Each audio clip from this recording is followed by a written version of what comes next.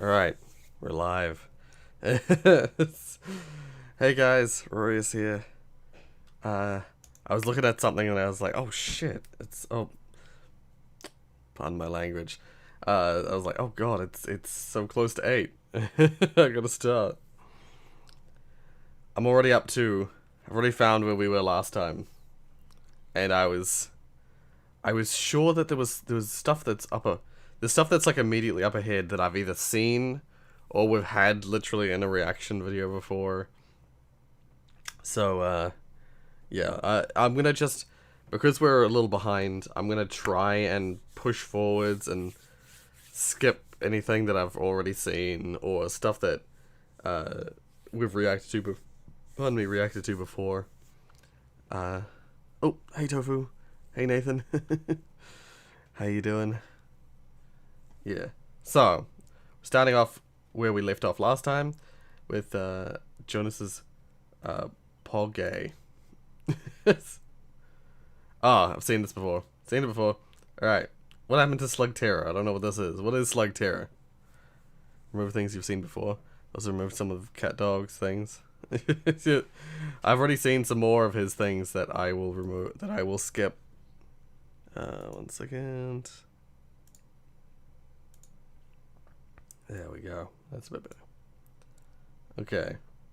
What is this? I was browsing Netflix, as you do when you have no friends, and I kept running across this one show called Slug Terra. And I kid you not, this is a show where there's a secret underground world where slugs are the primary weapon of self-defense. So obviously this show is genius. Apparently this is another one of those Canadian shows because for some reason Canada manages to make some of the best cartoons. Policies on that are, but in 2012. I would always err on the side of caution. I started watching the show just to see how. And I watch Game Theory, so I'm gonna have already seen them usually when they show up. So how bad it is.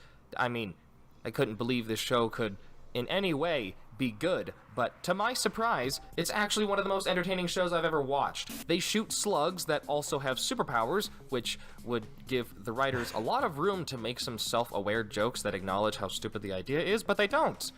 They focus on the action and the story and the characters. Oh, hey, and by golly gosh, they actually make fun and interesting plot lines. So to catch you up to speed, there's this one guy, his name is Eli Shane, and his dad was killed by this one super evil businessman named Dr. Black, which nowadays I doubt would pass PR, because it just seems a little too close to being racist without actually being racist. So Eli Shane finds his way into the underground world of Slug Terra, where he finds out he's the son of a super famous slug shooter cowboy rootin' tootin' dude. He decides to team up with a few friends and completely abandon his life on the surface world and stop Dr. Black, which sounds like a completely reasonable thing to do. It's not like he had friends on the surface, or a mom.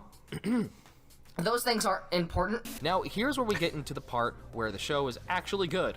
First of all, you'd think the superpowered slugs would be stupid, but they're basically Pokemon, except every Pokemon is a slug. They form relationships with them, they train together, and they even have episodes where they get into the moral dilemma of the treatment of the animals and how using them for personal gain is inherently wrong. I'm not 100% I can only imagine PETA watching the show and having an aneurysm when they see slugs being rocketed out of glass. The fact that I don't see Game Theory reposted that much tells me they probably are. Like a lot of professional YouTube channels, like if you the channel Good Mythical Morning, all their stuff is copyrighted. Then so I'm not sure. Show down before I could finish it. Once again, the point should be moot because I watch Game Theory myself, so I'm gonna have seen it already. Thanks, Netflix. So yeah, but luckily, no one's ever needed to actually know about a topic to have opinions about it, so here's what I dug up. Now, when I was watching it on Netflix, it had 2 seasons, and I was stupid enough to think that's all that was ever made. But boy, was I wrong. This thing had 6 I've seasons, literally never to the seen Wikipedia this show. article. 2 of those seasons were basically movies. It also turns out that this show only ended a few years ago. It stopped in 2016. I feel like the show is the epitome of, quote, there are no bad ideas, just bad executions, unquote. Which honestly, I hate saying because I hate how sappy and cheesy that sounds, but I can't help but realize how true it is. If someone came up to me and said they wanted to make a show where they fire slugs out of blasters to save a secret underground world, I'd tell them to get out of my house and ask them who they were. Then I'd tell them that it's a terrible idea and that it would never work. But of course, these shows were made to sell toys. And so they did, sort of. Because they had figures of all the slugs. Just basically all of them. And blasters too. I got one and I can tell you it's a major disappointment. I mean, if you're going to make a blaster, it has to compete with Nerf guns. And I'll tell you that it definitely looks cool. The slug darts have a really good quality plastic to them, but the trigger doesn't do anything. You just pump it back and let go of the pump to fire. Do you know how difficult it is to aim with something like that? It doesn't even go that far. I'm about a meter away from the table. I can't even knock down the targets because there's no power behind this thing. Oh, but fret not. If toys are not your thing, then you'll be happy to know that there's a mobile game.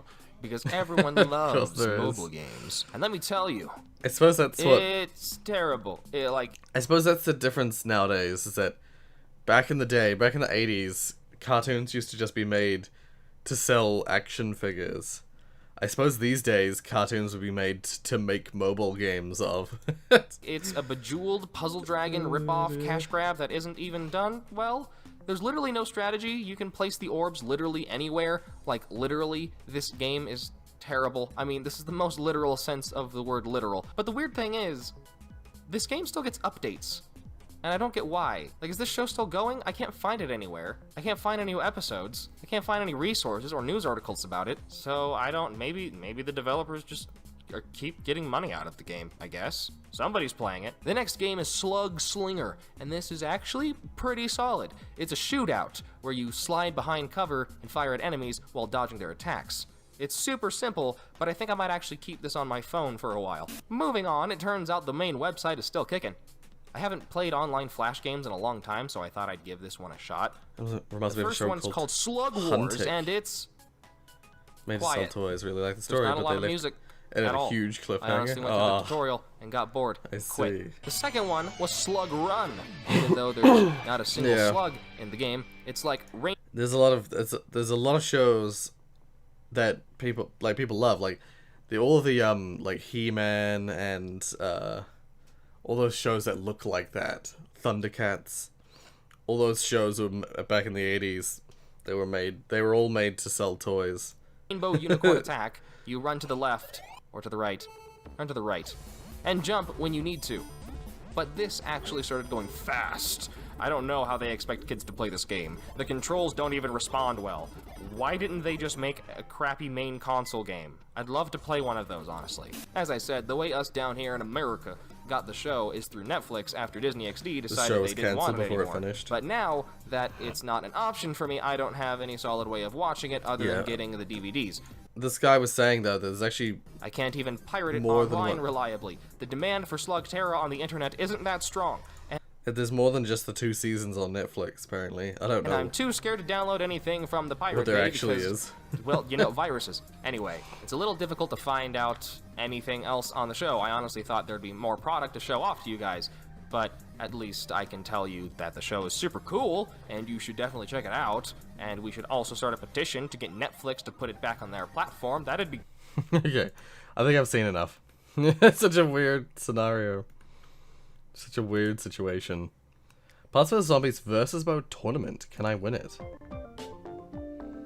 Oh, this is a 15-minute video.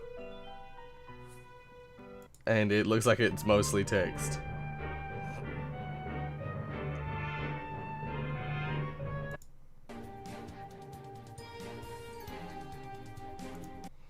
Wait, what? I skipped, and then of course naturally I missed an important detail. What's actually broken is being able to basically kill all zombies on screen every 20 seconds was... that... I didn't know they had versus competitions in Plants vs. Zombies, but apparently they do.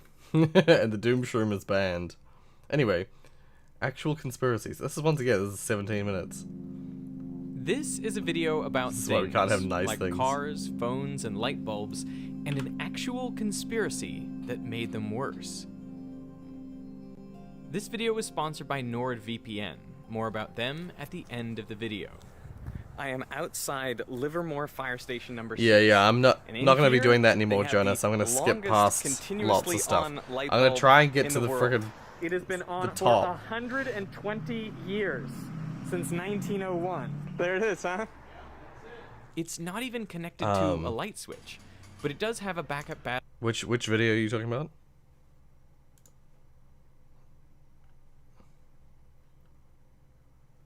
Because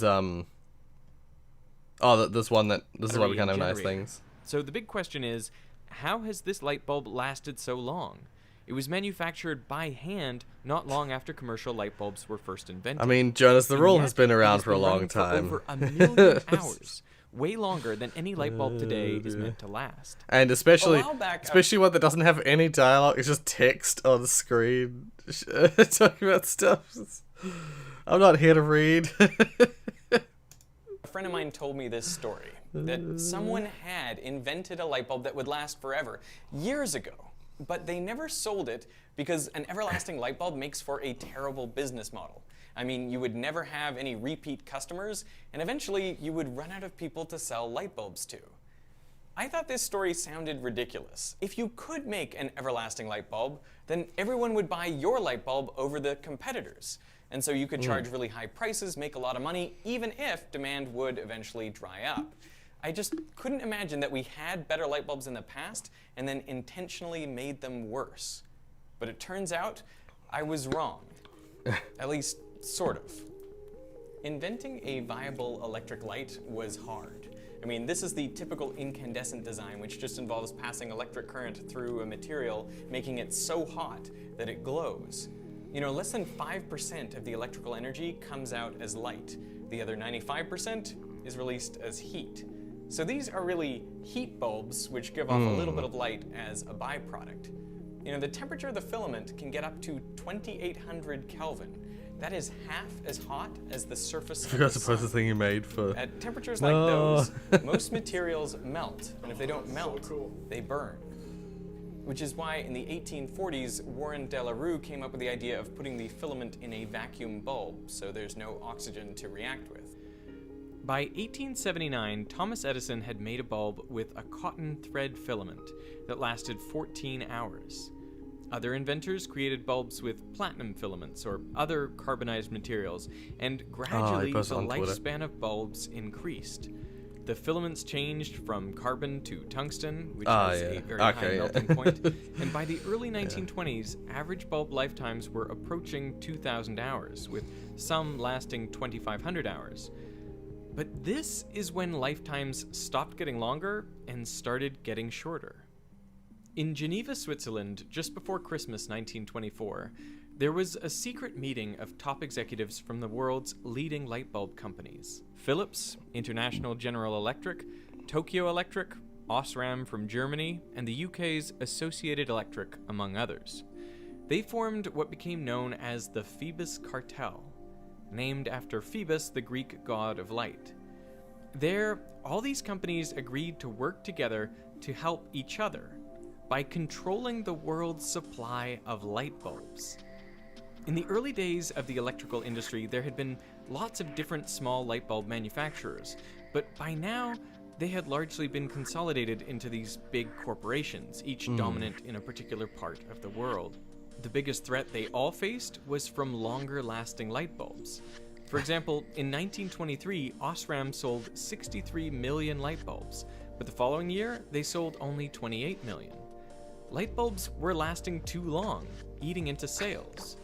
So all the companies in the cartel agreed to reduce the lifespan of their bulbs to 1,000 hours, cutting the existing average almost in half. But how could each company ensure that the other companies would actually follow the rules and make shorter lasting light bulbs? After all, it would be in each of their individual interests to make a better product to outsell the others. Well, to enforce the 1,000-hour limit, each of the manufacturers had to send in sample bulbs from their factories, and they were tested on big test stands like this one. If a bulb lasted significantly longer than 1,000 hours, well, then the company was fined. If a bulb lasted longer than 3,000 hours, Well, the fine was 200 Swiss francs for every 1,000 bulbs sold. And there are records of these fines being issued to companies. Thank you. But how do you make a worse light bulb David? in the first place? Well, the same engineers who had previously been tasked with extending the lifespan Wrong button. now Also, had to hello. find ways to What just decrease happened? it. There was a So they subscription. tried different materials, different shaped What? filaments, and thinner connections. And if you look at the data, they were successful. Ever since the formation of the cartel, the lifespan of light bulbs steadily decreased, so that by 1934, the average lifespan was just 1,205 hours. And just as they had planned, sales increased for cartel members by 25% in the 4 years after 1926. And even though the cost of components came down, the cartel kept prices virtually unchanged. Trying to do something. Give me a So minute. they Okay. increased their profit margins. So did people Yeah, know welcome to the that the stream. light Welcome bulb to the stream. companies were conspiring together to make their products worse? No. The Phoebus cartel claimed that its purpose was to increase standardization and efficiency of light bulbs. I mean, they did establish this screw thread as standard. You can find it on virtually all light bulbs around the world now. But all evidence points to the cartels being motivated by profits and increased sales, not by what was best for consumers. So, one of the reasons this light bulb has lasted so long is because it was made before the cartel era. Another reason is because the filament has always been run at low power, just 4 or 5 watts. It was meant to be a nightlight for the fire station, to provide just enough light so that firemen wouldn't run into things at night. And the fact that it was always on reduced the thermal cycling of the filament and components, limiting the stress caused by thermal expansion and contraction. The Phoebus cartel was initially That was a planned weird to last setup. at least until 1955. Light bulb and then like but security it fell camera apart right in next the to it, 1930s. staring It at was it. already struggling due to outside competition and non-compliance amongst some of its members, but the outbreak of World War II is really what finished it off. So this cartel was dead, but its methods survive to this day. There are lots of companies out there that intentionally shorten the lifespan of their products. It's a tactic known now as planned obsolescence. Yes, yeah. This was actually the subject of Casey Neistat's first viral video, all the way back in 2003. Thank you for calling Apple. My name's Ryan. May I have your first name, please? Casey? All right. What seems to be the issue today? I have an iPod that I bought about 18 months ago, and the battery is dead on it. 18 months. Okay, it's past its year, which basically means for there'll be a charge of $255 plus a mailing fee to send it to us to refurb it, to correct it. But at that price, you might as well go get a new one. This video got millions of views in a time before YouTube or social media, and it spawned a class There we action go. lawsuit, which Apple settled Thank out you, of court. Darren. But it Thank you didn't for stop becoming- the company for from reviewing practicing your, planned obsolescence. Royal After Maximilian. an iOS update in 2017, Hey. users of older iPhones found Yeah. apps loading significantly slower or the device shutting down altogether. Apple said they throttled performance to protect the battery of older devices and increase their longevity. Of course, that wouldn't be an issue if the battery were replaceable. In a series of lawsuits that concluded in 2020, Apple was fined or reached settlements to pay hundreds of millions of dollars. Undoubtedly, this amount pales in comparison to the Apologies, extra it's revenue okay, they Damon, generated it's by okay. limiting the lifespan of their products. Yeah. But You're some would busy- argue that you're a busy planned man now. obsolescence isn't just about greed, but that it's You're just also streaming. good for everyone. During the Great Depression in the 1930s, when as much as a quarter of Americans were out of work, an American real estate broker, Bernard London, proposed mandatory planned obsolescence as a way to get people back to work and lift America out of the Depression. He wrote, "I would have the government assign a lease of life to shoes and homes and machines when they are first created, and they would be sold and used within the term of their existence definitely known by the consumer. After the allotted time had expired, these things would be legally dead and would be controlled by the duly appointed governmental agency and destroyed if there is widespread unemployment." Now, this might sound like a wild, fringe idea, but people were clearly afraid of being put out of work by technological progress and products that were too good. There was even a popular Oscar-nominated film about it. This is The Man in the White Suit from 1951.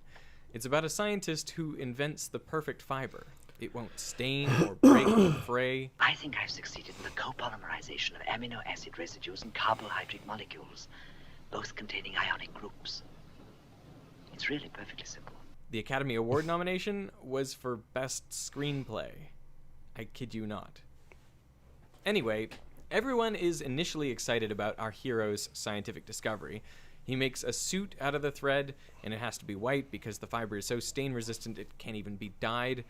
But this is when trouble strikes. The factory owners realize they won't be able to sell as much of this thread because it's so durable. And the workers worry it'll put them out of a job. Why can't you scientists leave things alone? What about my bit of washing when there's no washing to do? This is when you get the climactic scene where factory workers and factory owners team up to chase down the scientist to destroy him and his invention. And believe it or not, this movie may have been inspired by real events. Yeah. In the 1940s, that's the nice to synthetic spend some fiber time nylon replaced away. silk in stockings. Yeah. And it was so durable that the products became an overnight sensation. There were literal riots when women tried to get their hands on them. When the manufacturers realized they had made the product too good, they didn't destroy the fiber, but they did follow the example of the Phoebus cartel. They instructed their engineers and scientists to find ways to weaken the product, to shorten its lifespan so people would have to buy more. Now, it seems like consumers are finally fighting back against planned obsolescence. In the European Union and in over 25 states in the US, there's proposed legislation to... I was going to say, the majority of this kind of thing happened a long, long time ago. Pardon me. It still happens now, but it's harder to get away with that kind of thing these days. ...to enshrine the right to repair. Now, these laws would force manufacturers to make it easier to repair their products. They would have to provide information and access to parts, so you could replace a battery or fix a cracked screen at a third-party repair shop without voiding your warranty. So, if the right to repair does become law, does that mean artificial obsolescence will be gone for good? Talking Sadly, right no, throughout. Because there is one last thing manufacturers can use to make their products obsolete, which is you. Henry Ford released the first mass-market car, the Model T, in 1908, and he envisioned it like a workhorse, an affordable tool that wouldn't wear out, a bit like the everlasting light bulb. In 1922, Ford said, "We want the man who buys one of our cars never to have to buy another. We never make an improvement that renders any previous model obsolete." But by 1920, 55% of American families already owned a car. Nearly everyone that could afford one had one. And that same year, there was a small economic downturn driving down sales for both Ford and General Motors. In 1921, DuPont, the chemical and paint company, took over the controlling share in General Motors, and they started experimenting with painting cars different colors. Up until then, Henry Ford had said, you could have whatever color you like, as long as it's black. Yep, familiar. It took a couple of years of testing, but in 1924, GM released their first cars in New Zealand, because New Zealand color is soon black. after, they introduced a trick that feels very familiar now.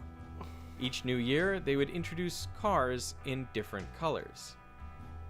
The goal wasn't just to make Ford's Model T look outdated, but to make their own cars feel outdated every year, encouraging customers to trade in their old cars for shiny new ones. Years later, GM's head of design, Harley Earl, candidly discussed his role in creating what he called dynamic obsolescence.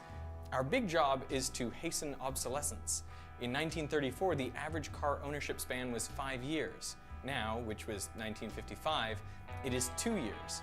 When it is 1 year, we will have a perfect score. By the time he said this, General Motors was the most valuable company in the world, and it sold half of all vehicles purchased in the US every year. I really like some of those old cars. These days, the world's most valuable company, Apple, seems to have copied directly out of this playbook. I mean, new styles every year? Check. New special colors every year? Check. But people are so aware of it. People are like, ugh. Marginal technological improvement? Check. I mean, is this useful innovation or just a gimmick? But there's still so many inspiration people who for buy General into Motors, that and hence for idea. Apple, comes from fashion, where real innovation is all but impossible. So the only way to make people feel the urgency to get out there and buy is to create styles that last but one season. The trouble then is you run through these styles too quickly, and then what are you supposed to do? Well, just recycle the styles from a few decades ago. The iPhone also shows this recycling trend. I mean, just look at the way the edges were initially rounded, and then they were squared off. And then they were rounded again, and now they're squared off. And how much do you want to bet that the iPhone 14 has rounded edges? I think the point is that with design and styling, there is no best. There's only different, which is apparently enough to remind us that we don't have the latest and greatest, and so we have to rush out and keep buying.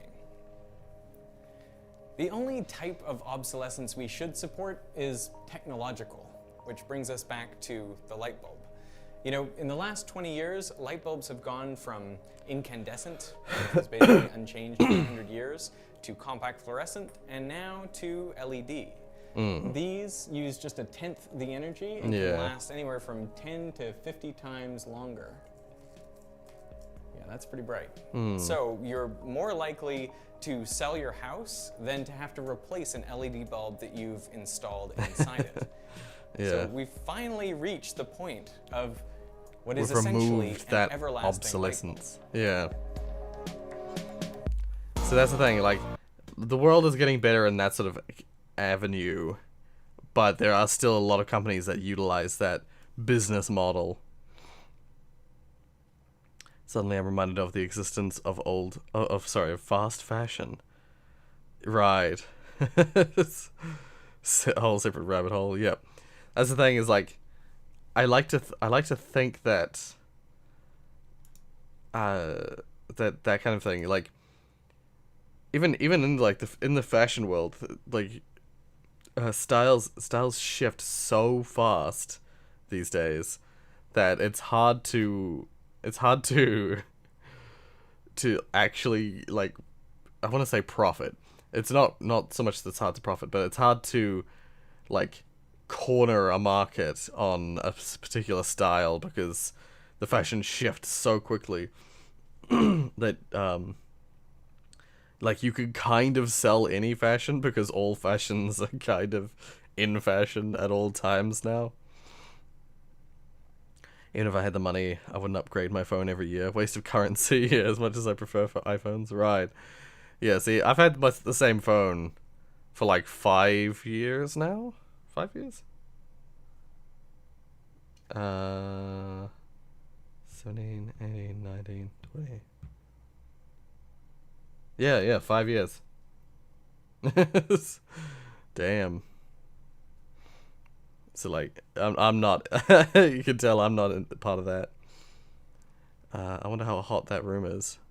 Which room? Oh, the room with all the light bulbs. Probably quite hot. With all those incandescents. You're my friend now. We're having soft tacos later. Tiana sent me this. I've seen the original video of this. It was like I think it's French. There was like a motorcyclist driving down this road here, and he just like pulls over, and it's because he pulls over because he saw there was just like a random kitten on the road, and yeah, literally he like grabs it, and him and this other guy like both had gotten out of their vehicles to like check on the cat, and then the cat's either adopted by one of them or dropped off at a shelter or something. It's adorable. Oh Lord, that woman is blessed. So I saw my cat outside, and I brought him in. Yeah. But if that's my cat, whose cat is that? who the fuck is this? Yeah. That's so weird. That kind of shit blows my mind. Right, by COD, Cold War. Let's play zombies, please. Nah, I'm good. Sub to Veritasium. I'm sure I would enjoy their content, but then you wouldn't be able to send me their videos. Rorius Friday. It's Friday with Rorius. It doesn't have quite the same ring to it. You still got just from 2013. Damn. I think mine's either from late 2016 or early 2017. So wait, is that 4 or 5 years? Oh, it might be more like probably more like 4 years. 4 years and something.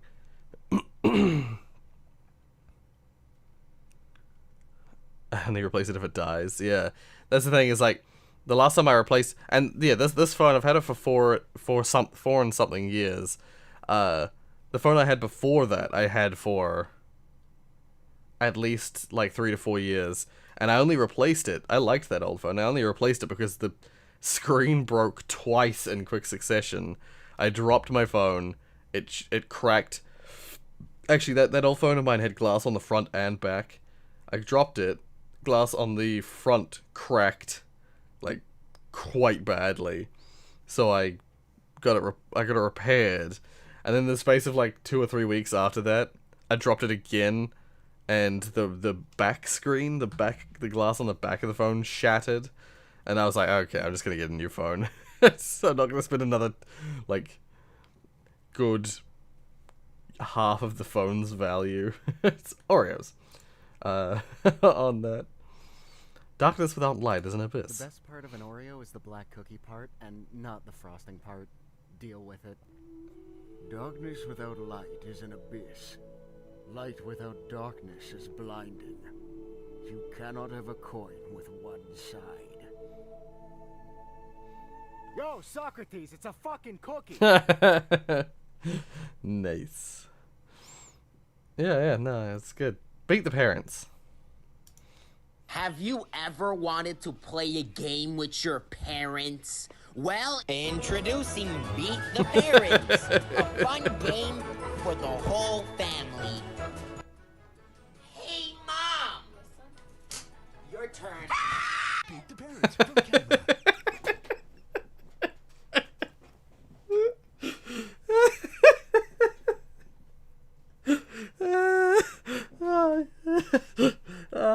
I envy people who can just fucking scream like that. Ah! Sorry, I picked the microphone. That's brilliant. I just love the idea that that kid got his mum to fucking scream.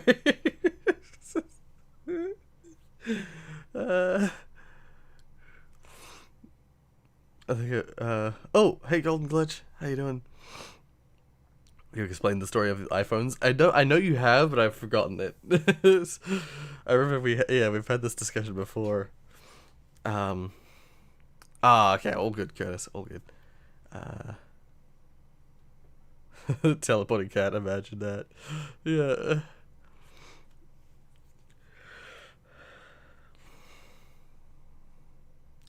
Yeah, I mean, I might do. It'll show up. I've seen, whatever Veritasaur, whatever the name. They show up in my recommended every now and then, so I'll just subscribe next time I see them. No, I don't really play COD games these days, Jonas. I'm good. It's like, oh, I love this dude. He does short vids with Tumblr posts. Yep. yeah, like that's Tiana's got it. Tiana's got the video styles that would make these streams more like what I expected them to be in the beginning. Why Americans eat dessert for breakfast? I f***ing hate American breakfast. Every morning I eat a good breakfast. Right away, a big bite of toast. Yeah, I don't really eat. Actually, these days I don't eat breakfast at all, really. But even when I do eat breakfast, I mean, I typically How did this? I typically eat more of what I would consider, well, like I want to say an English breakfast, but what I mean is like savory foods for breakfast. Become breakfast in my country. And what is breakfast even all about? Some people say it's the most important meal of the day. Tumblr still Others exists. say that it's totally worthless and you don't even need to eat breakfast if you don't want to. 2 pancakes. More of Rory's mom screaming. I bet a lot of you watching don't eat breakfast in the morning. And you know who else doesn't eat breakfast in the morning? this guy. What do you eat for breakfast? Nothing. I grew up thinking Yeah. that breakfast had to I don't be really eat a breakfast. certain way. But then in my 20s, I started traveling, and I learned that, in fact, this version of breakfast is a very narrow, very American version of breakfast. Once I discovered non-American breakfast, I feel like my eyes were opened to a completely different approach to the first meal of the day. I want to show you some of those breakfasts. Egg, sausage, But beans, first, and toast. let's talk Yeah, about that kind of stuff. breakfast and how American breakfast got this way. For about 22 cents, you get as much nutrition as this bacon and egg breakfast when there's no time for your regular So I breakfast. got Okay, divorced before I from jump eating into all of my breakfast. opinions about breakfast, let's talk about science for a minute, like facts. Yeah, that's a lot of the breakfast cereals. Most breakfast cereals, as far as I know, as far as I'm aware, most breakfast cereals are like I've heard them described as nutritionally bankrupt because it basically the stuff that they put in like cereal is so not useful for you. It's basically just sugar. And I mean that's fine if that's what you want. If you want to eat a really sugary breakfast, but it's likely to be much healthier for you. Is it actually the most important to, meal of the day, like I was told my eat. whole life?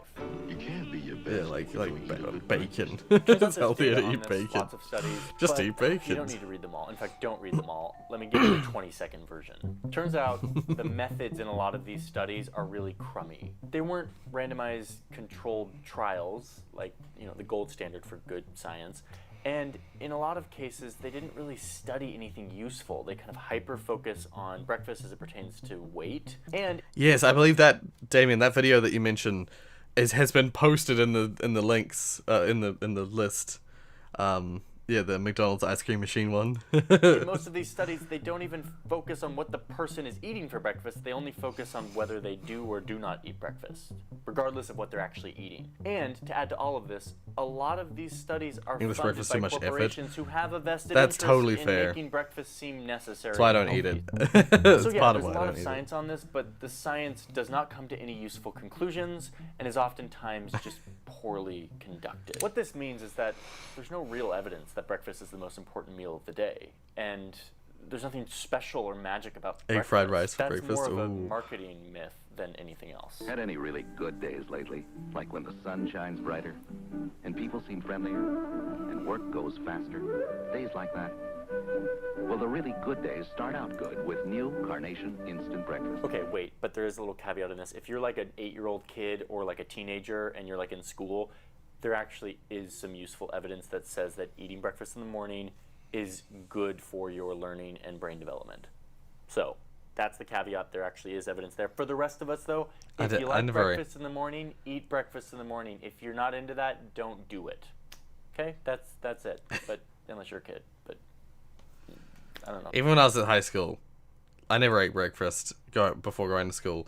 Interestingly, when I was in high school, for a good, 4 of the years of high school, approximately, for the first 2 hours after I would wake up, I was always, it would make me feel sick trying to, eat something. And I don't know why that was, but there was a long time there where I was for the first couple hours after I'd wake up, I just couldn't eat anything. And it wasn't until, I started working that my appetite in the morning came back. How many kids are watching? Okay, so that's the science on this. Turns out that I was a person for many years who thought that I didn't like breakfast, that I didn't need to eat breakfast. Growing up in a small town in Oregon, I didn't have a ton of exposure to other cultures and other things, and so my version of breakfast was this. Have a bowl of cornflakes, spoon them from the dish. And there was some bacon. This is all I knew as breakfast food. When we would eat eggs and bacon for dinner, we were having breakfast for dinner. This food was inseparable from the institution of breakfast. If you're not from the United States, let me just break down what American breakfast is and its story, where it came from. I'll split it out into 2 main categories of breakfast in the United States. One I call diner breakfast. It kind of looks like this. And the other I will call cereal, which is everything from Pop-Tarts to Fruit Loops. Where are the Fruit Loops? I didn't bring any. To granola bars, to Carnation Instant Breakfast. It's like the quick stuff that's in our pantries. That Capitalism we can worked just for all consume countries. before Nice that work. communism First, didn't make let's him talk among about us. diner breakfast. There's no better Didn't. reference for what diner breakfast is in the United States than the official menu of IHOP, which is so inappropriately named as the International House of Pancakes. Welcome to the International House of Pancakes. Hi. At IHOP, this American institution, you can start your day with this. The stuffed French toast. Which Right. effectively looks like... So you have that with water. Or you can get really Interesting. cultured and hop over to Italy for some Nutella crepes. Or how about the Belgian waffle combo, which isn't just a waffle, but also comes with bacon and eggs. Perhaps you're feeling savory. So how about this breakfast sampler where you can eat a pig in 3 different ways? Because who just wants to eat bacon when you could have all 3? All of this Bacon, accompanied ham, by and French sausage. fries. I mean, sorry, Why? It's a hash redundant. browns. But why settle for these meager options when you could go with the Cinestack pancakes, which come layered with a luscious cinnamon roll filling and drizzled with rich cream cheese icing and topped with, you guessed it, whipped cream. Icing for breakfast. Now here's the thing. This diner-style American breakfast is inspired by Europe. American pancakes look a lot like other sweet, flat, unleavened breads Can I have it now that when I go are to college eaten all every over the time? world, and I especially eat or in drink Europe. something before I We go to just deemed it place to necessary study. to fry it in butter and then put more butter on top and then drizzle Right. literal liquid sugar over top and eat it for breakfast. That was the only modification we made to this wonderful tradition of European pancakes. The idea of eating pork-based cured meats in the morning is German. also a European tradition. It comes from like the traditional English, English breakfast, which is delicious.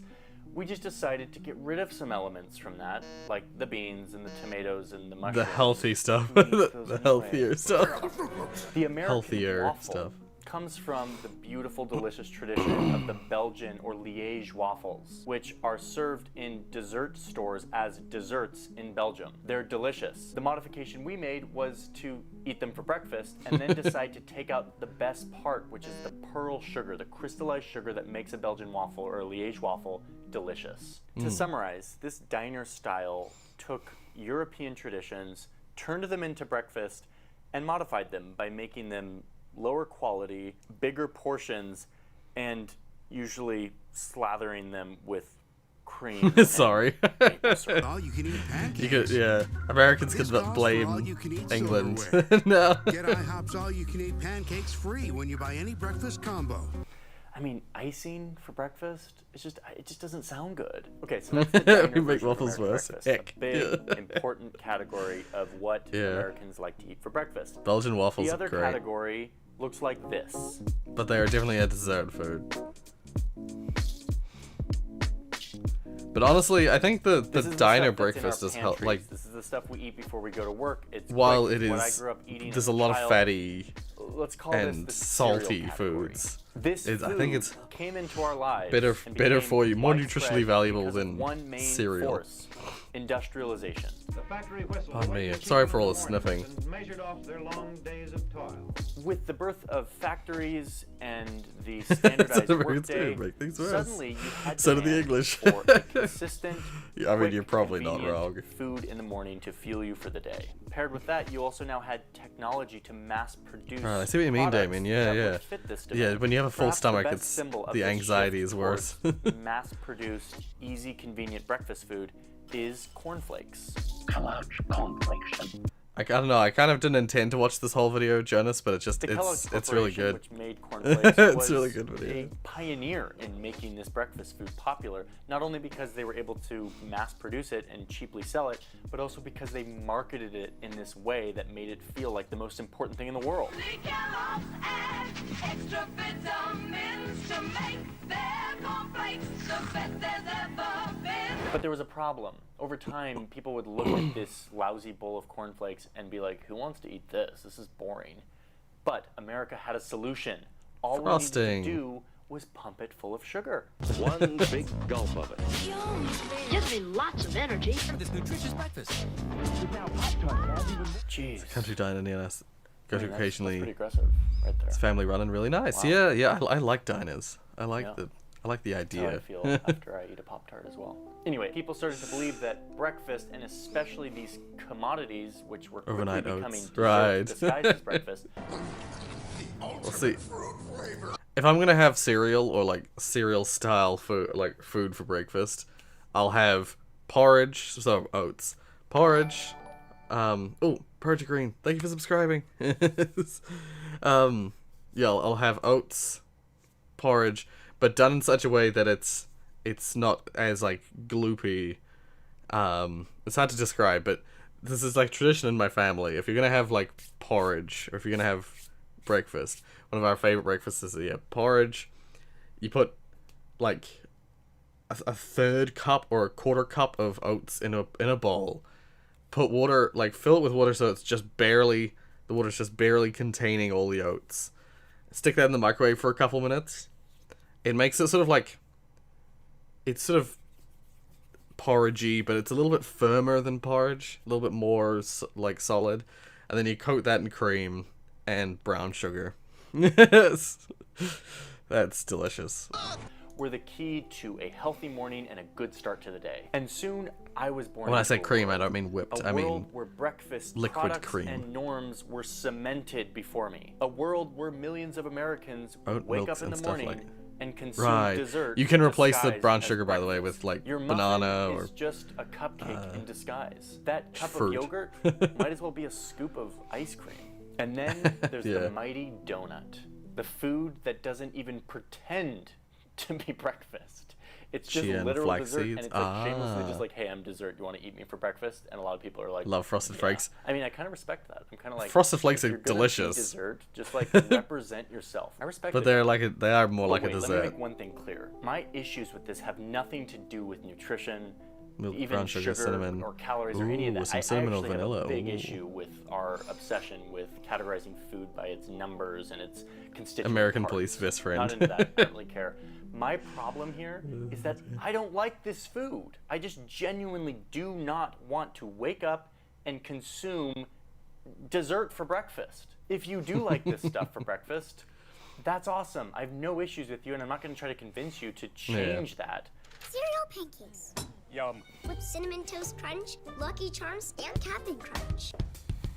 Okay, so a little bit of time has passed, and a few things have changed. Number one, I got a haircut.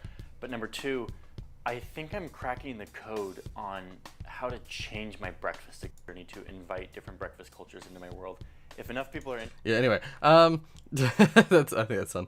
Yeah. I'm much more of a like. Yeah.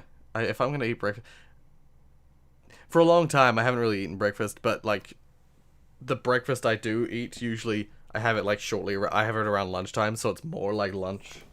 And so half the time what I'm having for lunch is essentially, sorry, what I'm having for breakfast is essentially like lunch food. Like like one of my favorites is like fried rice or noodles. It's my sort of classic favorites.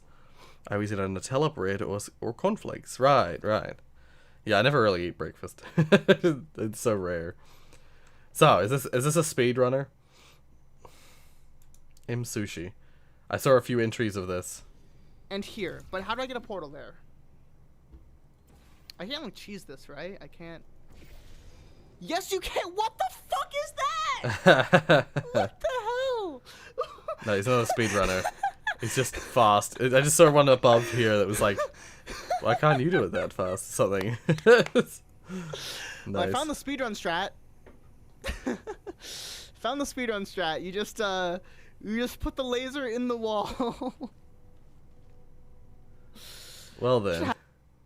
I was gonna say it was this one. I just thought it was a speedrunner because of this one. Oh, he is a speedrunner. Okay. Ah, okay. Wrong timeline, failsafe. Oh, oops. The intended solution. Okay, so I just want to look at something really quick because the intended solution. Well, I assume I just did the intended solution. You're supposed to beat the level in the future. But in my cheese solution, I beat it in the present. I'm curious, does that fuck stuff up? Yeah. Okay. I loaded all the way back here, but that's fine. Fun change of pace. Please be aware that some test elements may only be functional in one timeline.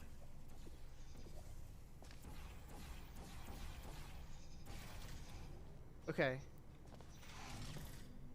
Well, this was not the way this chamber was meant to be completed. But good on you for solving it anyway. We actually saw this in my stream. To the other timeline Oh, to that's continue. cool. Wait, that's so cool. They have like a failsafe. The game acknowledges it. Yeah. I'm curious, does that mean they know that solution exists, or is that just like a failsafe? Like, I wonder. Yeah, actually, I wonder if that's in every level. I wonder if every level has like a failsafe, as like a just in case there's some way you can solve it. Because I had the exact same thing happen during my streams. You could check those streams out in the in the Portal Reloaded stream highlights videos. Can't believe you can't beat this level this quickly. Yeah, yeah. This is the one. This level, oh my god. okay, so this one, I want to go to the future. Line This up one this took me cube, so long.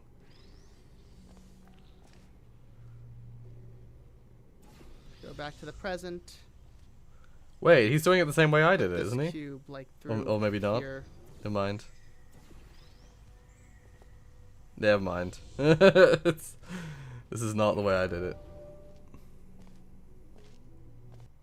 it. Jesus Christ, he did that so fast. Holy shit. Yeah, this video. This is the video that that we were talking about earlier. The real reason McDonald's ice cream machines are always broken. Have you heard the conspiracy? Oh, this is half an hour. It's half an hour. McDonald's about that ice cream? I'm gonna watch the first couple minutes. I promise I'm not gonna watch the whole thing. Okay, so I've been I like this investigating guy. something for a long time, probably deeper than I've gone on any other video for a while at least. Something I never thought I would be investigating. Janice, you but I done am. messed up. I'm investigating I McDonald's just looked back at it, ice that's what I cream see. machines. Who wants to go get ice cream?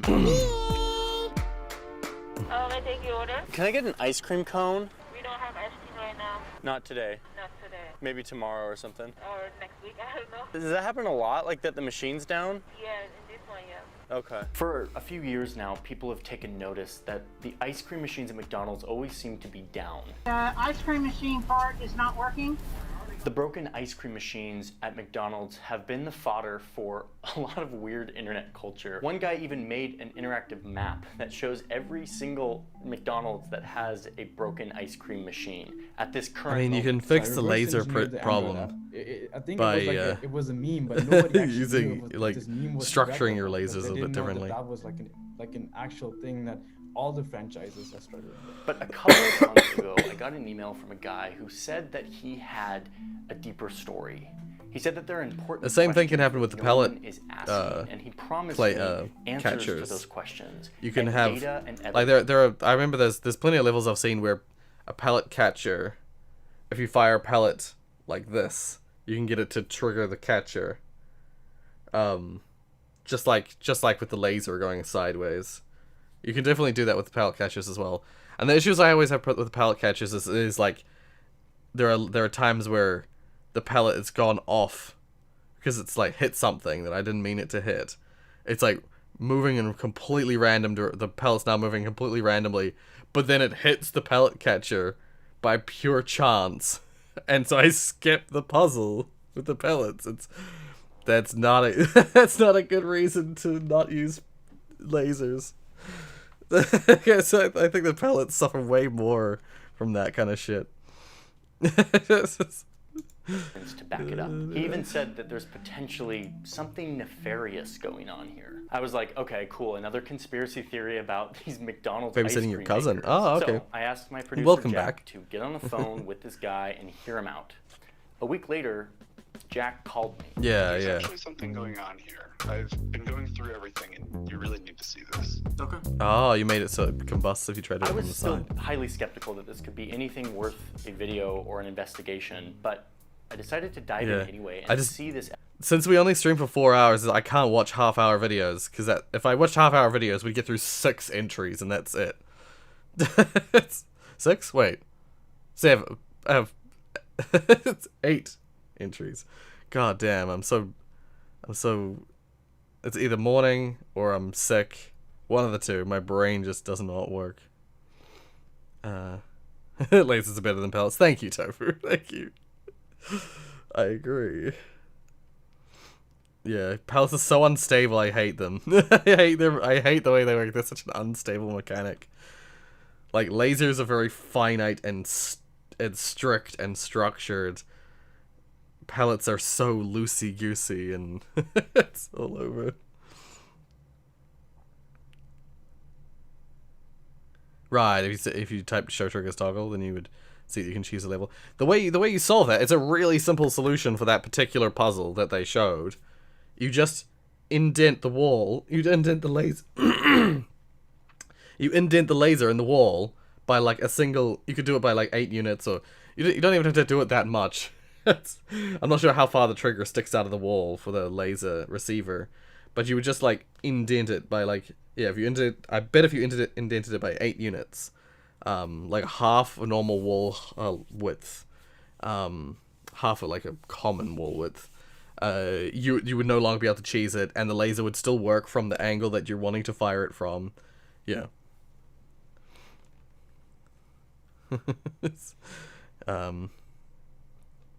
I tried taming pellets, I swear. Showed triggers doesn't work for some reason. Oh. Oh, okay.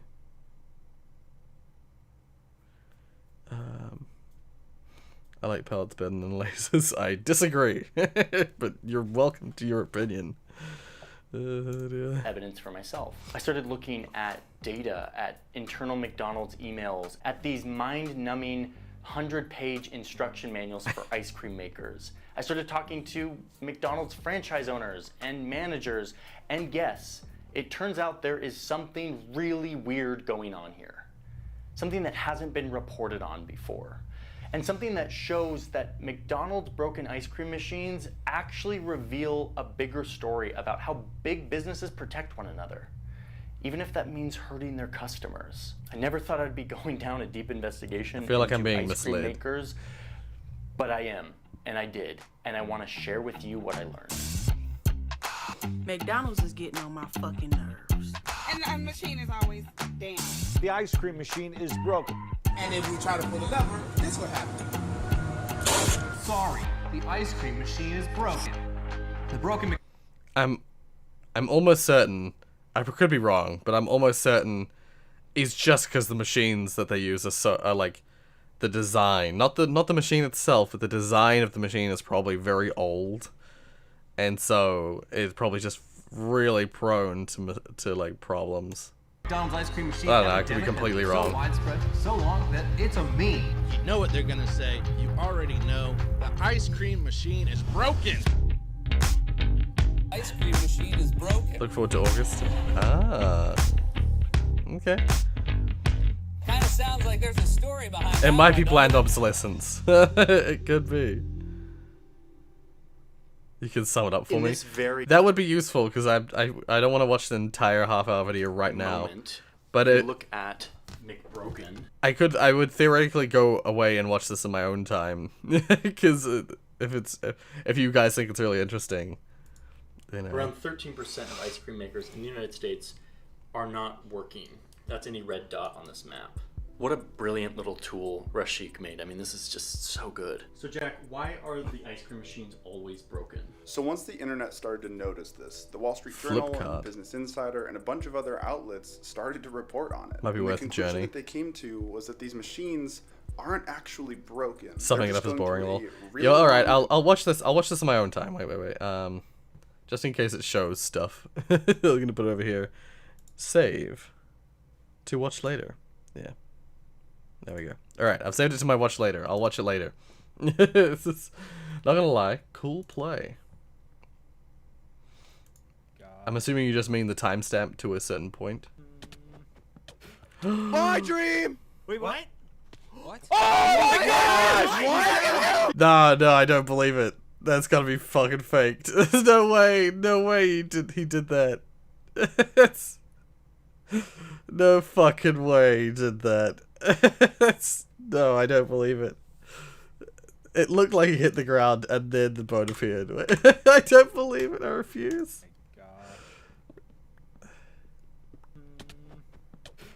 My dream! Wait, what? What? Oh my god! I refuse. I refuse to believe that's true. Dream manipulates his young fan base and is generally a bad person, but this is a good play. I don't believe that it's real. I don't believe it.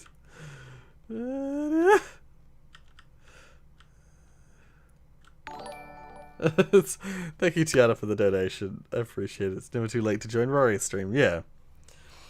Here I come. Hello, everyone. May I get updated by what has been done and said so far? It is... Holy crap, it's been an hour already. It's been an hour, jeez. A bunch of stuff's happened. I'm gonna look at this. It's too perfect. Wait, how did he know where the wood was in his inventory? The mouse movements are just too perfect. I don't believe it. I don't believe it.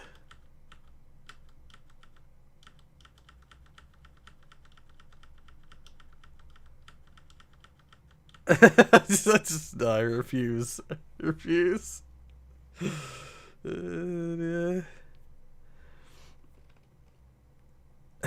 No, you tried doing that poke glitch. Well, that's the thing. It's like such a. It's feels staged to me. it's just it's a glitchy server. Okay, I mean that maybe.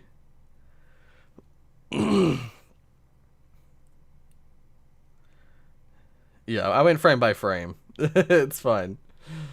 I just refuse to believe that he did that. I refuse to believe that he did that unprompted, just off the bat like that.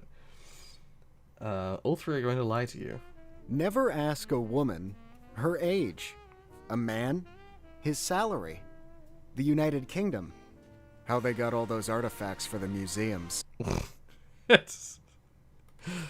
I don't feel like the UK would lie about it. They'd just be very euphemistic. I've seen this one. Like this is a meme for a while. Is there anything you can't do? Faith Murray looks like any other fifth grade. Massachusetts Talking Information Network, a radio. See? No, I skipped 11 years old. I skipped to the punchline by accident. And blind. Faith reads her copy in Braille. She's quick with a joke. Is there anything you can't do, Faith? See?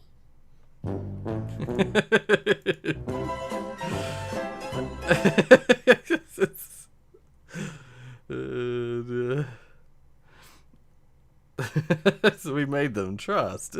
Trust me.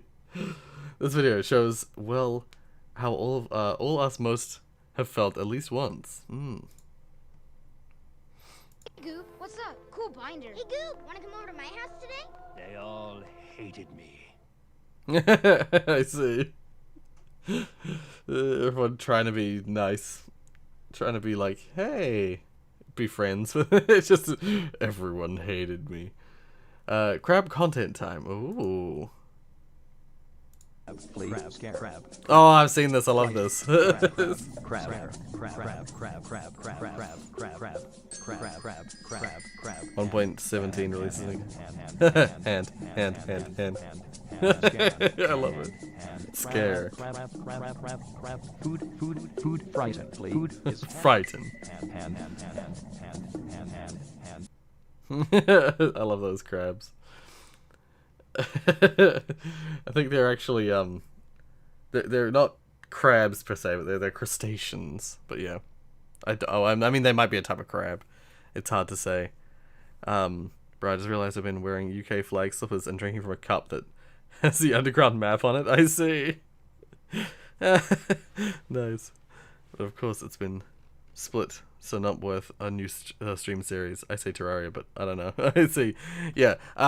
That's the thing. I'm specifically the Cave Generation update is the one that I plan to do a stream on, but that's not coming until at least the end of the year. So we'll see. Greatest scam bait ever. Oh, this is half an hour as well.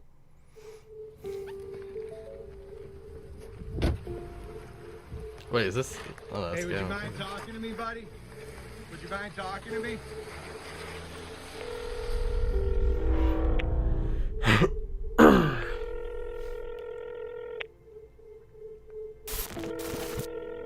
What if that call was a scammer? A scammer that is calling one of your loved ones. Do they know how these scammers work? Would they pick up on their tactics, or would they be the next victim? Why is this happening to my computer all the time? He said, well, you're just an easy target. Well, now I realize, yeah, I was. But there are many nights that I would cry myself to sleep, and I kept thinking, please, I pray, please, God, please. These scammers are making millions. And with that money, they have the resources to hire more sophisticated, more believable, and overall better trained scammers to do their dirty work. There's so much that happens in this video, and I'm going to show you what I consider the next generation of scammers. You are also going to see a pretty crazy car chase involving a money mule that I believe is tied to a large scam operation. And of course, some glitter bombs. But first, let's take a This video is too long. I can't watch it. I gotta move on. It looks interesting, but I gotta keep moving. Ooh, Josie. One of Josie's videos. My first SFM. Oh, yeah, I saw this. I saw this on Twitter back when Josie posted this. Oh my god, this is from the 25th of April. It's June. Technically, you could enable the new cave generation as a preview package.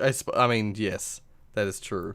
But I mean, like, I want the cave update to be fully out. I want the caves, the, what are those, things called? Acacia? The, like, underground jungle. I want to call it underground jungle biome. I can't remember what the hell they're called.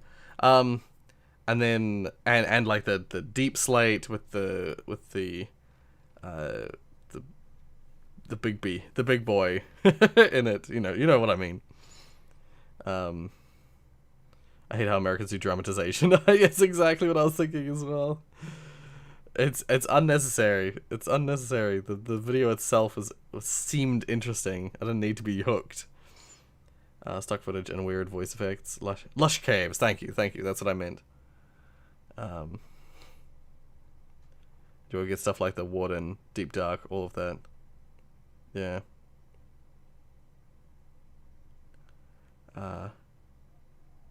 American dramatization is amazing. Nah, Tofu, like, there's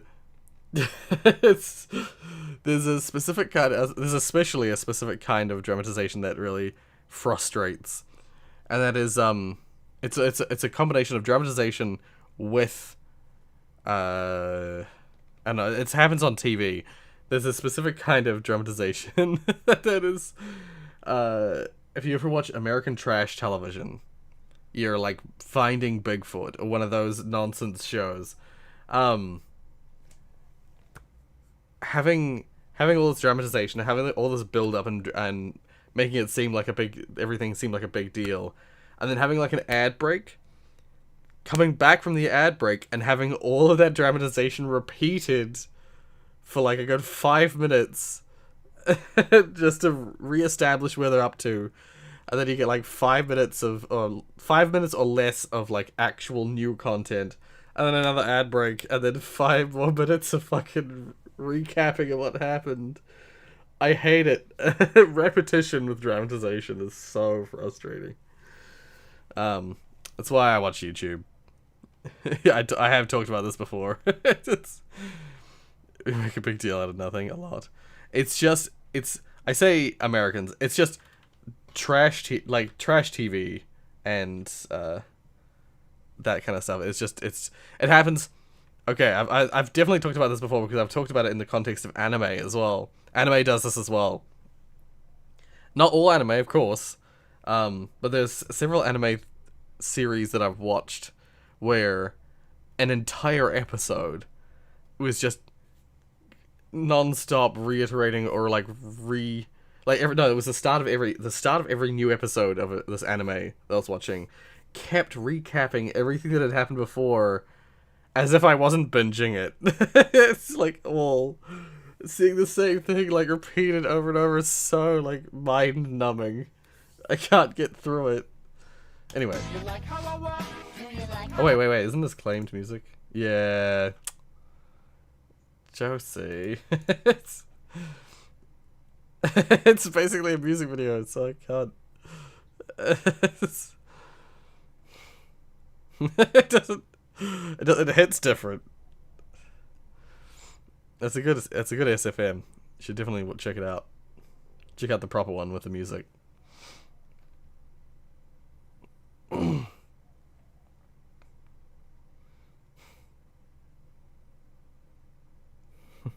Ask a question about it on AMA. Yes.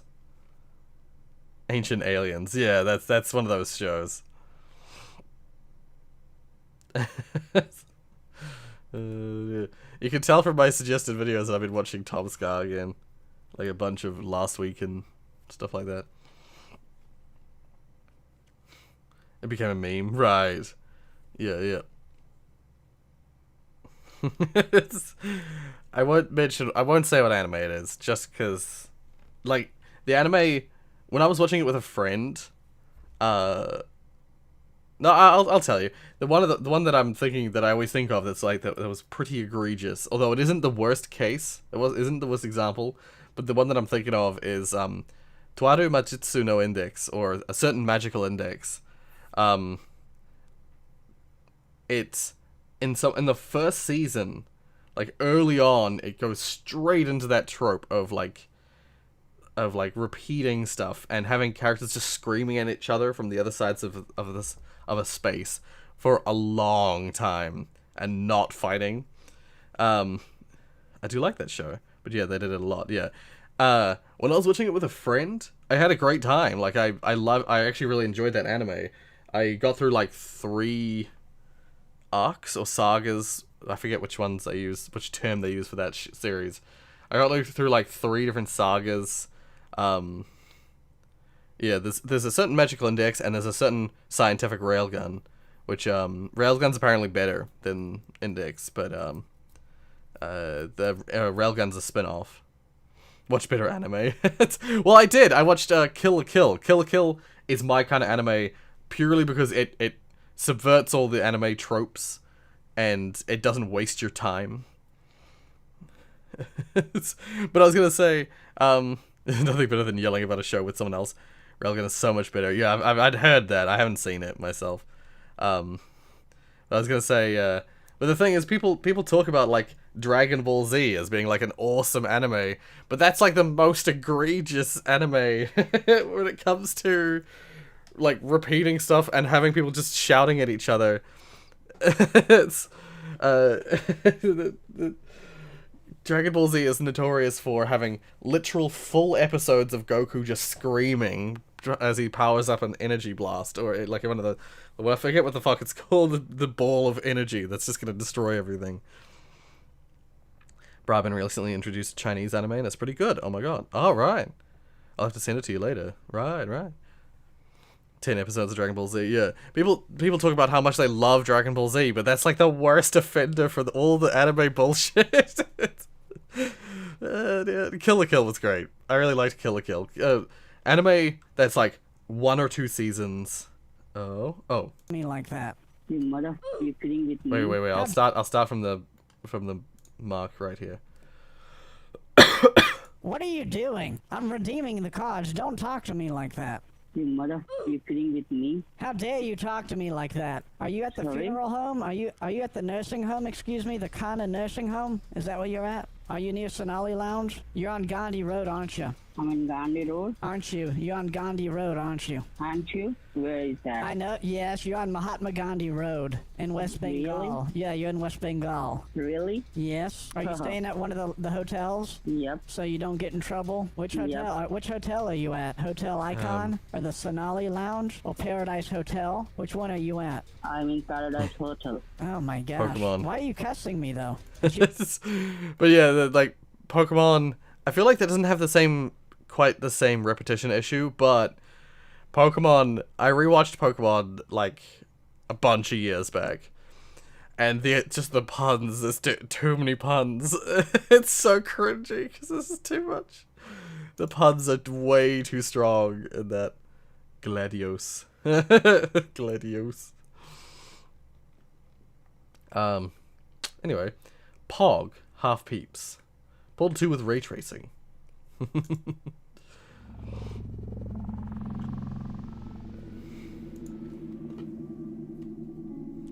I was gonna say, there's something to do with anime. Something to do with anime. Something to do with ones that I've watched in the past.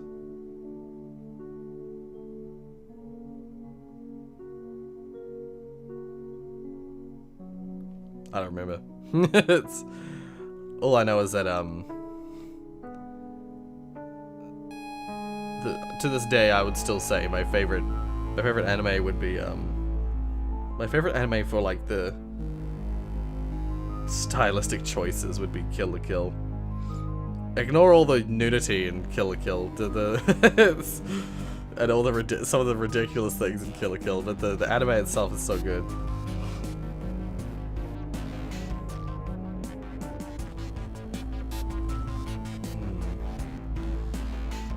Actually, yeah, Portal 2 with like...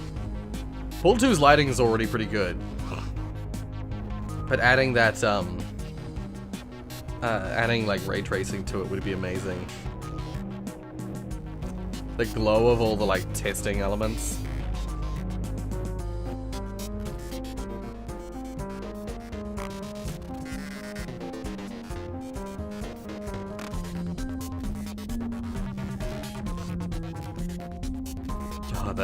That period of time where with the like trailers and the shit were coming out for Portal 2, such a good time.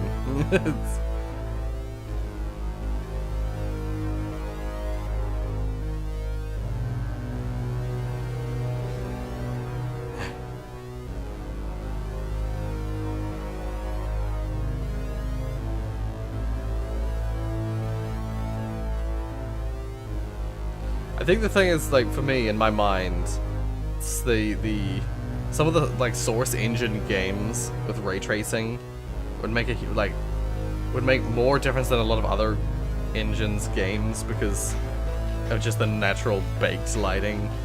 It's baked versus active real-time ray traced lighting. Makes such a difference. Portal VR. Well, there was a Portal Stories Mel VR. I literally played it on the channel. Doesn't really work the same way, of course, because you teleport instead of the portal using portals.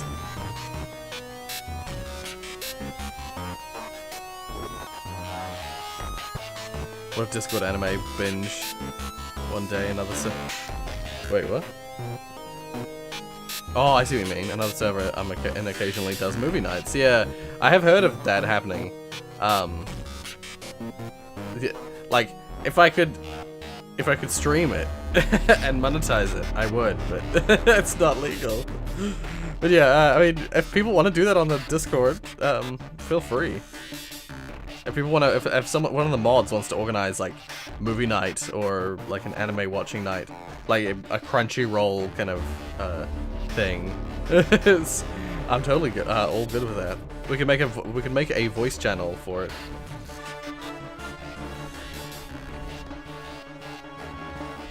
I don't know if you have played Portal 2 co-op. There's a co-op mode. I have played co-op. It's a co-op mod that makes single-player maps compatible for co-op. Ah, interesting. Ancient Aliens anime. I'm so sorry. Yeah. So you should be. I'm kidding. I'm kidding. Rory, can I ask a favor? Can we watch the thing I posted before I go to sleep? It's okay if you don't want to make exceptions. I don't really want to make exceptions just because in the past I know we tried to start making exceptions for things and I regretted it really quickly. So that was like, admittedly, that was back in 2017 or 2018. But yeah, I like to keep to the rules as much as possible. But it'll probably be like early on next stream, likely that we'll watch it. So light bridges in Portal 2 are really cool, and with the ray trace lighting, with the like them emitting light, would be really cool. Very pretty, yeah.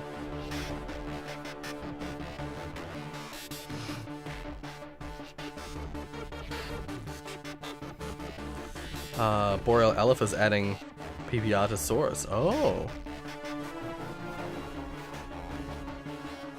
Let's watch Ace Attorney. Oh, I need to watch that. Is that the... That white paint there looks almost like the old white paint.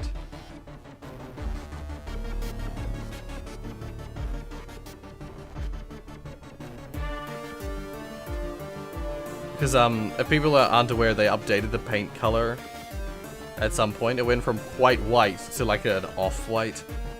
It's way less satisfying. Like a grey white.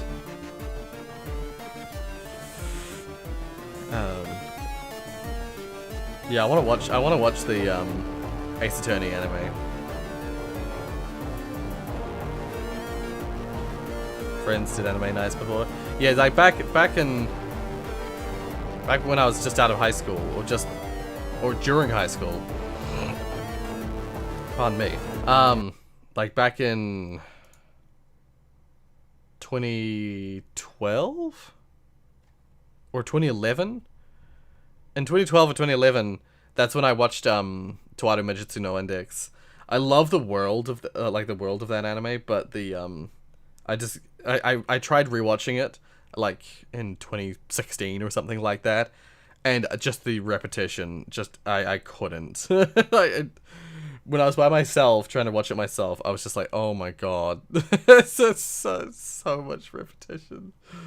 Okay, what's this? Squimpus. Wait, I'll do this. Wait, how bright is that gonna be? Very bright. Your mom. Doing your mom. Doing your mom? That's just insulting! Doing...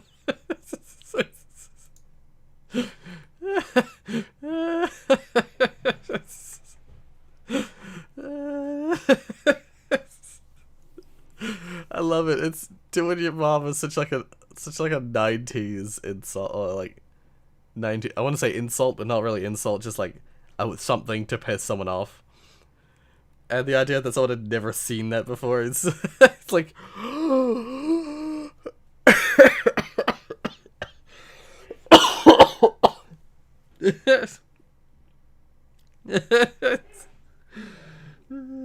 So yeah, anime nights are cool. Anime nights would be cool, and I really want to watch the Ace Attorney anime. That'd be a really cool one. I'll watch it later if you get there today. Okay. Thank you for understanding, Pixel. There's an issue with that co-op mod when transitioning levels. Some levels may kick you back to the main menu after the previous level transition. Ah. To fix that, type change level map name. Oh, when the game is about to load. Right. Oh, okay.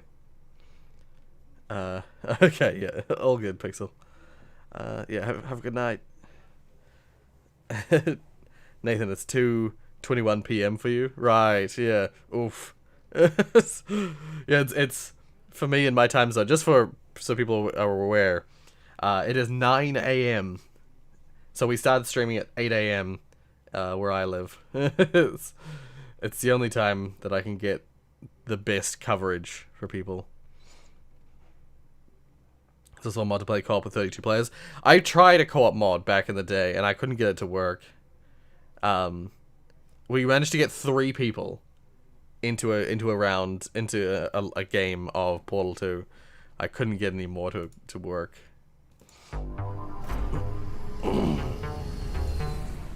I still haven't played this, and I still kind of would like to. Even with all the jank. Everyone. So I've been playing this Actually, little game called Cyberpunk 2077, and it is quite possibly the buggiest game I have ever played. And I've played every major Ubisoft game. Less than 5 minutes into the game, it really set the tone for things to come. Do I know you? It's so like in your face with the glitches. What do I say?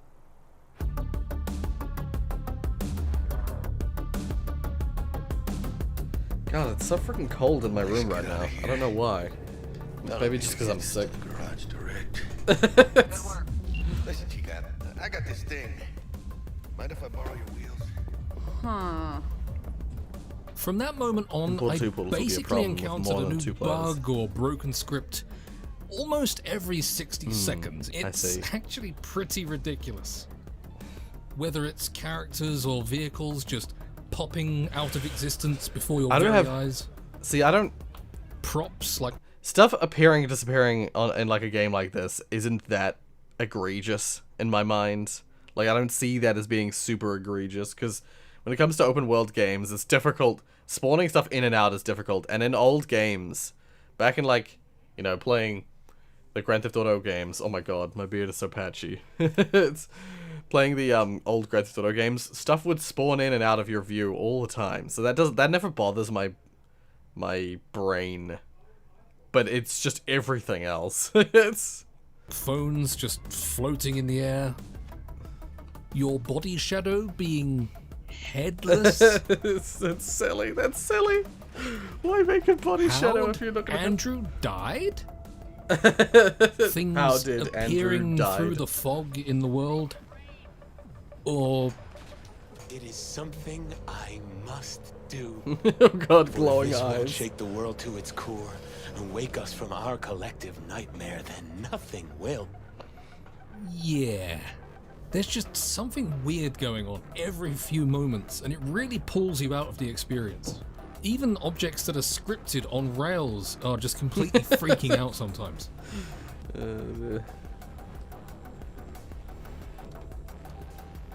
Once again, that doesn't even bother me that much. So I guess he's happy.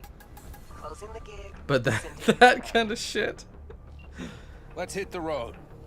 And it's the ones where it's like, it's the one for me, the biggest ones, like, and visual glitches happen on all games, but it's the ones where it's like it like really seriously affects gameplay. There's one that I saw. I wonder if they're gonna show it in this, where somehow someone is driving a vehicle, and the rear wheels fall. So you're driving a vehicle. Somehow the rear wheels only fall through the floor, and so the car is like vertical driving around on its front wheels only. It's like sliding through the world.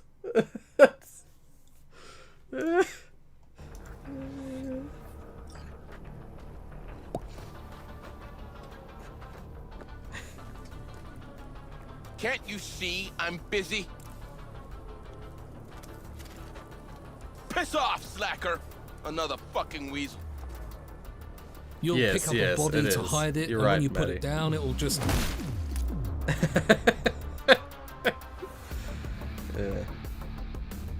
Occasionally, you'll run into a mini-boss that just refuses to spawn in properly. Again, Tiana.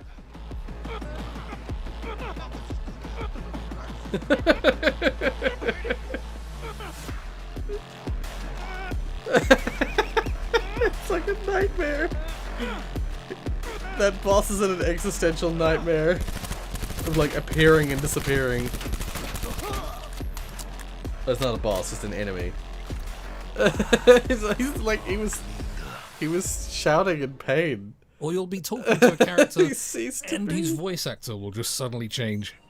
I had a hunch you'd manage this just fine. Given that you're here now, I see I was right. I know, here. May this blade serve you well. To be fair, if you played Oblivion, you were used to that already. Spare a coin, fine sir. And then you ask him a question. Oh yes, when I went. If you know what I'm talking about, you'll know. In Oblivion, there was like only 5 male voice actors or something, and so all the hundreds of male characters had the same 5 voice actors, and characters like the beggars would have multiple voice actors. The beggar would have like one voice actor that was like the actual beggar voice actor. Spare a coin, your fine sir, whatever. And then you would ask him a question about like gossip, and they'd be like, "Did you know?" What if this game is going to be is doing too much at once, which causes some of the glitches? Definitely that is the case. Like, open world games with lots of shit in it are way more prone to this problem. How to tell if it's a glitch or intentional? Does it take place in the future? This particular side mission involves a car chase, and it's very broken. Straight away, you'll see that the lighting just completely changes. While I'm chasing the target, this car suddenly decides to do a 180, and I swerve out of the way to avoid. Wait, I feel like I've seen this exact scene. And I may have already seen this video before. A bunch of vehicles here then decide they've had enough of this plane of existence, so they just disappear. The lighting decides it wants to go back to how it was at the beginning. It's that and shit this that's car so decides it wants to egregious. drive on the wrong side of the road, so I crash into it. Maybe that was part of the mission. Yeah. You'll be having a really large and intense shootout with police and gangs, and it's a good time. That itch.io bundle, like 800 games. And then you kill the last enemy, and a new one suddenly from all of Hellstein. the police, Oh. their cars, all the gang members, and all the dead bodies that you need to loot are gone. Oh damn. I'll donate to that. Or Keanu in a Reeves bit. will stop I'll and do it tell after you the to stream. listen to this guitarist, except he's completely silent. I ain't a musician, but even I can tell that sloppy stuff. Ladies and gentlemen, a critic. Chill, Chumba. Ain't half bad. And speaking of missing sounds, Glass has no Sound smashing effects. sound. Sound effects when things happen in games is so important. There are many games that have this issue. The glass breaking thing. Sometimes all of your movement sound effects will just cease as well.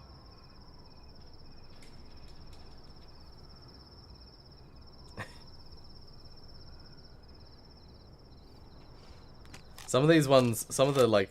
While talking to this character over the phone, she just went silent for like half a minute instead of saying her lines. So, what's the spec?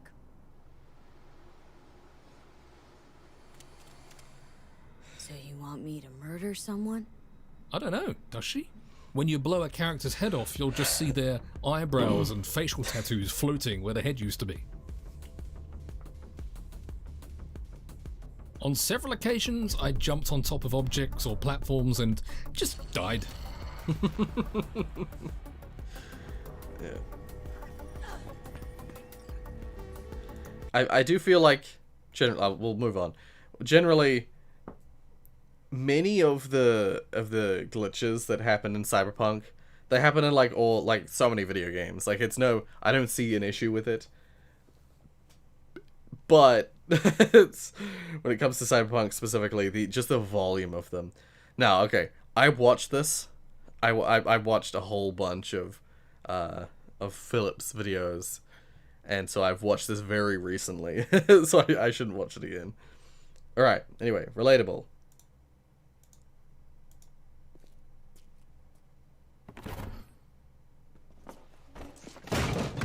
Let's see. Why would that be relatable? Having a lot of systems compete with each other could probably cause interactions not intended. Exactly, yeah. Pardon me, my nose is so awful today. Yeah, definitely the bigger your game with the more functionality, the more and more increased chance of unintended effects happening, weird glitches, and weird edge cases. It's way harder to playtest an open world game with like 1,000 sandboxy functions than it is to playtest a game that's very linear narrative, you know. Do you plan on playing this one? Because there's a mission you'd like, and I don't know if I want to spoil. Right, yeah, I do plan to play it. I don't know when, and I don't know how long the game is, so I don't know if I'd be able to even play it on the channel, really. But I do plan to play it. Did I, by the way, saw that Rorius has a blanket? I do. I'm really cold in my room for some reason today. Sound effects can make a bad game be so good. Exactly. And sound effects can, like, lack of sound effects can totally ruin a game as well. Like, oh, I talked about this during the Subnautica. For anyone who's not watching the Subnautica series, you should go watch it. It's good. But I will say, the Subnautica Below Zero, one of the biggest differences between Subnautica and Subnautica Below Zero that I've noticed, that like the biggest negative thing. I love Subnautica Below Zero, by the way. It's like a lot of the additions in it are really cool, and I've been finding myself just wanting to play it in my own time. Recently, it's like The Forest. It's like, it reminds me in that same way of The Forest, where I wanted to just play it myself. One of the big differences between the two games is that I guess they decided that in Subnautica, the original game, too often the sound effect for getting a new blueprint played. So every time you'd scan something, you'd get like, once you scanned like 3 to 5 of those objects, you'd get a blueprint, and that would give you the ability to craft that thing for yourself. And so every time that would happen in the first game, you'd get a little like, new blueprint acquired. And so that would like pin that moment of being like, of like, yeah, I got a new blueprint. In Below Zero, I think because of the amount of blueprints they made in that game, they decided that they didn't want to have that sound effect play every time you get a blueprint. And so I've heard that sound effect play probably a total of 4 times the whole time I've been playing it. And it, like, the lack of getting that blueprint sound really makes the blueprint progression feel way less satisfying. The fact that I, like, scan something and then it's just like, ba-ding, and then it's like, oh, suddenly you have the ability to craft a vehicle for the first time, and now it totally opens up the entire game because you can dive deeper and move further and be safer. But it's like just no fanfare at all. I feel like they could do that sound for major blueprints, but mostly removing it is just dumb. Exactly. I feel like what they did, they as far as I can tell with Subnautica Below Zero, they opted for it plays like once every half an hour or something, or it only plays very rarely. And sometimes on the weirdest things. Like I got a blueprint sound on, what was it? It was something early on that was such a random nothing. Like I got it for like a table, or like something that you put in your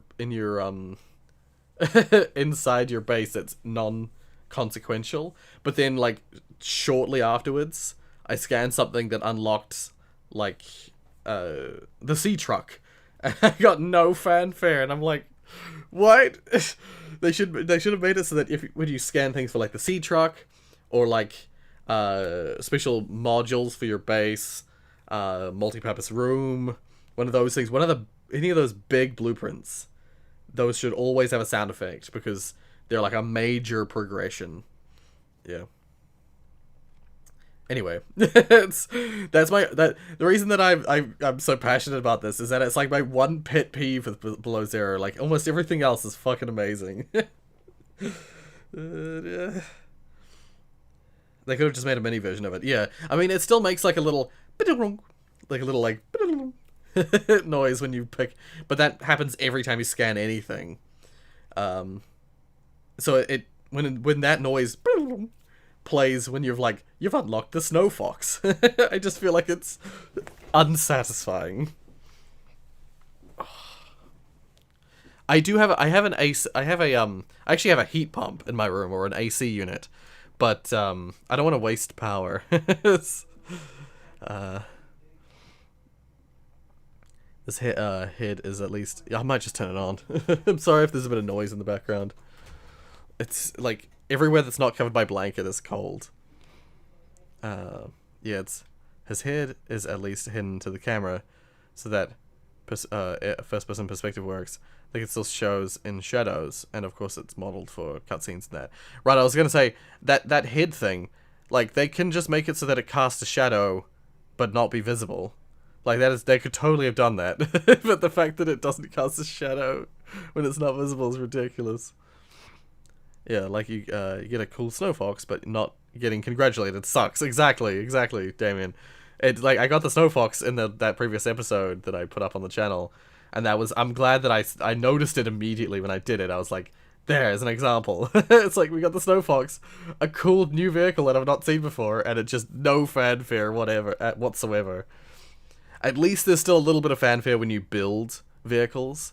As far as I can tell, when you craft a new vehicle on a vehicle bay, it still has like a bit of like the music like picks up a little bit.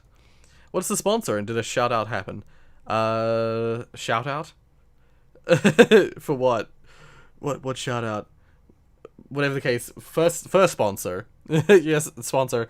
First sponsor is some very cold hot. Oh, the shout out for the members. Thank you, Maddie. I forgot. My bad. No, it hasn't happened. I'll do it now. Hot chocolate. Firstly, cold chocolate. And also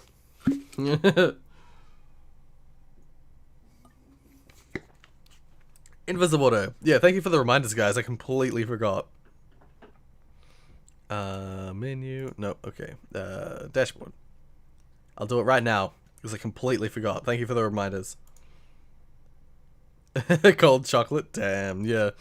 It was hot at one point. It's cold now. All right. Oh, this little this thing down here, it's called the tip jar. It's a thing from Streamlabs.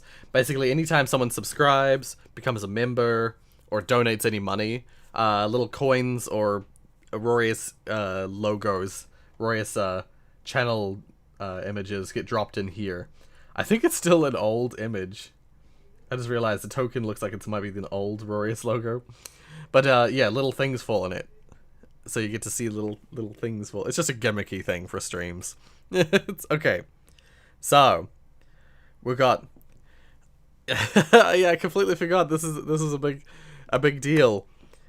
For the first time since we started memberships, we got Chris and Tiana with 12 months.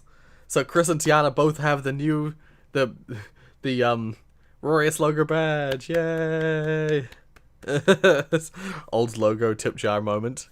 Crabs. We got Jonas with 11 months of Royal Maximilian. So Jonas is only 1 month away, or very close to being 12 months as well, and getting the Rorius rainbow logo. That's the one. We've got Core with 8 months of Royal Maximilian. We've got Josie with 6 months of Royal Maximilian. Which means that Josie has the gold badge now. We've got King of Fools? King of Fools with 2 months of Royal Maximilian. Oh, thank you, Tiana. These are the donations. Yeah, with a Royal Maximilian. We've got Digits with 1 month of Royal Maximilian. We've got Fish with a month of Maximilian. And we've got Damien who's just rejoined today with total time as member 6 months, but time with Royal Maximilian 5 months total. Thank you, Damien. Yeah, and then thank you to everyone else who is blessed. There's one. Wait. Let's see. 1, 2, 3, 4, 5, 6. 6 people with the blessed roll. I appreciate it. For a total of 14 members, and actually, we have space for another emoji. I totally missed that fact. Add another emoji. Wait, which ones have I? So I've got 1, 2, 3, 4, 5, 6, 7. Yeah, I have an 8th emoji slot. 1 second. I've got to. Where is it? No, it's not there. It's in here. Quickly. You want pump kiss? I was gonna put the last of the Damien's emojis that he made. Because there's 1, 2, 3, 4, 5, 6, 7, 8, 9. Oh, there's 9 of them. Which ones haven't I put on? Well, I've wanted to put on this one.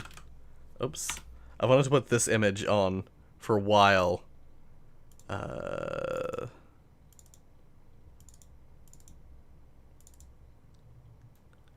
Okay, save and publish. I wonder if it's immediately accessible to redesign the emojis. Okay, wait, let's see if this works. No, it doesn't work yet. That will work eventually. I don't know how long it takes for YouTube to update itself. But, yeah. This will be an emoji as soon as YouTube updates itself. I wonder if I refresh the chat.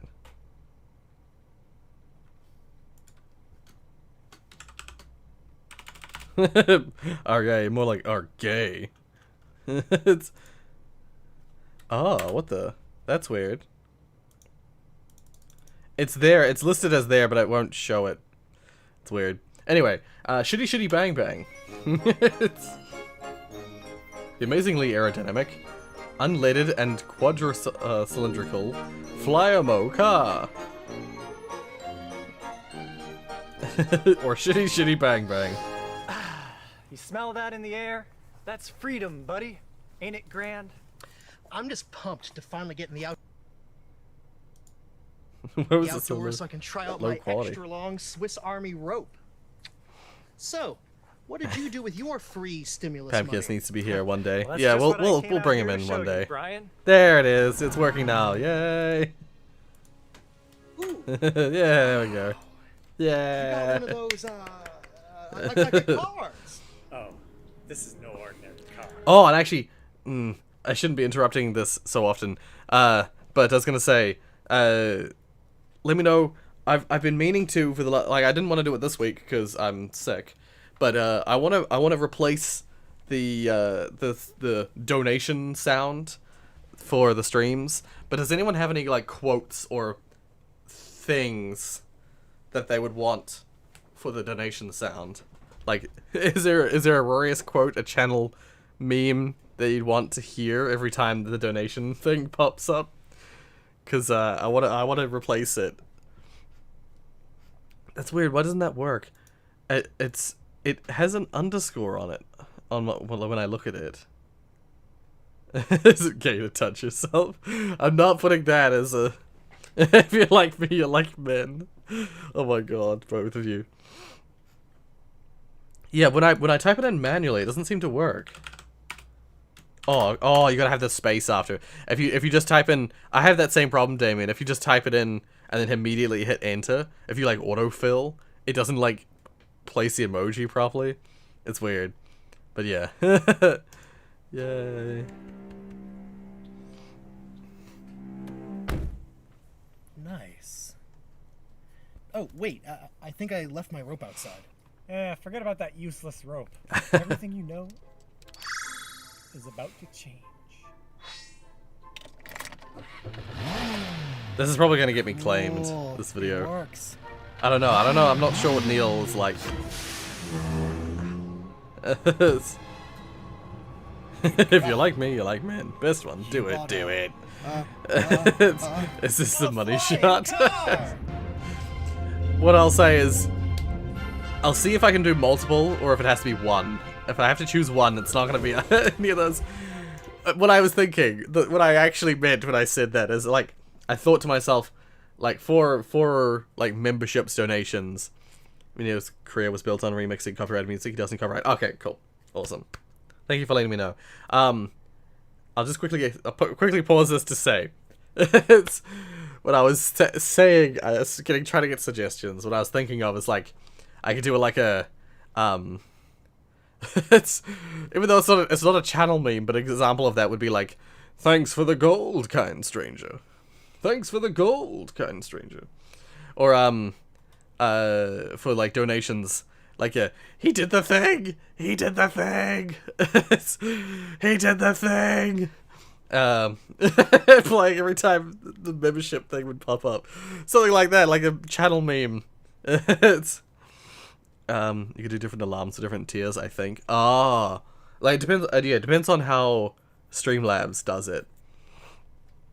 But we'll worry about that later. I'm gonna record my voice saying something like that. Free money. Yeah, something like that, where it's like Yeah, yeah. Nah. Whoever been longer can get different alarms, I'm pretty sure. Ah, yep. Cool, cool. Wow, that's one amazingly aerodynamic, unleaded, and quadrocylindrical.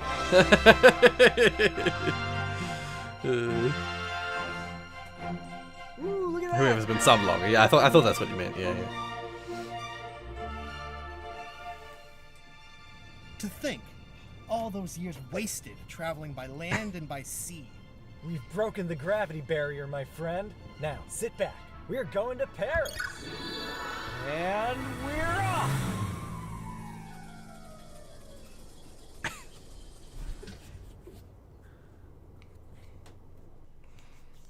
Hey, what happened?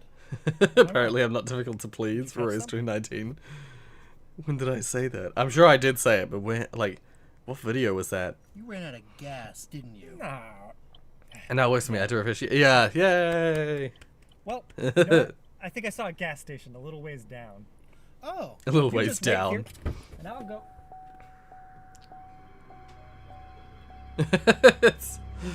Well then.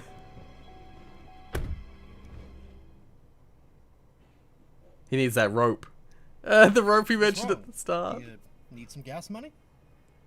Brian, I think we may be truly, desperately stranded up here. Here in this magic flying car. Wait, no. There's got to be some way we can signal people, down below. We're 50 feet from civilization. Who would see it? 50 feet. Who would see it?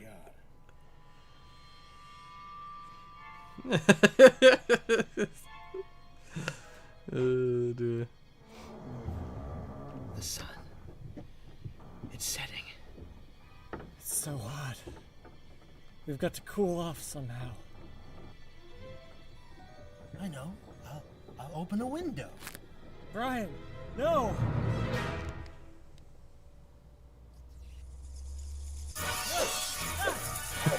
What the heck?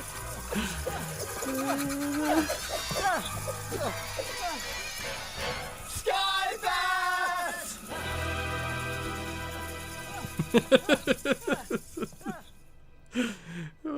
What is this? By the way, Rory, I don't know if you know. Apparently New Zealand and Australia have their own drag race spin-off called RuPaul's Drag Race Down Under. They do, yeah. I believe it's being filmed here as well. Recently found out because I haven't been keeping up recently with this show. We're not Right. giving up. There might be, I'm pretty sure RuPaul's currently in New Zealand because it's one of the only places you can film and film a TV show. Because we don't have COVID. Because basically we just don't have COVID. No. There has to be a way out of this. Really? Really. No problem is unsolvable.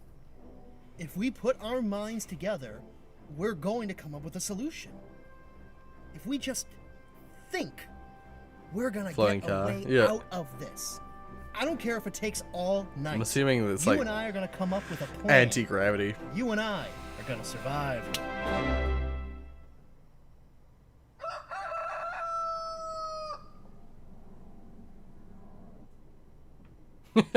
Nope. This is dead.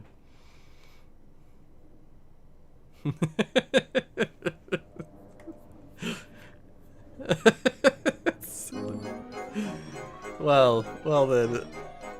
I kind of assumed that they would have like a version of the song like in the skit somewhere. Nice. Shitty shitty bang bang, shitty shitty bang bang, we love you. Yeah, I've seen this before. Is it just the straight up? As a resident of Miami-Dade County, it is your right to know the names and likenesses of sex offenders living in your area. As a public service, this is we the have original created video. this videotape so that you and your friends and family can stay aware. Almost stay car would fall safe, because and maybe gravity would still even pull it down. have a little fun. Well, I'm assuming the idea is that technology is like the anti-gravity technology is just like a property of the vehicle, so its ability to fly isn't powered. I don't know why I'm thinking of the science of this. So like, yeah, even without the power, it's just still floating. the power only pushes it. That would be how it would work if you use that like quantum locking systems, where you like quantumly lock an object on a magnetic field. It would just sit without any power, although technically you need to keep it really, really cold, but without any power, it would just sit on the line, even if you ran out of power. But then, like, the pushing would just be like propelling it along the magnetic line. Yeah. Anyway, I'm surprised RuPaul doesn't have controversy section on Wikipedia. Right. That is surprising. Yes. Enjoy. Yeah, I've said this is an old video, 2009. We used to joke about this. We used to make references to this back when I was in high school. State of Florida has asked us to disclose our sexual crimes to you. We were bad, but now we're good. We're moving into your neighborhood. You know we're trying our best to be functioning members of society. We're not here to start no trouble. We're legally required to do the sex offender shuffle. I'm Larry Arthauer, and I'll refrain. Anyway, if you want to watch that, you can watch it yourself. It's a great classic internet, like, viral video. Anyway, this amazing unused Katamari song. Oh, probably not claimed because it's unfinished. And most video game music doesn't really get claimed, so.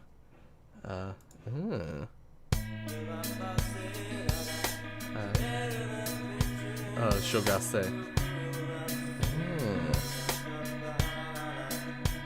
But I should drop the volume a bit.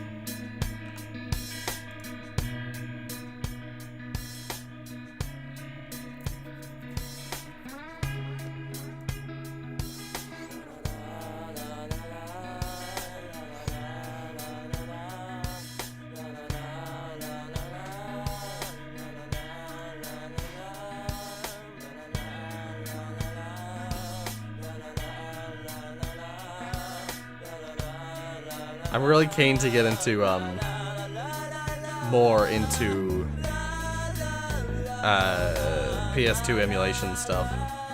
I really want to get into play more PS2 games. Just seeing the PS2 here and having like a cover, I'm just sort of like, damn, I want to play more PS2 games. He's a very controversial guy for things he has done.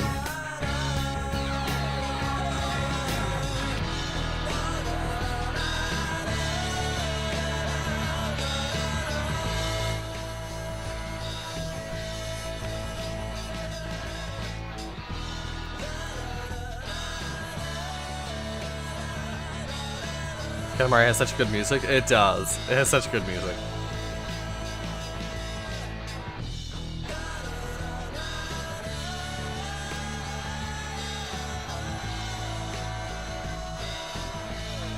Right, yeah. I don't know, I don't know what was about RuPaul. The reason I never watched RuPaul was that I think the same sort of thing where it's like I wasn't sure how I felt about RuPaul themselves.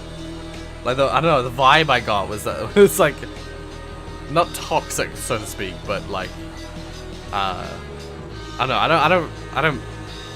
I guess I just don't really watch that kind of television.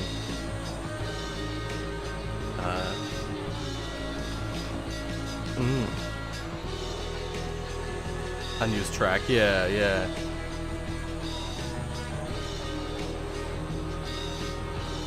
So yeah, this was for Katamari Damacy, yeah. Huh. I see the bell notice. There's almost always notifications on the bell. Yeah, that's really good. I like that. I like that a lot. What if if we get the HD version of Akami and play it in the PS2 instead? Right. Don't. Oh, like, wait. The PC HD remake is actually complete. Wait, is it or is it not complete? Don't the PC HD remake. Yeah, no, that sounds awesome. But I can see, like, it's quite a different style from the rest of the Katamari Damacy music, so maybe that's why they didn't go with it. But it's still a really nice song. Probably while they were still figuring out the style they were going for. And I know that there's lots of different things in Katamari Damacy, but generally speaking, they all, or most of them sort of align with a certain style, and this is a little different. But I really like that song. They could have reused it in one of the later games, but oh well.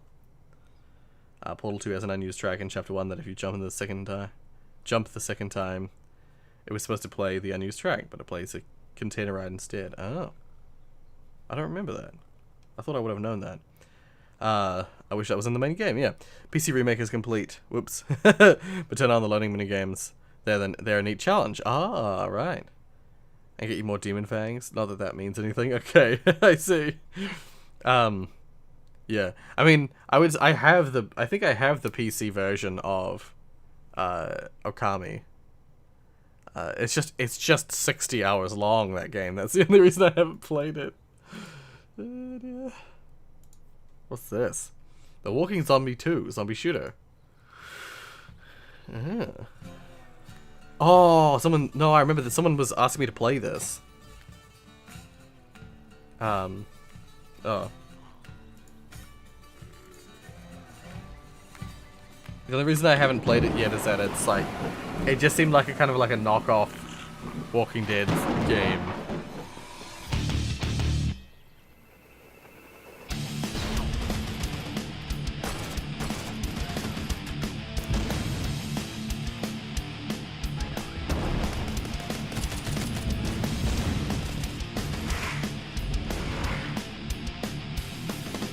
I know, there's just too many games to play and not enough time to play them all.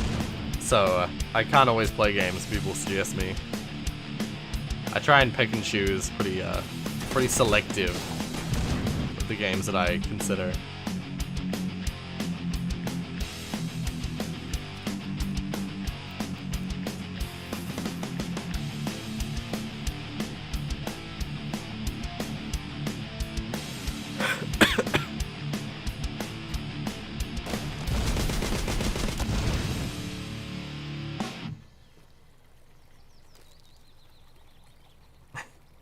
I'm sure it's great. I'm sure it's a cool game. But, yeah, I don't know. Anyway, Got Your Life Depressed Kids. It's right. The broken glass, my illness worsens. I haven't talked to my friends today. My skull of time, my illness is depression. Depression is cool. It's in the game files, the unused track. Can't be heard anywhere in the game. Right. It's a lot of time to dedicate. Yeah. Yeah, it's... Oh, okay. Depression is cool. No, bad. Jacka's final form, Flowey. Tears falling down at the party. It's so upsetting. This image is so upsetting. Fears, tell me fears, don't get me started. I get a little gray hair for every scare you share. You can tell I didn't get enough sleep. Just like this heavily. I like Jack Stover's music. The visuals were not necessary, but yeah, the music. So I must say, congrats again, Rory, on becoming a Map Labs judge. Yeah.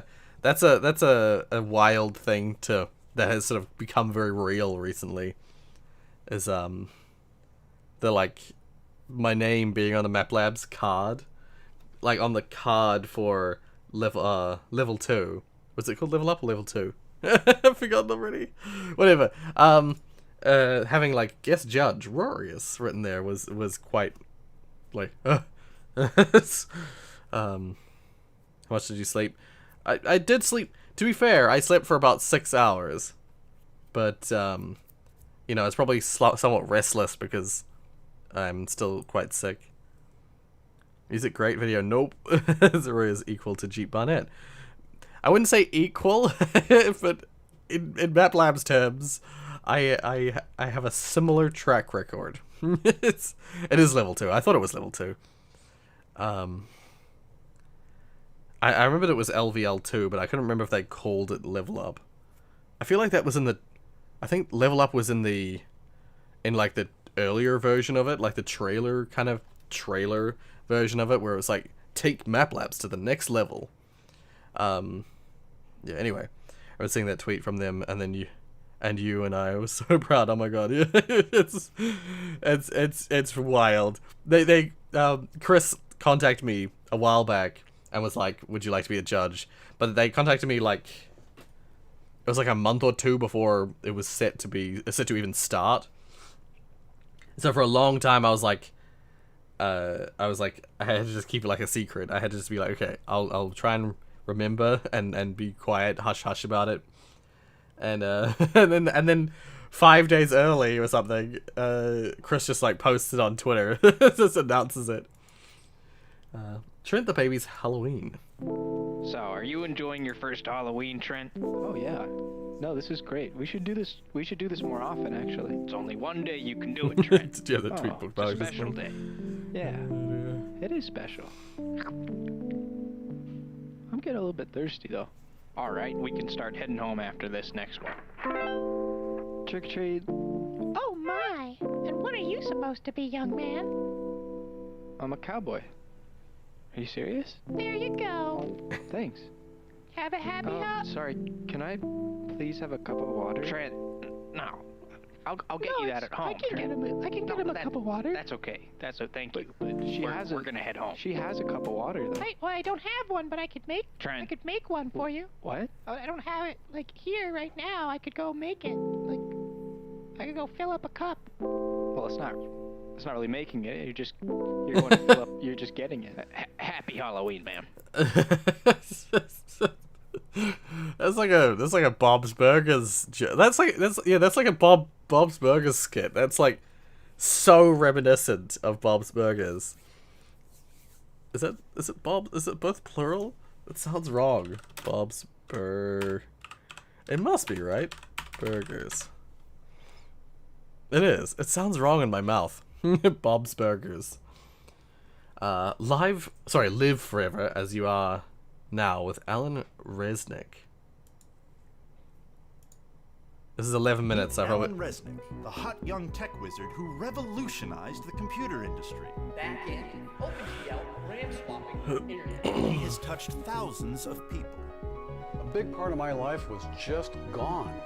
But then I met Mr. Resnick. What? People don't die, people's bodies die. He taught me that. So take a seat at Alan's exclusive seminar and learn his secrets for immortality. Thank you, Mr. Resnick. I don't know how to thank him. It's a miracle.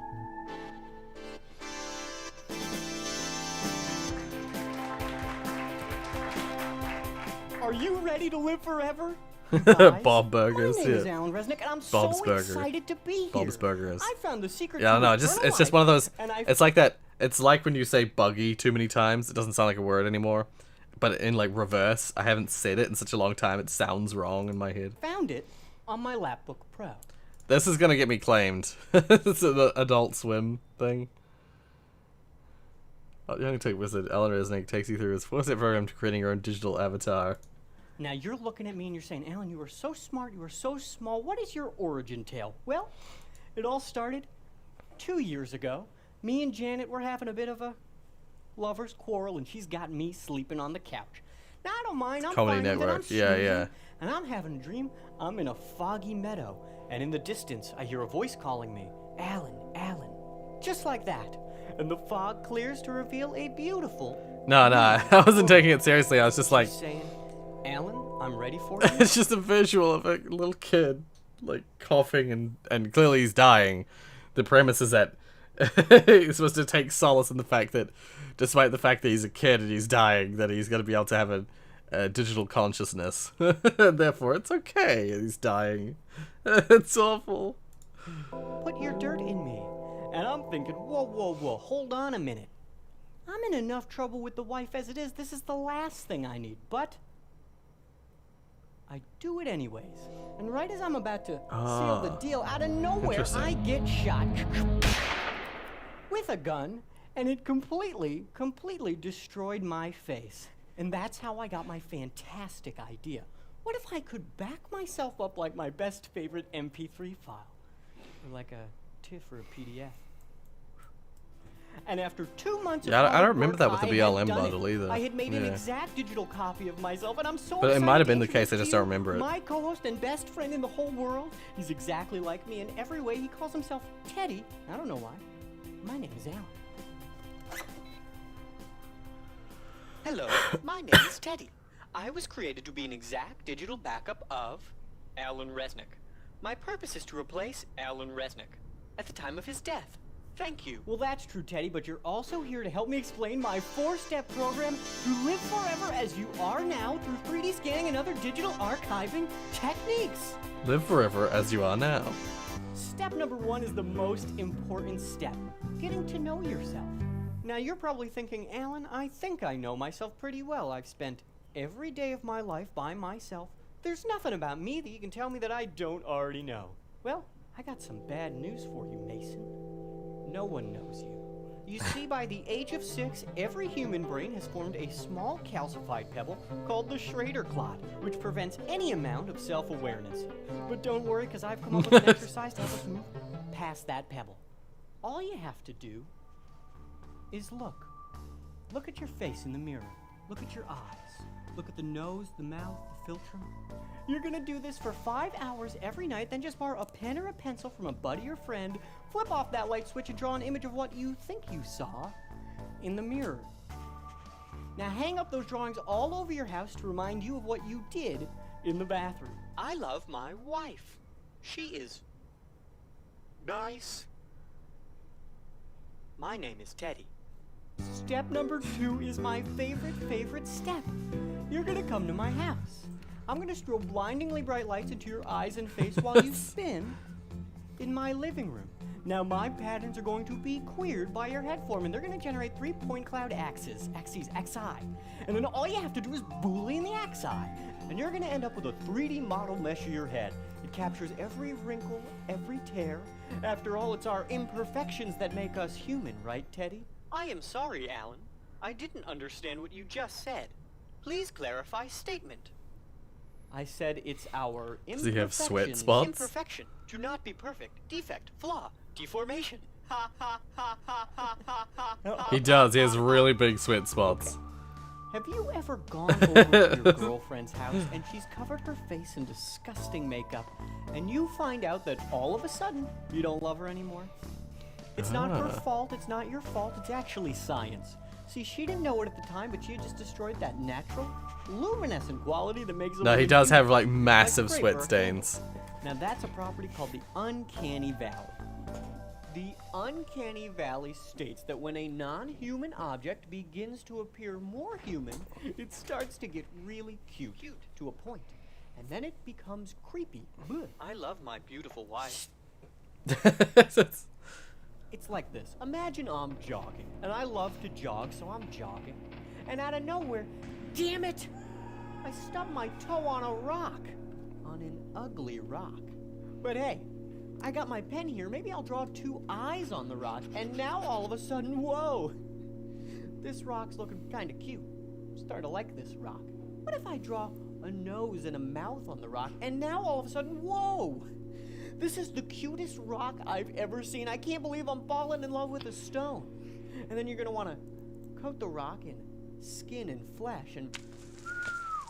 Ooh, Uncanny Valley. Your rock fell down into the Uncanny Valley. It's down here with moving corpses, and this is where your girlfriend lives, and we're gonna try to hop on over and land on the other side with a believable human with real skin and flesh. Now, I got an internship at the morgue, and I found out that every human face can contain as many as 6 muscles. And those muscles expand and contract and wibble and nibble and pull and tug. Did you say as many as 6? That's a lot of stress. Skin stress. Skin stress tests. I put every avatar I make through a variety of intensive skin stress tests. I do ball tests. Yes, I have wiggle tests. Whoever said I didn't have wiggle test was lying. I shake up those avatars, and last but not least, we have durability and tear testing. Because the last thing you want is your avatar skin to rip or tear when you're trying to chat about your day. Do I get to see my wife? Don't. So that's it. We've created a real-life avatar. I guess I can just go home now. Bye-bye. Oh, wait. If we're gonna do You with forgot that the blanket. personality, and it's only the most important. It's just trying to stay warm and cozy. I'm going to come into your house. I'm going to come into your home, and I'm going to stay with you for 2 months. I'll bring a cotton humidifier, and I'm going to find out what makes you you. Every morning, you're going to wake up with me on top of you. I'm going to ask you hundreds of personal questions. Hundreds of personal questions. Things like, This have is you ever so, caught like- a friend telling a lie? like, What was the worst thing you ever had to clean off of a rug? What's the best pair of lips you ever kissed? How many books do you own? Have you ever had a soft shell crab? How much water can you drink? How many times did you catch a ball at the ball game you went to? How do you feel when you touch a little dog's hair? What is it like to have your hand covered in old glue? And all that information gets scanned in, and it gets put into the USB drive of your computer. And it makes the brain of your avatar. So now my avatar doesn't just look like me, he also thinks like me. Here, I'll prove it. Hey, Teddy, when I do pasta, do I do No, I want to skinny be a or dog. bow tie? Same. My wife has hair. No, I hate this. When Morgan passed away, I was devastated. Alas, I do not have a dog I never thought neither. anyone could replace her.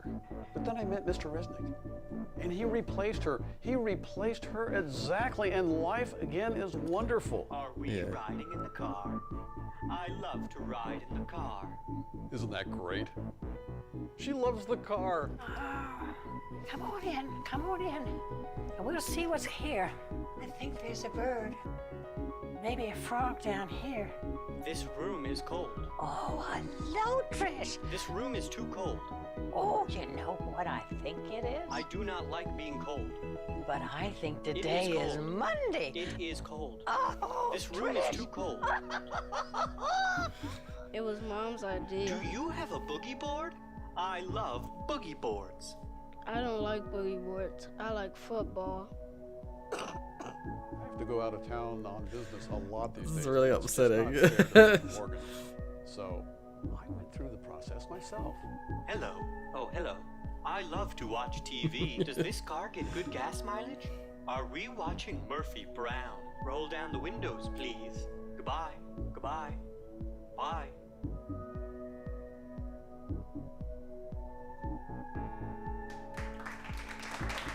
Remarkable. I have touched so many lives This with is this funnier Black remarkable Mirror. technology.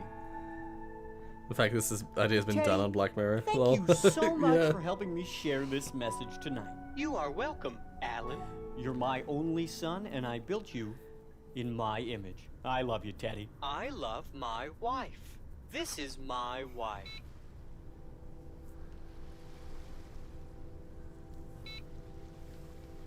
It is so nice to spend every day with your best friend. She is nice, and she is pretty too. What you're doing makes no sense, and it breaks my heart. And looks aren't everything, but it's nice to have a total package. And my wife is nice and pretty. He's his own guy, so he just, it's fine.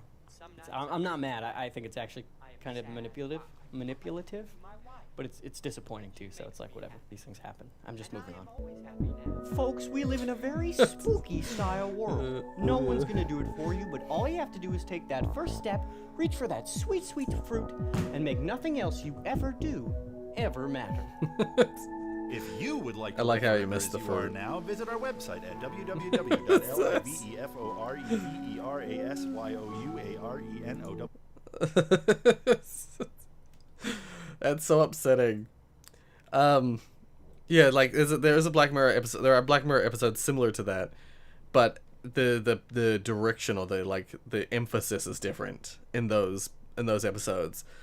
In Black Mirror, usually the like consciousness copies that they make are like perfect, but the premise here is that he's not really, you're not really capturing an image of that person it's like it's just like a coping mechanism. I guess it's a little bit like it's a little bit like that one where there's like the clone human, the android human, that woman orders, like a clone made of all her dead partner's like photos. San Junipero. What's the one? Oh, that's Be Right Back. Yeah, that one. That's what it reminds me of the most. Where it's like it's not a real copy. It's like an approximation, but without all the little defects. Well, I mean, in the episode of Black Mirror, it's like an approximation, but without all the little defects that makes a person human and makes them like real. It's upsetting. It's deeply upsetting. Where did he get a video of his wife? Good question. I had to watch that for class. Yeah, that's like English classes nowadays must be really fascinating. I'm assuming it's for English. English classes must be really fascinating nowadays with all the like interesting online media like that.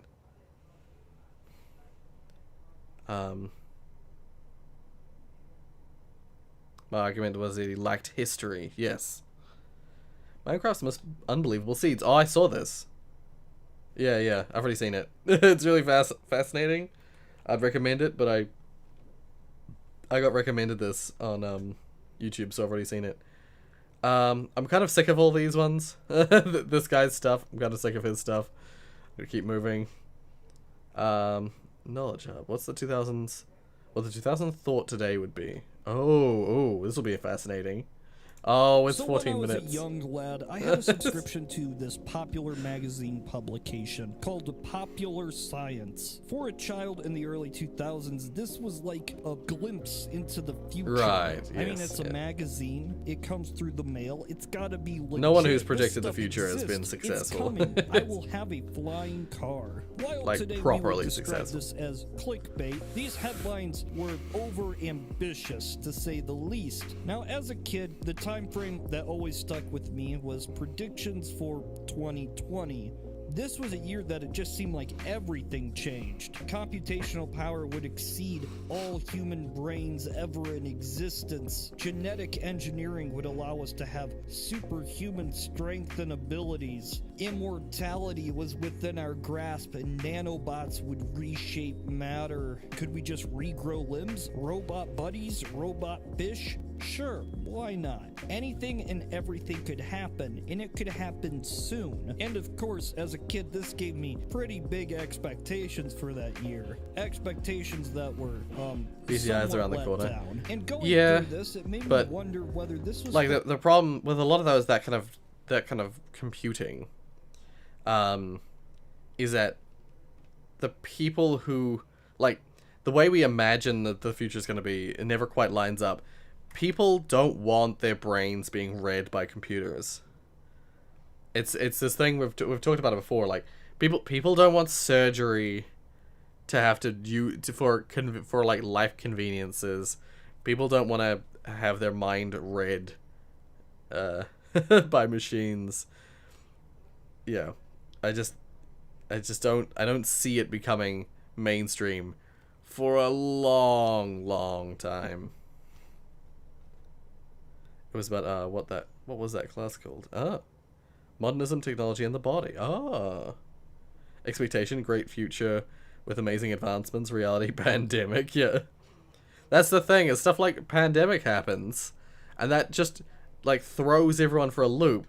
And pandemics are becoming more and more frequent. Like global infections of different kinds are becoming more and more common. A more likely future than like having machines that'll read your mind or flying cars and this kind of thing.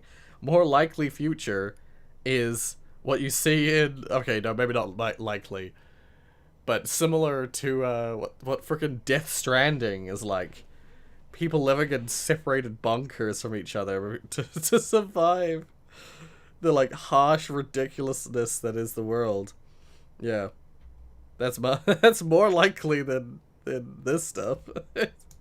product of popular science and trying to so sell depressing. magazines, or if people actually thought the future would be like this. The future being last year. I begrudgingly And so hold I my opinions scoured on the internet country, looking on my for country's 2000s pandemic response. predictions of 2020, finding sources from researchers Yeah, in I specialized can understand fields that. to just random tech bloggers. I don't normally think to look at future predictions from so recently because I expected them to be more or less right. I feel like it would So be a I lack of compiled all trust the of information corporations. and planned Yes, on exactly, making exactly, one Zach. whole big Exactly, video. But it Zach. turns out I read your that video name would midway be through too saying that, long. so It'd be like exactly. a couple hours long. So instead, I decided to just focus on computers. People don't trust I figured computers is a good place corporations to, to be computers reading were big in the 90s. our brain. Computers were big in the 2000s. I bet they expected some cool shit to happen. And Oh, they, God. they did, but it wasn't Deep what you throat. would expect. Predictions of just sheer speed were far overblown. Computers being 10,000 times faster than machines of the day. Well, it's because they were making a prediction.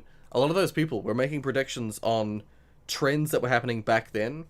Back in like the 80s and 90s, there was a trend that saw that computer technology was like it was something like doubling capacity every 6 months.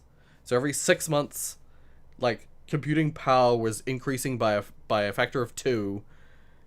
And so like, you know, if the power is 5, and then 6 months later it would be the power is 10. Well, 6 months after that the power would be 20. Exponential growth. What they didn't realize, or what they should have realized, what they didn't realize, is that exponential growth wasn't going to continue exponentially forever. Computing power has come to a new plateau, where it's slow. The rate of development of computing power is slowing down. That actual number is closer to about 1,000, but but most of the predictions felt like silicon itself was old hat, man. See, they knew, just as we know today, that there was a limit to the silicon chip. As it gets smaller, it's a computer with AI that's reading your thoughts. Eventually, I mean, yeah, it's so but small AI as well, that, though. People don't it trust doesn't work AI. anymore. None of that matters too much for this video, but they knew it, and the solution was beyond silicon. Okay, so computers powered by light. How does that work? Gateway computer gave me flashbacks. It's a lot like current silicon chips. Gateway You could have installed energy this for pulses Windows that ME, are I think. ones Oh, and nice. zeros, but the difference is it's light. It could shoot out faster. You could have multiple light beams at once, Oh, so you could hey, do normal more human. calculations at Finally once. just go back with It a new just account. seems Oh, awesome. cool. Awesome. And yeah, it probably would have been. We use light in computing a lot nowadays, but it's for data transfer and fiber optics. This is different than doing the actual computations. Wavelengths of light disperse, so it would be fairly easy for these beams of information to turn into a prism, which would give you potentially incorrect data. Light also has to fit within that spectral bandwidth that it is created. The reason we haven't seen much investment in this technology is that at best, it seems like these light-powered computers would just be a little bit beyond current CPUs. This would be potentially worth it if the limit of current computer chips was just stuck. Is it Moore's law? We can still go The double a little bit more. power doubles By the every 6 time months. we would hit the absolute minimum potential of silicon for light to reach the same wavelengths of that size between transistors. We would have to be sending like X-rays or it doubles every gamma every rays 2 even, years. which is probably not so ideal. Whatever. Given all this, light technology sort of faded away, but luckily for the 2000s people, this was just the first step of a grand plan. If an AI is to built a incorrectly, could easily computational go into a future. useless tangent and overload its own buffer. Yeah. Quantum computing is AI interesting because in it's human, still brought up as the potential successor computing to is, like, silicon. A lot kinda of this dodgy. seems to be, well, just pop science getting involved. Quantum physics and by association, quantum computation is almost a catch-all term nowadays for Yes. anything can happen. It's wacky and Quantum. random. So, whatever. But most of It's because of quantum that physics principle. is It's because of that principle that people have discovered. People have latched onto it. There's that principle that they say that, like, via the laws of quantum mechanics, anything can happen at any time. something. There's some quote by someone who said something along those lines. We even learned it in physics at university. Due to the laws of quantum mechanics, or quantum physics, sorry, anything can happen at any time, technically speaking. And so people were just like, oh, if that means you can just use it on anything. Quantum this, quantum that, quantum the next thing.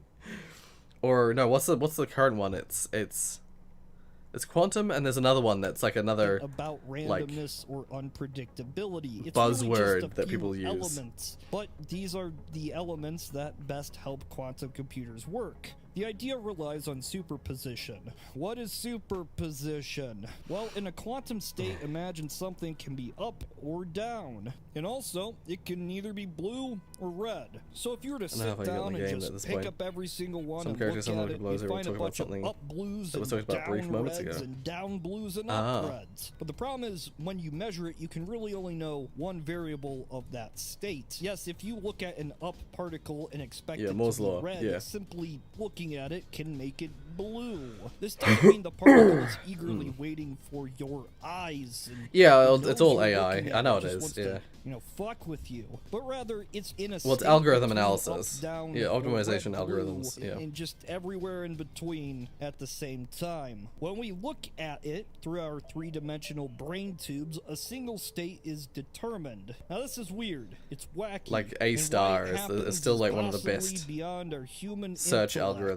But the effects of it are still usable because, well, think about how normal computers work. Binary code, ones and zeros. A single state of yes or no. Imagine adding something in between, another state, or a combination of states. Sounds pretty cool. Just more numbers, right? That's cool. Yeah, you kind of. See, instead of a bit, which would be your 1 or a 0, you have the qubit. And a qubit can inherently store... I just is like, this like, part of the reason this video is 14 minutes long is the guy's like talking at a pretty like normal human pace.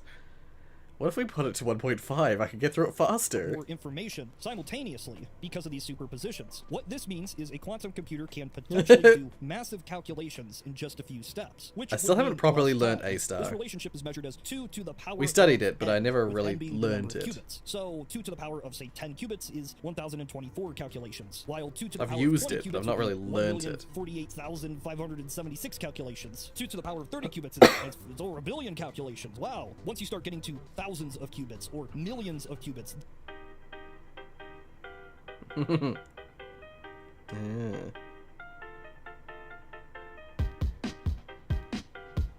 Oh my god. It essentially is. Just next step based on minimum cost. Right, yeah. Now, having access to these kind of calculations simultaneously as a heuristic-based search to algorithm without having it. So, where are these quantum computers, and when are they getting to my smartphone? I've never actually made one. That's the thing. That's why I say I haven't learned it. Is I've just never made one. Useless due to reasons I'll get to. First off, creating a qubit isn't like just putting down a little transistor. You have to manipulate the quantum state of these particles incredibly accurately. Quantum states that can change for just any reason. No, AI by itself isn't dangerous. It depends on how it's used. Space rays shoot out. And most AI is what they call simple or basic AI, and that's used everywhere. Everywhere. So many places. To control position, but to accurately determine and manipulate this on the scale of thousands or millions of qubits, the AI that people think is dangerous is noise coming from the universe would distort general or broad AI. AI. Unusable. In short, these machines are built for lab work only in controlled areas. Even in the best case scenario, they wouldn't be usable for consumers, and you probably wouldn't want them to be either. See, these kind of computers, they don't work like your old PC. But it's so unlikely to ever like the computational requirements of a general, or I say general as in like a broad AI, like a AI that's capable of doing lots of different things. The computational requirements and the way that a network of nodes of information that you can make that would simulate human mind or something similar, the computational requirements is so massive that it's so unlikely that we're gonna have like a GLaDOS style AI or a HAL 9000 or whatever it is. It's so unlikely that we'll get something like that. But people are trying. People are really trying to make that work. A general intelligence doesn't probably exist, although Sophie is confusing. Yeah. Yeah, Skynet, like stuff like that. It's so unlikely to ever actually happen because of the computational requirements and like the structure you need for that. Oh, you're gonna head off, Damon? Oh, see ya. I'm tired and it's late. I'm gonna go home tomorrow, so I might be on the multiplayer stream. Right. Oh, actually, I think tomorrow actually isn't gonna be a multiplayer stream. I was gonna do a multiplayer stream, but I'm gonna do a map labs instead because I need to catch up on map labs. So I'm gonna do map labs tomorrow. I'll attend either way. Anyway, have a good day. Get well soon, and remember to eat, drink, and get rest. Yeah.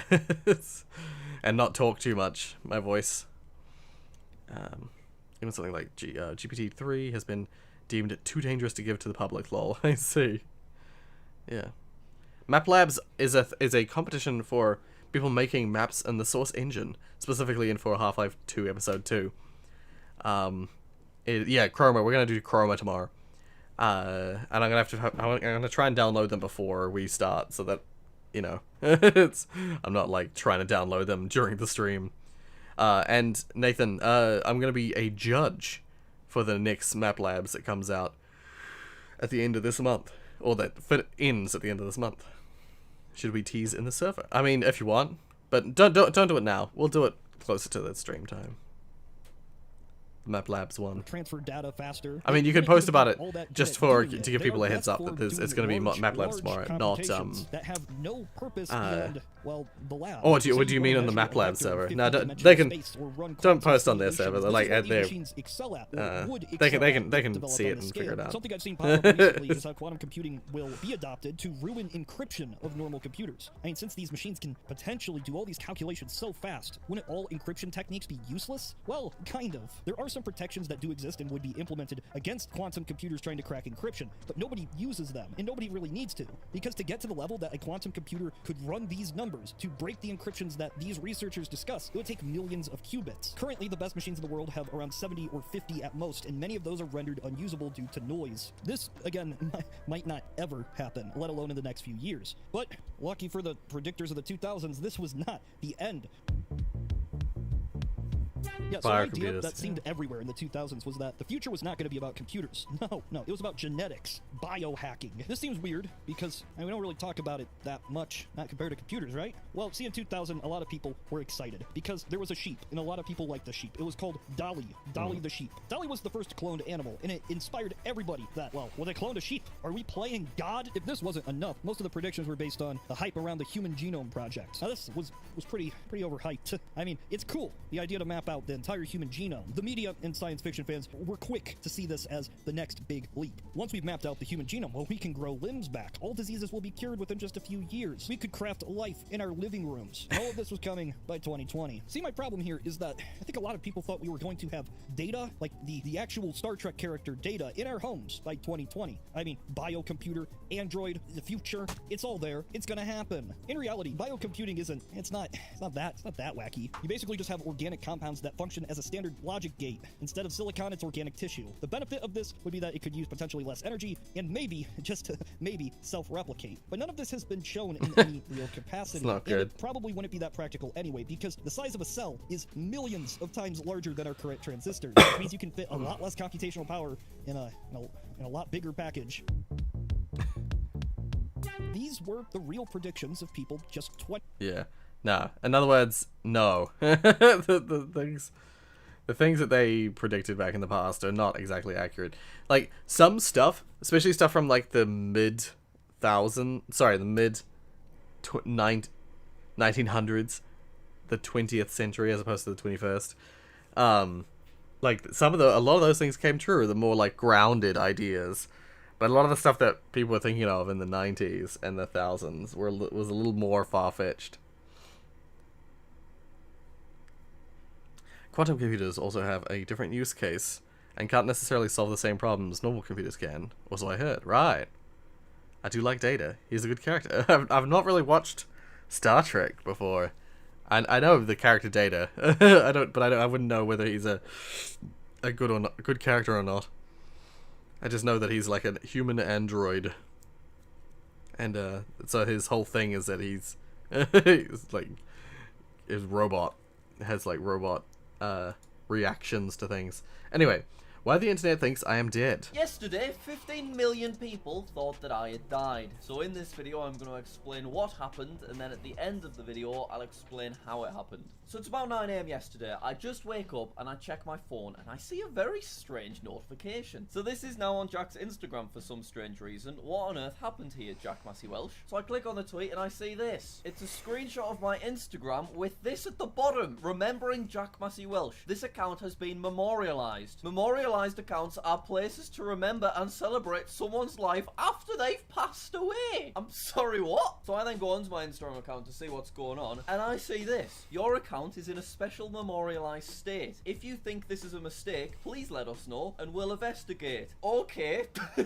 So I can't log into my Instagram account. I'm completely locked out of it because they want me to log into their Instagram accounts. So I do click the let us know thing and it allows me to fill in this short form, and I click send, and that's it. I did this over 24 hours ago now. I've not heard anything back. Instagram still thinks I'm dead. So anyway, I saw an opportunity for a funny tweet here. So I took a couple of screenshots and I tweeted, just woke up and found out I've died. Now normally when I do a tweet, I get about 1,000 likes. If I do something special, I might get like 2,000. When I hit 1 million subscribers, I got 12,000. That was a nice day. When I died, 400,000 likes. Just have a quick look at the analytics of this tweet. Oh, the impressions have gone up another 1 million since I started recording this video. But anyway, go back to the start. I've been awake for less than an hour. I'm like, what has happened? I've never seen an account get memorialized before. So I do some Googling and I find this. How do I report a deceased person's account on Instagram? And then we get to this bit. Memorializing an account. We'll memorialize the Instagram account of a deceased person when we receive a valid request. A valid request? I'm still here. We try to prevent references to memorialized accounts from appearing on Instagram in ways that might be upsetting to the person's friend or family. No idea what that means, but thank you to Instagram, appreciate it. To report an account to be memorialized, please contact us. We require proof of death. Where's the proof of death? I feel like I could do with seeing that, to be honest. So at this point, I'm starting to think, what proof of death dead. did they People use? start paying their respects on my most recent Instagram post. People start replying to my tweet with similar things. Oh no, RIP to this legend. I hope he has a better life somewhere else. Jack was a wonderful person and he will be missed. People start questioning whether my play buttons are going to get auctioned off. People that don't even follow me, like this guy, start paying their respects as well. I go on my Reddit and I start seeing posts like this cropping up, and this one as well. What is that? The verified tab on Twitter's never had so much activity. We start getting likes from Dan TDM, from Tommy Innit, from Will N.E. Scott says, it's almost as if I can still hear him now. R.I.P. Memulus replies, rest in peace, Jack sucks at life. Rest in peace, baby cakes. You would have loved Shrek 5. You would have loved it. I then go back to Instagram just to see if I can log in, and all that really happens is I get like a flash of a white screen and then it returns to the previous page. Meanwhile, my impressions on my tweet are just going up by the 1,000 every few seconds. Why is this getting so many likes? Then a pre-recorded Reddit video comes out on my second channel, Jack Sucks at Stuff, and even though that video's got nothing to do with me being dead, the comment section is still just full of people paying their respects. Can't believe they're posting pre-recorded videos. RIP Jack Sucks at Life. Can't believe this will be the last Reddit video. Rest in peace, mate. Man, it's too close to home. Rest in peace, Jack. And then you check the replies and there's just like people worried that I'm dead. Guys, you can't do this. People were worried about me. Let's take a look at some of the 1,000 quote tweets we got. It's almost as if he's still with us. RIP. Yeah, if you go on my Instagram, it actually just says remembering above my name. To be fair though, gained 1,700 Instagram followers yesterday, so kind of worth it. Wait, hang on a second. Not going to age well on June the 25th, 2021 at 4:37 PM. I'm sorry, what, John? Alright, slightly concerning. Please set some reminders for this date, and if you tweet me, I'll let you know if I'm still alive or not. So, oh man, what a weird day this was. So how did this happen? How did my Instagram account originally get memorialized? Because no one had ever seen this, and I think that's why the tweet did so well, because it was brand new. So an anonymous person emailed me from an anonymous account taking a screenshot of an anonymous Instagram story from some kind of hacker group or something, I don't really know, and I think this explains what happened. All it is a memorial method, which means you need to make an account with fake photos of people crying and go to Google and look up how to report a memorial account for Instagram. Fill in the form and send a screenshot of the account with photos or bio saying, we will remember at, and then put a random date. It will be patched soon, so use it fast. So I think basically they found out that it's very easy to get any account memorialized if you just take a screenshot of some people looking sad and then tag the person that you want to be dead. So I've not seen the fake screenshot that was reported with my account, because why would I? Instagram aren't going to bother sending it to me. I'm dead. So a few hours after I died, a few other YouTubers started reporting the same thing. So I guess this was basically because the bug started spreading around. Now at the moment, this is not being fixed. You can click on my Instagram. They're us from the future, but modified, right? Well, I was gonna say there's that fascinating idea that it's like what we think of an alien looking like is what apes think we look like. You think of like typically when we think of an alien, we think of like a gray-skinned, smooth, small, like big-eyed humanoid, and that's kind of what a lot of apes, although I guess maybe small is not the right one to add in that pile. But the average ape looking at us, we're a smooth-skinned, smooth, light-skinned comparative to them, like relatively hairless, like big-eyed, human, like apoid. It's just fascinating to think about.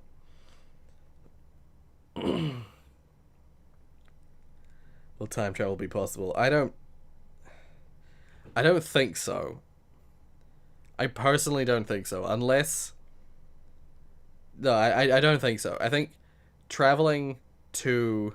I think that the possibility of traveling to an alternate reality that is at a different time than ours, but is in every other way exactly the same, might be possible, but in that context you'd be altering that reality and not your own, if you catch my drift. That kind of time travel I can imagine, but just straight up time travel, I don't see that being possible.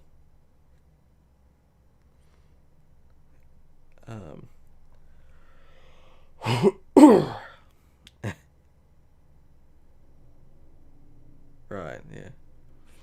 Anyway. Gary song, but on Moonbase Alpha. Uh-huh.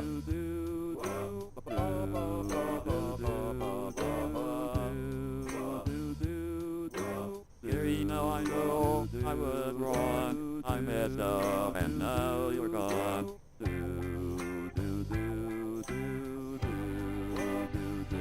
Gary, I'm sorry I neglected you. Oh, I never expected you to run away and leave me feeling dead at me.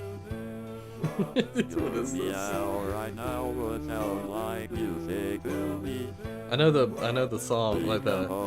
I miss you, Gary. I remember the Gary song. Oh, that's what it means. I was like, I know the Gary song. It's in the game Moonbase Alpha. When you type in the chat, it does text to speak, TTS, text to speak, and they're pasted it into the game, and the game is saying the song. That's what's happening. I was like, what the fuck is this? There's that hilarious video of... Oh, I'm gonna find it. Wait. We'll keep listening. Gary, can't you see I was blind? I'll do anything to change your mind.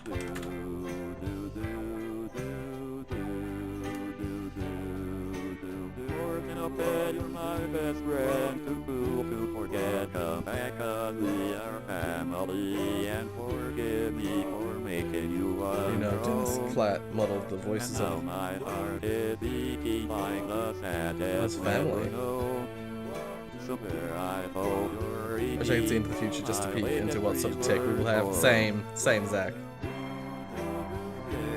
If there ever came a time where I was at the end of my life and I like knew no one, and there was nothing really for me anymore, I would just be living out my last days with no friends, family, whatever. If that reality came to be, I'd want to have like one of those strange technologies done to me, like the for want of a better example, like freeze myself, and so I could go into the future, just to see, just to get a glimpse of what's possible in the future.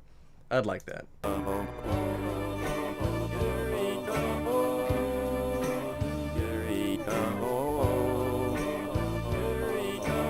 Anyway, I wanna check to see if are either of these the one that I'm thinking of.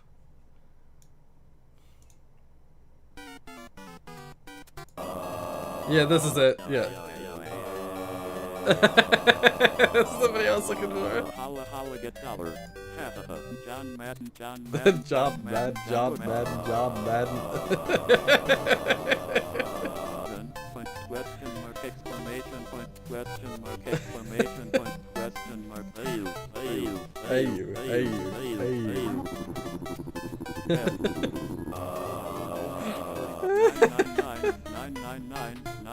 I'm laughing for real right now. John Madden. Football. Mark.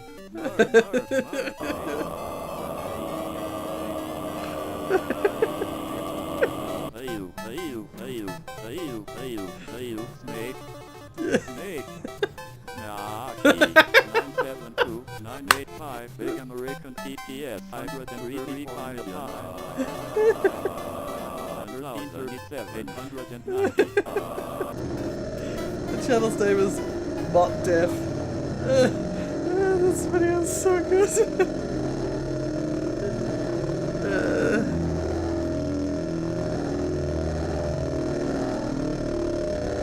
Yeah, like, oh god.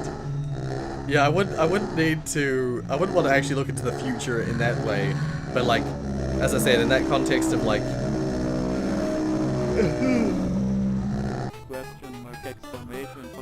if there was nothing left for me in my current time, just freezing myself so I could take a glimpse at the future in normal time, that would be nice. That's such a good video.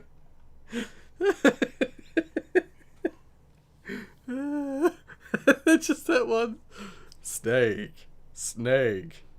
Snarky. It just killed me. That's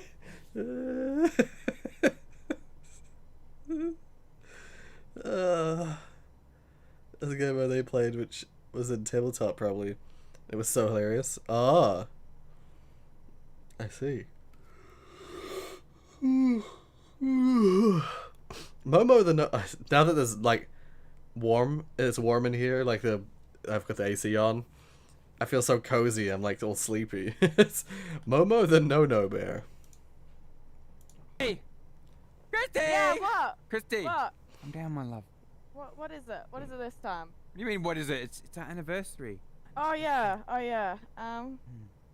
get off me. Ow! Okay, I got your present. It's not another jewel encrusted butt plug, is it? Come on, over here, look. You're gonna love it. I just picked them up from the store. Christy, meet the latest addition to the family. That, yeah. Oh my god, I love him! The, oh my god, he's adorable. Look at him, I'm Momo the no bear. Look how furry I am. I'm built for cuddles. Don't tickle me, I'll cut you. I'll cut you. Look at this little tickle me, Momo. He's Momo the no bear. I'll fuck you up. Don't touch me. Oh, Jesus. I like him. I like cuddles. I like his energy. Oh, look. Wait, what did you say? Wait a minute. Give me them titties, bitch. Give me cuddles. I love cuddles. Have you read the instructions stuff? Alright, look. He does all kinds of cool tricks. Don't you, little buddy? Look at you. Look how cute he is. He's all Crookin' fuzzy. too. I'll fuck you up. What other tricks can you do? I can sing songs about my favorite word. Learning. Learning is fun. I love learning. How you doing, little buddy? Look at you. You're so cute. It's a long video about the history of TTS from Dennis Cladd. Yeah, Ah. I'm sleepy now. Should I post it on the Reddit I'm gonna or somewhere have else? a little way If it's a bit long, Recharge my just DM it to batteries me and again. I'll watch You it in gotta my own put them time. in me, though. Good night, little buddy. Night-night. All right, come on, Night, Christy. little Momo. Night-night. Let's go. Okay. Let's go. Yeah, sit on my face, bitch. Yeah, night-night. Momo, was that you? Night, sleepy time. It's interesting because recently I've been rewatching a lot of like Tom Scar videos. I've been rewatching like last week and last month, and I was reminded of a conversation I had years ago. About like actors, but not in the traditional sense, in like the character actors interacting with you in real life. So like your mascots and your people pretending to be like Cinderella or like even like role play stuff. I was reminded about it because Tom Scar is like, that's his like phobia. He's like afraid of character actors at places. And it just reminded me because I talked about this with people on the channel before.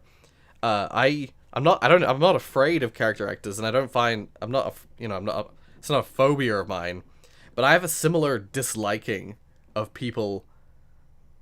I want to say like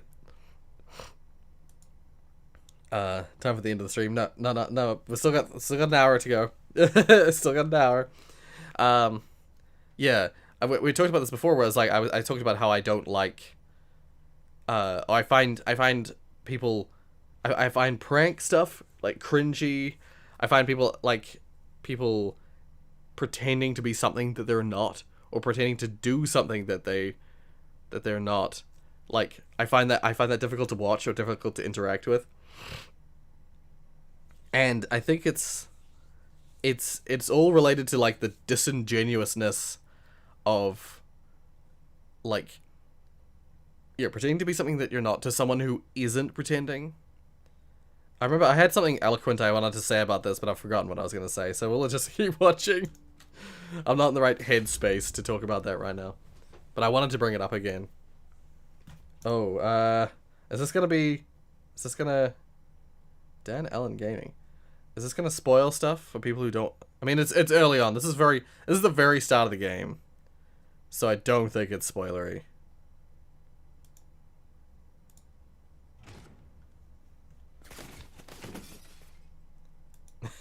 I don't understand why you are so. What the hell? Mia, get down!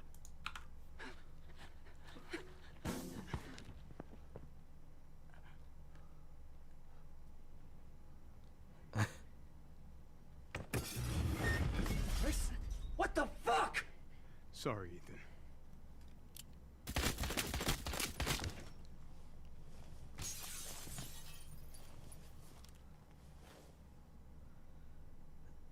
Yeah. Take him away. I said get your hands off her! Ethan, no.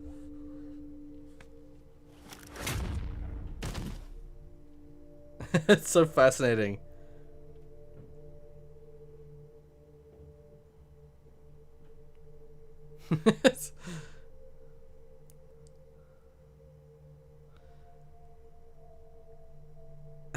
I like how they're doing the scene, but they're not actually doing the mocap.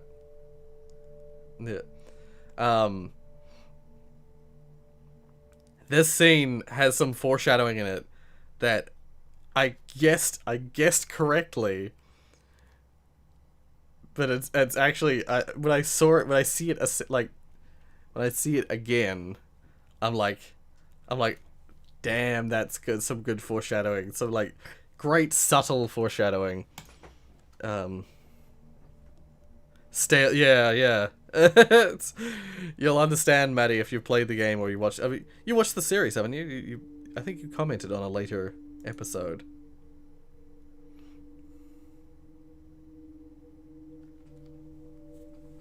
Have you seen Maddie? Have you seen the game?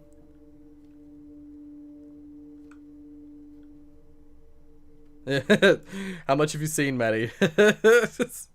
I watched both yours and Jacksepticeye's. Okay. Well, it's because Ethan's made of mold, so when she tastes his blood, she tastes that it's not fresh, it's not normal. The fact that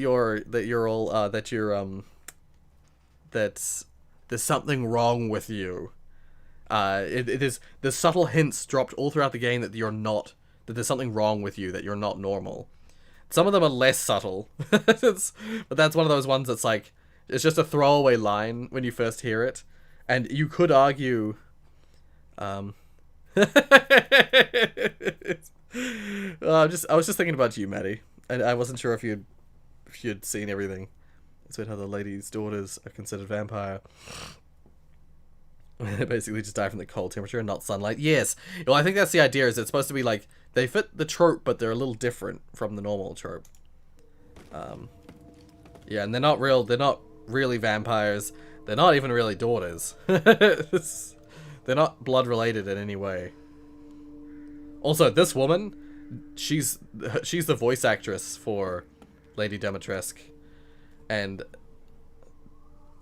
her voice is so good. Because he is in my castle and has already proven too much for my daughters to handle.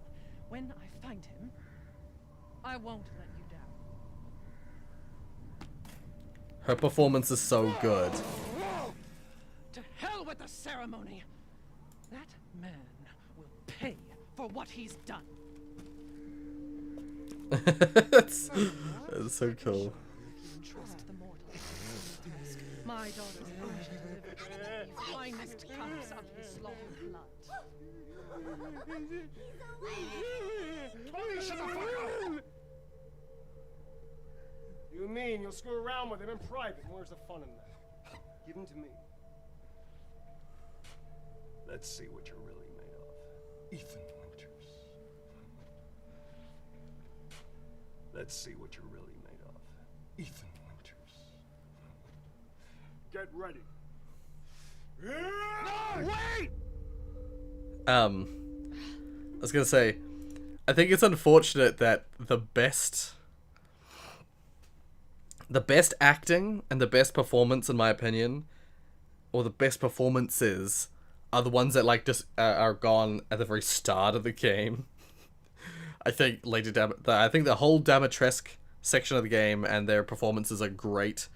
I think that the Beneviento, Angie and that family stuff is very well done.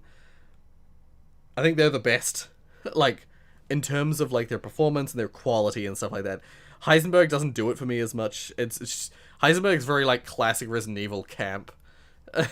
he's like a little over the top and kind of campy, which I don't hate, but I think they just nailed it. I think I did so well with Dimitrescu and Beneviento. Yeah, anyway. Sound design is a star of the Beneviento section. Definitely. So good.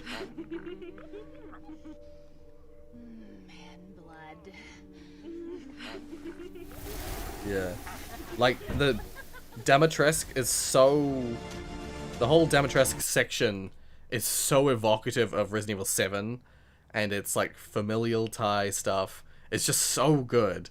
And then the Beneviento is very reminiscent of your, like, I want to say, like, your Amnesia, your, like, true horror, like, really genuinely scary horror. So good. And then, like, the Moreau and Heisenberg, nowhere near as good. But they're still, like, your classic Resident Evil tropes, and I still enjoyed them.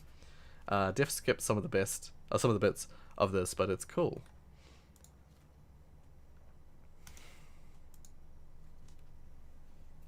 Oh, right, yes. Wait. Is there a mocap section? Oh, this is behind the scenes making of, right. So it's got lots of different stuff.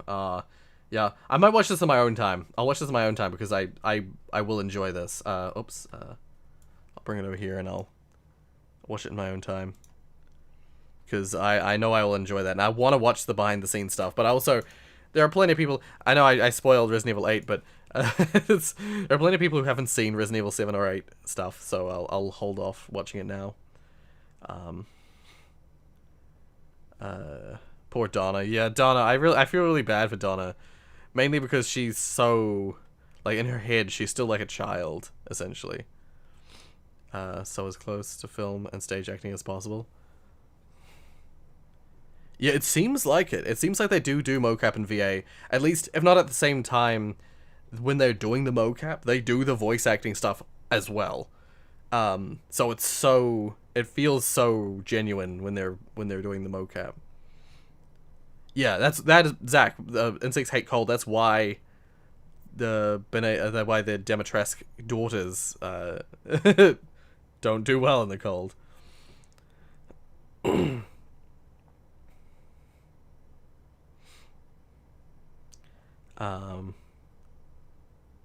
I thought at first the VA died was all 3 daughters. No, she was just one of them. Yeah, I actually looked that up. Yeah, Cassandra. Was it Cassandra? It was one of them. One of the daughters. The voice VA died. Yeah. I like enemies in the factory. Yeah. Like the factory is your classic like it's your Resident Evil lab section, or in like Resident Evil 4, it's your like the island section. It's your things become more technologically advanced and more like gritty and more intense, but they're not as scary really. Yeah. Watch the whole thing in your own time. A lot of that is pulled from a GDC talk. Oh, right. Yeah, I'll watch that. Oh, why does it always do that? When I open links that are in the YouTube chat, it it's the mocap guy on the thumbnail from the cutscene at the start, or the intro section. Yeah, whenever I open up a link that's in this YouTube chat, it puts studio where dub should be, and so it always breaks. The link's always broken. I always have to fix it. Someone's getting fired. Okay, I don't know how to apply for a job. Group. Okay, maybe a different one. I give up. This career looks very interesting. Procurement Analyst, Roblox Corp IT. Roblox. Interesting. You must have a 3-year related work experience, bachelor's degree, experience and workload, and all this other stuff. You will lead vendor selection and process for business justification. You will drive price and term negotiation processes to ensure that Tesla's commodity prices are the best in class. Hold up, wait a second. Tesla. I'm applying for a Roblox job. I was gonna say, what the hell? And they got Tesla up in here. Did they just like copy paste Tesla's like? This is legit real. Like, you will drive the price and term negotiation to ensure that Tesla's price, like. Literally, this was discovered by somebody on Twitter, and they said only Roblox would copy from Tesla's hiring page and forget to remove Tesla from the requirements. Now, unfortunately, in modern time, this has been gone removed. now. Yeah. well then, Jesus. What the 2000s thought today? Oh, flying cars. Right. This is like another one of the same. If any singular concept is tied to humanity's hopes for the future, well, it would be the never-ending Talk about the philosophy dream behind that the is Mia the Zoe flying choice in car. 7. For good reason, Which I think is the too. weakest It's part of the not game. A Yeah. new idea. It was explored heavily. It's during very the odd. Early and It's mid very 20th odd. century. But Because with like works you're going through the game constantly. The whole point is like you're trying to save your wife from this place. You're trying to save Mia, and then like they show that like there's some weirdness going on with Mia. But then they put it, you meet Zoe and you talk with her for a very short time, and then they put this choice in front of you, Mia or Zoe, and it's like, what the, like, why, what? It's just such a weird choice in 7. Anyway, like the Jetsons and Back to the Future Part 2. Well, yeah, how can you look yeah, at this and choosing and Zoe not is like, want that? if anything, No the more bad choice, the traffic, bad No ending. more bumpy roads. No, we don't need Not roads literally. where It almost has we no are effect on the actual going. game. But sadly, you can't just go to a local dealership and purchase a car that soars through the skies. Every decade, this prediction just keeps getting brought back time and time and time again. It's always just beyond the horizon. And even now, YouTube and the generalized internets will still fill your face with clickbait thumbnails and headlines meant to entice, but yeah, most people. Well, flying taxis exist, but flying cars don't. Let's just move on. Online multiplayer on the Game Boy. With this little device, you can play the original Oh, Game Boy wait. Tetris with friends. No, we've seen this, haven't we? I could have sworn I've seen this. And here's how. It all started with it. Yeah, no, we've seen this before. Or we've seen something very similar. So let's move on. Pig Farm Pog. Minecraft spawner cages. Just by looking at them, you know what they do. They spawn mobs. Yeah, if you're yeah. able to acquire Well, mob spawn eggs, dies. you can actually control what mobs will spawn from the cage by right-clicking on it with the egg. However, within survival... Oh, the Ethan model post-credits thing. I don't know if it means anything, but the fact that it's a separate model with its own, like, clothing that you don't see anywhere else in the game, I feel like it's either a remnant of a story element they were gonna add and they decided not to, or it's them doing the most, like, cryptic signaling of, like, of a future possibility. How do I say this without spoiling too much? Let's just say that in 7 there is a scene, in Resident Evil 7 there's a scene where you talk to Zach and Marguerite. Sorry, Zach. I saw Zach's name again. Jack. You talk to Jack and Marguerite in their normal state. And like, when I saw that scene at the time, I was like, what is going on? Resident Evil 8 sort of explains that some of that stuff a little bit. And I think it is entirely possible that the way you talked to Jack and Marguerite in 7, that method still exists. And that might be how Ethan might not be entirely dead. Because at that point in time, when you talk to Jack and Marguerite, you've already gone through the bosses. But also in the DLC, after you've already beaten the Jack boss, there's another thing. If you haven't watched the DLC, by the way, you should definitely go watch the DLC for, like, I did the DLC of Resident Evil 7 on the channel as well. Let's just say well, I don't know if it's that spoilery. Let's just say there's more Jack in the DLC, despite the fact that it's after you've beaten the boss. Jack, where he, like, calcifies, solidifies, and dies. And you don't see him for the rest of the main game. Jack reappears.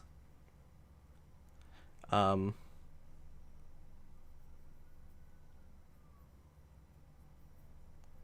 not forget about jetpacks. Yes, yeah, jetpack's another one. Another classic. Minecraft. There only exist 7 spawner cages that are supposed to naturally generate. Zombie and skeleton spawners, which are unique to classic dungeons. Spider spawners, which... Okay, for anyone who wants to... If you don't want spoilers for Resident Evil 7 or 8, just pause the stream for the next, like, 30 seconds. So, there's a scene in Resident Evil 7 where you're inside and you get merged into a wall of mold, and you get, like, fused with it briefly, while you're in the shipping container. You then go into what's called the hive mind. I've learned this from Resident Evil 8. The hive mind, where you speak with the original consciousness of Jack and Marguerite, because their original consciousness still exists inside the mold. And that's their mind that's not messed up. It's their original mind. They're able to talk to you one-on-one and have a good conversation with you. Because Ethan is fully consumed by the mold in Resident Evil 8, it's known that he's actually part of the Dolby mold in 7. Your consciousness, or Ethan's consciousness, exists in the Dolby mold, and therefore he could still exist in there. When you beat Jack in the main game, he reappears in the Zoe DLC. He's still alive. He's in another form, but he's still alive, even though you've calcified and killed him for good in the main game. So Ethan could still be alive. Yeah, quick breakdown. Yeah, anyway. Appear in classic That's my dungeons thoughts on and it. within woodland mansions. Cave spider spawners, And which are Zoe- unique to sorry, mine shafts. Rose is super blaze powerful. spawners, unique to So nether she could fortresses. theoretically magma cube spawners, unique to do bastion stuff remnants. like that and would silverfish solve that problem. spawners, unique to the end portal room. And while these are the only spawners that are supposed to naturally generate, it is actually possible within survival Minecraft to find pig spawners. This method doesn't require any user intervention of any kind, and it doesn't occur by any means of giving yourself the block. This occurs naturally. Not only that, but when you find a pig spawner with this exact method, you'll actually find 5 of them. Yeah. So, what's going on here? Well, let's go ahead and let's check it out. Today's video is brought to you by Game. In order to fully explain what's going on, I need to give you a very brief crash course on how things generate within Minecraft. Keep in mind, this is pretty simplified, and I do have a more in-detailed video that I'll have on the top right of the screen. So, when Minecraft worlds generate, first, the stone noise map generates alongside the biome map for that world seed to create the surface of the world itself in a stone layer. And then, the grass layer, followed by the structure of cave systems generate. And then, Minecraft's many decorator algorithms generate things like trees, flowers, ores, dungeons, lies the glitch that allows for the Yep, okay. The first clue that you may have noticed for why this glitch occurs lies within the spawner cages themselves. Not the actual cage blocks, but the chest that lies underneath. This glitch is the product of 2 separate elements of world generation colliding together. Badlands biome mine shafts and buried treasure. Yes, the same buried treasure that you find via treasure maps. Whenever buried treasure generates within Minecraft, and once the chest's location within the world is chosen, the game ensures that that chest is properly buried by first checking what block the buried treasure just overwrote, and then it covers itself in that block on 5 sides. But it'll only replace the surrounding air blocks to ensure that the chest is, in fact, buried. What that means is, in order for a quintuple pig spawner to generate at all, every single block surrounding the original spawner cage had to be air to begin with. That's where this phenomenon goes from exceptionally rare to astronomically rare. So, the reason why the quintuple pig spawner cage generates is the buried treasure chest spawns in the exact same block location as a Badlands biome mineshaft poison spider spawner. You might think that the chest should be surrounded by other poison spider spawners. Yeah, but I did know that, Nathan. I've seen videos about that kind of thing. Just replace. That's the only reason I know. It does not preserve the block ID data for the block that it just overwrote. And whenever a spawner cage generates without any additional block data, it will appear as a pig spawner. Now, the fact that there are pig spawners here isn't the only weird artifact of this glitch. The other is the fact that the chest within these spawner cages does not work at all. If you place another chest next to it facing in the same direction, it will appear as a double chest, but when you open the double chest, you'll only see a single chest's worth of inventory space. Weird. My guess is that the block data for the spawner cage was preserved within the chest. While the spawner cage block data is valid for a spawner cage, it's not valid for the chest, rendering it useless. Now, you might think that's the end of the video, but it's actually not. This glitch is not the only instance of one block overriding another during the world generation process and having some funky effects. 6 months ago, Game Rotator on Reddit discovered a very similar glitch. Instead of a chest overriding a spawner cage, as what happens with the quintuple pig spawner glitch, this time the opposite effect occurs and a spawner cage overwrites a dungeon chest that has loot in it. In this case, however, the spawner cage actually does contain the valid block information that the chest it overwrote would have had, which means while you cannot right-click on the spawner cage to take out the items, you can actually drop a hopper underneath this spawner cage to obtain the items that would have been in the chest that the spawner cage overwrote. Yes, that's you so can loot weird. items from a spawner cage in vanilla survival Minecraft 1.16. Not only that, but because of the block information that the spawner cage has, this pig spawner cage actually doesn't spawn pigs at all. Crazy. Oh, I so see. Yeah, there it is. If you want to see the quintuple pig spawner... That's weird. That's awesome, but super weird. That's so weird. Spooky sleepovers with the boys. I'm gonna move faster. How many times have you taken it in the pooper? Six. 60. Wow, she's a hoe. She's a hoe. 60? Damn. She's a 60 times? She must be loose. She must be fucking loose. You a hoe! Well then. Let's keep moving, I suppose. I'm sick of this guy as well.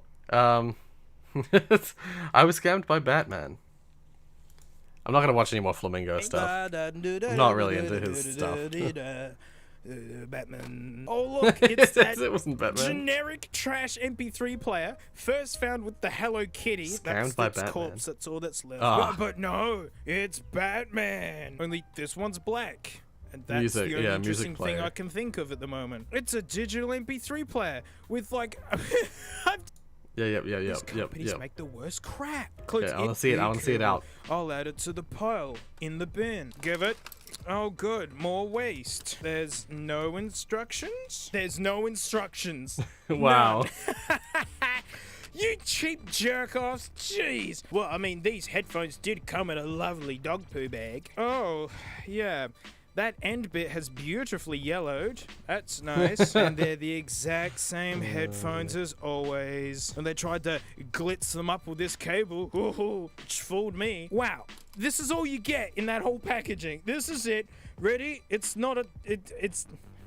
What is this? A licorice Tic Tac or something? It weighs nothing. Oh, you gotta put your own bats in it. Hang on. Foreshadowing. Hang on. There's no battery contacts. Oh. There's nothing for the battery to go into. What the heck is this? What? Get out the way. We actually have an issue here. What the... I thought it was... Hang on. What? Hang on. There's nothing in there. Guys. It's shelled. Guys, they didn't finish building this. Yeah. What the... This... What the... Oh no. DC Warner Brothers. This is despicable. This is like...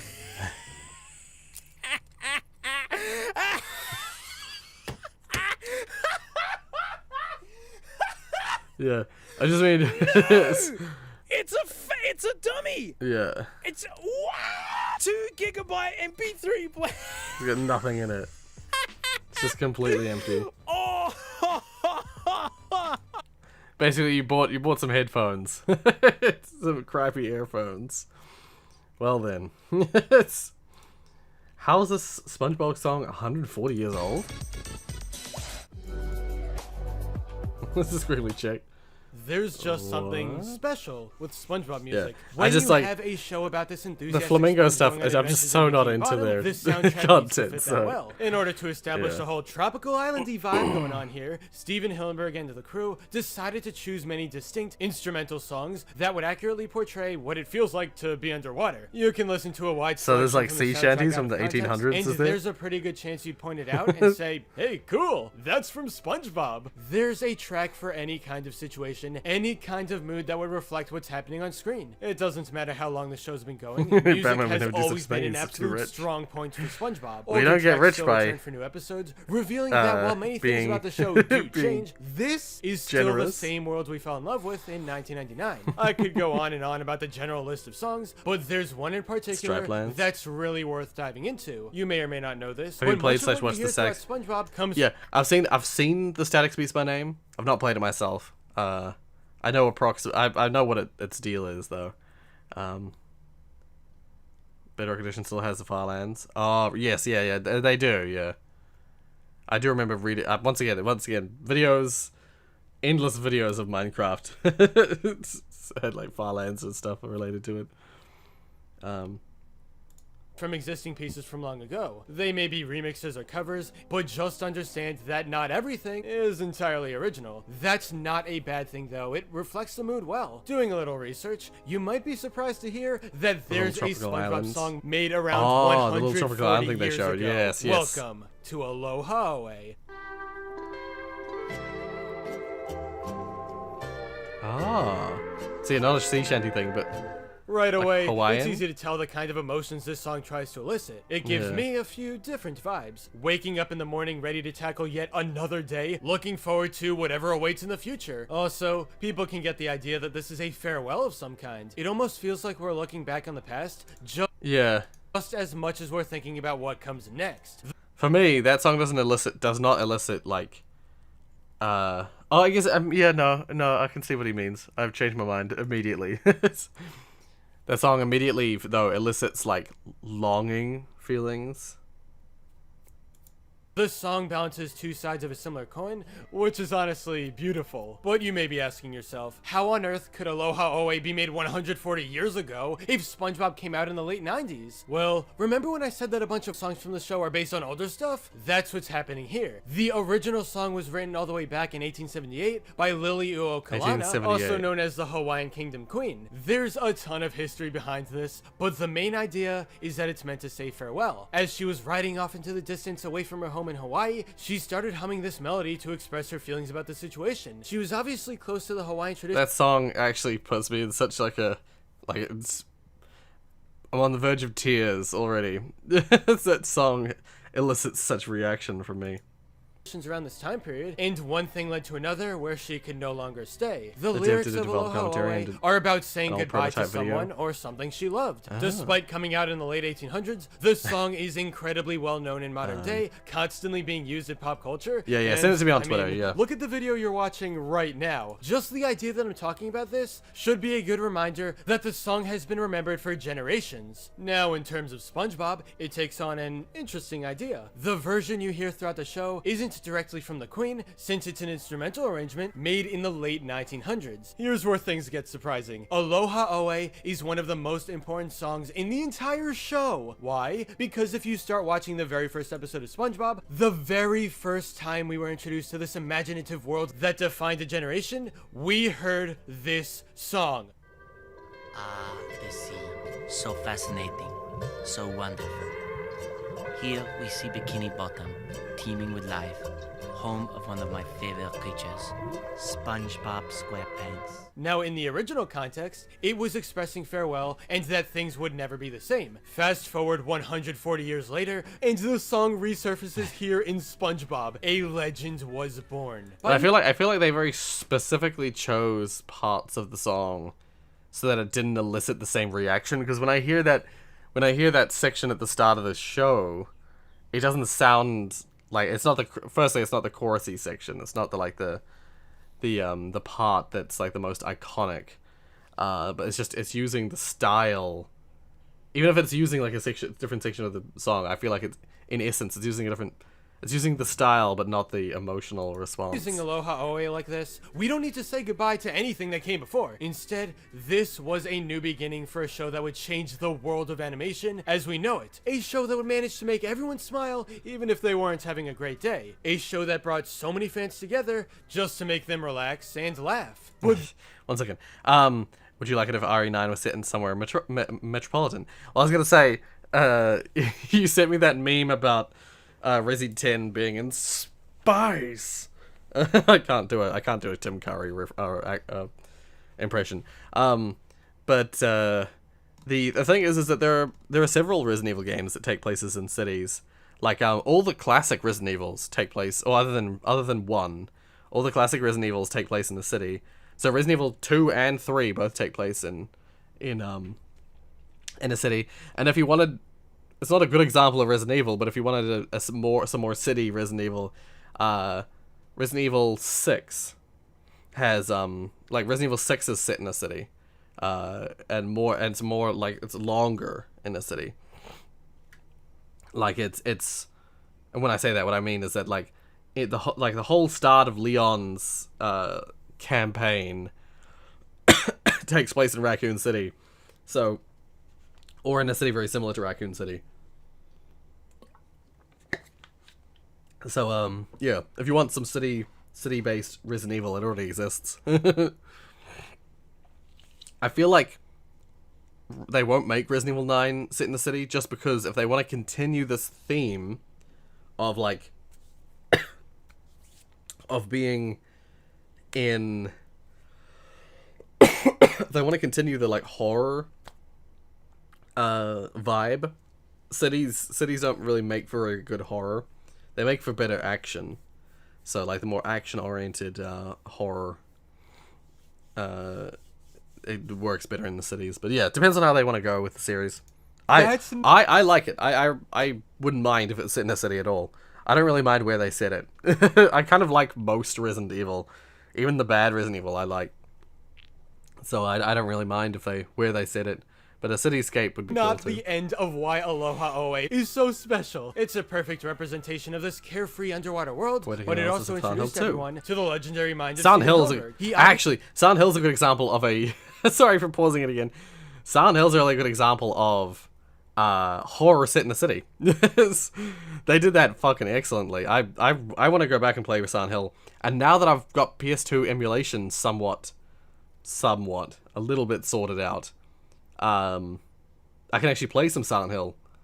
In the video that should be coming out tomorrow, hopefully, before the stream, there's it's the rest of the Get to Know Rorius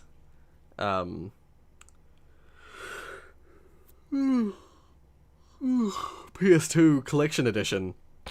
I mentioned Silent Hill and I talk about it for a little bit. So I might be able to play that at some point.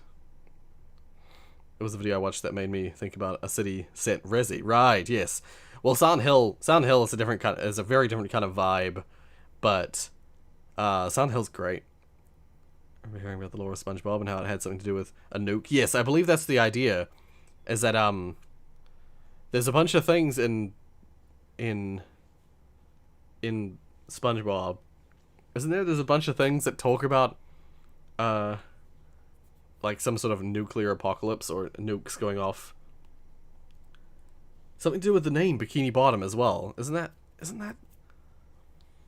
I don't remember. Obviously thought the track was meaningful, given that it's literally in episode 1 at the beginning, and the song very rarely appears in other episodes. There was one case in season 9 that stands out to me the most. Lost in Bikini Bottom. It seems like a relatively normal storyline where SpongeBob gets lost on the way to work, but something happened behind the scenes to make this better than anyone thought. You see, Hillenburg stopped working on the show because he didn't want anything to do with Nickelodeon continuing it for money, but this was where he came back. Not as big of a role as before, but still bringing his talents to the table. By knowing that fact, and by realizing that Aloha Oe plays once again, is just really cool. This song is also at the very beginning of the episode, since it's morning. In a way, it was like the old SpongeBob returned, if only for a brief moment. Whether this was intentional or not, with Hillenburg's comeback to the show, yeah. I honestly can't say, but it's just so heartwarming. Aloha Oe was made 140. There's definitely something to do with I think we've heard everything we're gonna hear from that. I think because Bikini Atoll, that's in the Pacific, isn't it? And I'm pretty sure that's the idea, is that in the Pacific there were lots of nuclear tests done, and so some of that area is quite highly irradiated. It's really not good. New Wi-Fi hack affects all devices. Well, no, it's not irradiated, but there are animals that are affected by radiation.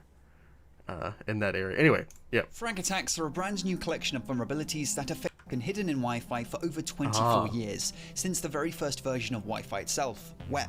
Frag attacks affect every version of Wi-Fi. WEP, The song. WPA, WPA2, This is a and even the brand new free-to-play WPA3 is YouTube susceptible song. to these hacks. The researcher who discovered these new vulnerabilities, one Matty Vanhoof, is a veteran Wi-Fi hacker. He's the guy who uncovered the crack and Dragonblood Wi-Fi hacks. He reported frag attacks to the Wi-Fi Alliance 9 months ago. Since then, they've been frantically working on fixes before Nuclear making knowledge tests of in the vulnerabilities Pacific, public. the Pacific All Wi-Fi-enabled Ocean devices are susceptible were really to at least bad. one of the frag attacks. But I how think many France devices and the remain US did unpatched? lots of tests Have any people been hacked in the using these Pacific. vulnerabilities? And how do they even work? That's coming up in this video where we break down and dissect cybersecurity related tech news. These new findings consist of two types of vulnerabilities, design flaws and implementation flaws. The design flaws are vulnerabilities in the Wi-Fi standard itself, so these bugs will affect pretty much all devices. Design flaws aren't SpongeBob is a quite Greek that god. concerning. Whilst yes, they can be used to exfiltrate France data using and nukes just inject sounds wrong. malicious code, It's they in are because rather they're difficult French to Pacific. implement and require There's a user section of the interaction. Pacific Ocean The that's implementation French, flaws, however, was French are a little more controlled at least. spicy. Implementation flaws are caused by Yeah. widespread They programming did lots of mistakes tests in the Pacific. introduced by the manufacturers of Wi-Fi devices. These vulnerabilities are much easier to exploit than the design flaws and are therefore of most concern. So how do they work? The first design flaw works on the basis that Wi-Fi often combines multiple small packets of data into larger packets. The larger packet contains a flag that lets the receiving computer know if it actually contains multiple packets. Matty discovered that this flag isn't authenticated, which means it can be modified. Did he say Matty discovered? Multiple packets. Matty discovered that this He flag did. isn't authenticated, which means it can be modified, allowing a victim to be tricked into processing the encrypted transported data in an unintended manner. In English, this means that malevolent packets can be injected into a network by an attacker, which could force a victim into using a malicious DNS server, for example, or worse. This works even when a victim network is password protected. The other design flaw works on the opposite principle, that Wi-Fi sometimes splits larger packets into several smaller ones. By exploiting vulnerabilities in how data sent utilizing this feature is decrypted, an adversary can exfiltrate data from a victim, again even when a network is password protected. As I mentioned, these design flaws are quite tricky to implement. However, the implementation flaws are a whole lot worse.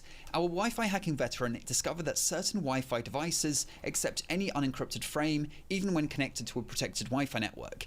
This is a major flaw and is the headline vulnerability in the frag attack arsenal. Matty demonstrates this vulnerability. Using his tools, all he has to do is to specify a network to attack, as well as the MAC address of the victim. By injecting unauthorized packets, he manages to turn off an IoT light bulb which is connected to a password-protected network. M-A-T-H-Y. Obviously, hackers turning off your lights probably isn't very high up on your list of worries, but it's just an example. This flaw could be abused to inject anything. If the victim, in this case the light bulb, relies only on Wi-Fi for its security, then it's screwed. If it uses HTTPS or some other security protocol, then it's still potentially safe from this hack. There are various other implementation vulnerabilities which have been discovered. A common theme among them is Wi-Fi clients or networks not checking to see if data is authenticated or processing data in such a way that allows a bad actor to inject malicious code. Each of these vulnerabilities has been assigned a corresponding CVE identifier. Matty has tested all of these vulnerabilities on over 75 different devices. Every single one of them was vulnerable to at least one of these frag attacks. Most major device manufacturers will already have released patches for the bugs, but many devices still haven't received fixes, and some probably never will. I'm looking at you, Mr. IoT. For this reason, Matty hasn't released any of the tools he's developed to exploit these flaws, but he has pledged to release them once a large enough fraction of devices has been patched, for educational purposes, of course. His research paper is already public, which explains these flaws in magnificent detail. If you happen to be a Wi-Fi hacking genius, you could always go develop your own tools. I wouldn't recommend it, it's probably extremely complicated. However, Matty has released a set of tools which helps test clients and access points to see if they're vulnerable to these vulnerabilities. There is a live USB version of these tools which comes with all the drivers and everything you need pre-installed. Probably best use that if you're interested, as whilst there is a great level of documentation here, the installation process looks a little involved. Are there any ways to defend against these hacks if your device is vulnerable? Yes. Make sure you're using HTTPS as it acts as an additional layer of protection. You can also configure your DNS server such that it can't be poisoned. There are also some lower level settings you can change. However, the good news is that there's no evidence of these hacks being used in the wild. The hacks also require an attacker to be within range of the devices they want to exploit, so you and I are probably safe, if only because we're not... Yeah. That's usually the way, that's the part I get comfort in. Is that most of those things, like, reading packets to get data or doing that kind of hacking, you have to be near the person. So it's unlikely that I'd have a problem. I am increasingly impressed by how furious people can get over minute changes on the internet. Discord changed its colors and logo today, and the whole internet had a collective panic attack.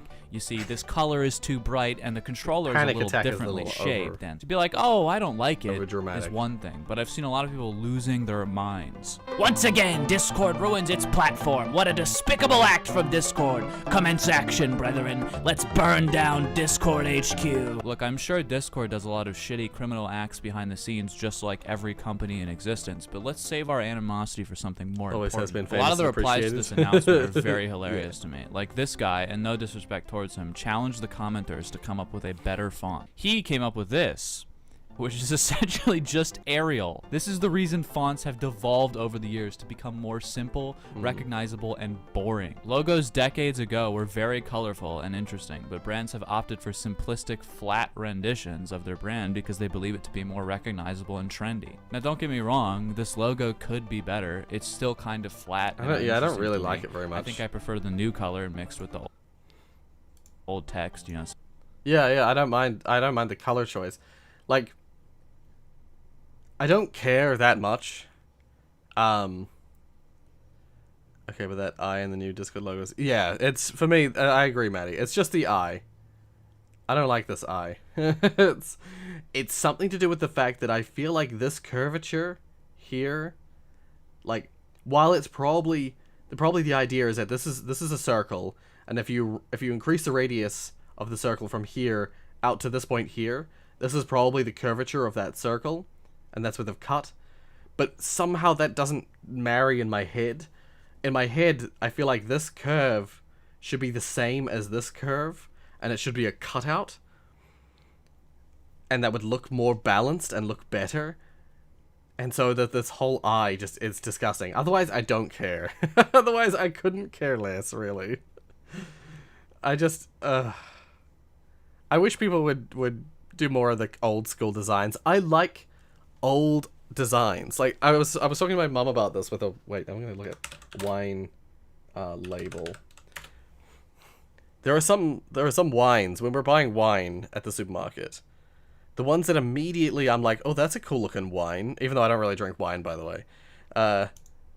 When I see like wine on the shelf, let's see if I can find it. Like, okay, I'm gonna have to look up old school. It's old school. The labels that look something like this, the ones that look like ones that look like grandiose and fancy like this, these are the ones that I'm immediately drawn to. I'm like, oh, I like the design. I like all the artistry that goes into wine labels. You can get, like, if I go back, you can get like very generic. Oh my god. Please. There you go. Lots of wine looks very generic and very, like, plain and uninteresting. Or it's just some text on a bottle. And then sometimes you get labels that have, like, super fancy old school looking graphics from, like, the 20s or 30s. And I'm like, that's a cool looking wine. I like art. So it annoys me. And I find it so sad that, yeah. I mean, it's a meme that, this logo becoming... Don't turn me into simplified logo. I know why they do it, and I don't mind most of it, but I do miss having all the fancy logos. Every designer in me wants to speak up so much, yet I know I would go wild. Drinking stream. I don't really drink wine. I just use it in cooking. If I'm gonna cook, if I'm gonna slow cook some lamb, I will often put red wine with that lamb. Something in between. So now it's time to take to Twitter at Discord. How dare you try and change your logo? You are out of your goddamn minds. Do you know how much this offends me? You suck. You should be ashamed of yourselves. I hope all the company's employees rot and die. I am so stressed about this that I think I'm going to band together with my fellow colleagues and decimate Discord headquarters immediately. Fuck you. Okay, see, now if we just change this to Amazon and change this to exist. Now we change this to this. There. Now it's a banger tweet. So yeah, now you have a bunch of big-brained people on the internet basically going on there and pretending they have every expertise ever. They log on and they're like, oh, this Discord logo sucks. I can do better. And then they roll into the Twitter threads with this. Yeah. The internet rage culture is so tiring. but I do happen to agree that I think the logo could have been made better. I like more fancy logos, but that's just my own opinion. That they can do whatever the fuck they want to do. I just don't like that eye. Today we're going to talk about a scam that happens to you when you're online looking for someone to have a good time with. And you ought to be very careful about who you talk to and send pictures to, because it might end up costing you more than you were originally for a hookup. Yeah. And scammers have a tutorial out there that you can buy that will teach you what to do next, and they're interested. The scammer then gathers some info from the victim, like pictures and address, and then replies with some pictures of their own that they've probably stolen from somewhere else online. The scammer then lists the services that they offer, and the victim agrees on a price. The victim offers to pay with cash, but of course they're not going to accept cash because the scammer is never going to see them. So they tell him to pay with a gift card. And the poor guy is just so excited that he hops in the shower and he's soon off to the CVS for a gift card. And the scammer has to keep him going, so she is just flattering him and keeping him excited for their big night of passion. He finally gets to the CVS and he buys the gift card, and the scammer tells him to take a picture of the code. And at that point, the scammer blocks him, leaving him all alone for the night and out $100. Poor guy just got scammed, and now he's a case study for Nigerian scammers. So I thought I'd give these guys another case study and let them try their luck on me. So I had my friend Mr. G refer me to the person who passed along this video. And soon enough, I got a text message from Haley. Hey, it's Haley, Lisa's friend. What's up? Oh, Lisa sent you. I said, hey. And then she sent me a nice picture of herself, or someone else online who just got her picture ripped off. I said, I'm good. Nice pic. Are you in for a hookup? And I'm like, of course. Where's your address? Can I see you? Send me a picture of you. And I told her I lived in Hoboken, New Jersey, and I did the same thing that she's doing to me. I went onto Instagram and I found a random picture of a dude and I said it was me. And she said, I'm gonna make you beg for more. Okay, well this is gross. This girl is probably some 19-year-old guy in Nigeria. And you know how the rest of the script goes. Haley goes on to tell me what she charges and asks me to pay through Cash App or PayPal. But I ask if she accepts Venmo because it's a popular money transfer here in the US and it doesn't work internationally. She gives me the Venmo account for a Nikki and I'm guessing that Nikki is one of their inside moles here in the US. So I say, who's Nikki? She says, my friend. So what's you saying? And I'm saying, you should bring her too. Yeah, baby. Yeah. Oh my really? God. You got a surprise for her? So you paying for both of us? And I'm like, sure, why not? I have no plans to pay them or see them anyway. So I make a fake Venmo payment in Photoshop that says I paid her. And then I sent it. And she says, haven't received your payment. Are you playing with me? And I'm like, what? Haven't seen the money you sent. Check your payment history. And I said, I thought you were coming over. She said, but haven't received the payment. But I'm like, whatever, this isn't going anywhere, and she never says that she'll come over. And meanwhile, my inside man, Mr. G, is talking to this fool. He shows me their conversation, and the scammer says, we still on it. But Haley the scammer knows that she isn't going to get me that way. So that's when she moves on to plan B, sextortion. And she asks Mr. G where I work, and I tell Mr. G to tell Haley that I work at some random insurance company in Hoboken. Then Haley writes me back and says, please, it's for your eyes alone.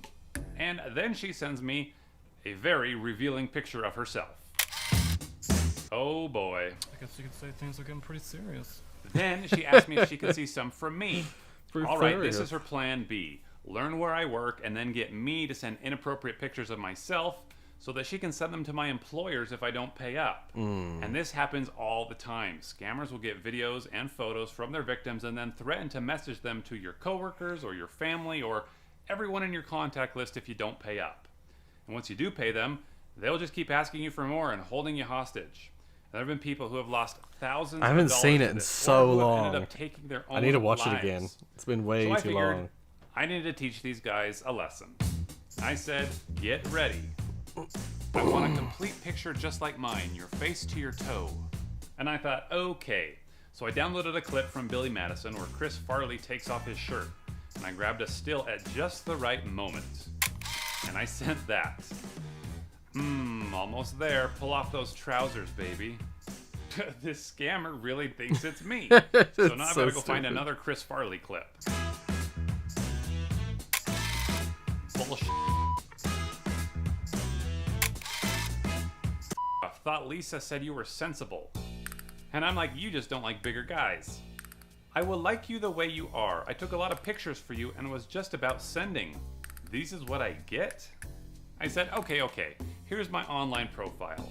And I sent her a link that will collect her IP address. And once she clicks on it, I see that she's using an Infinix Note 7 smartphone.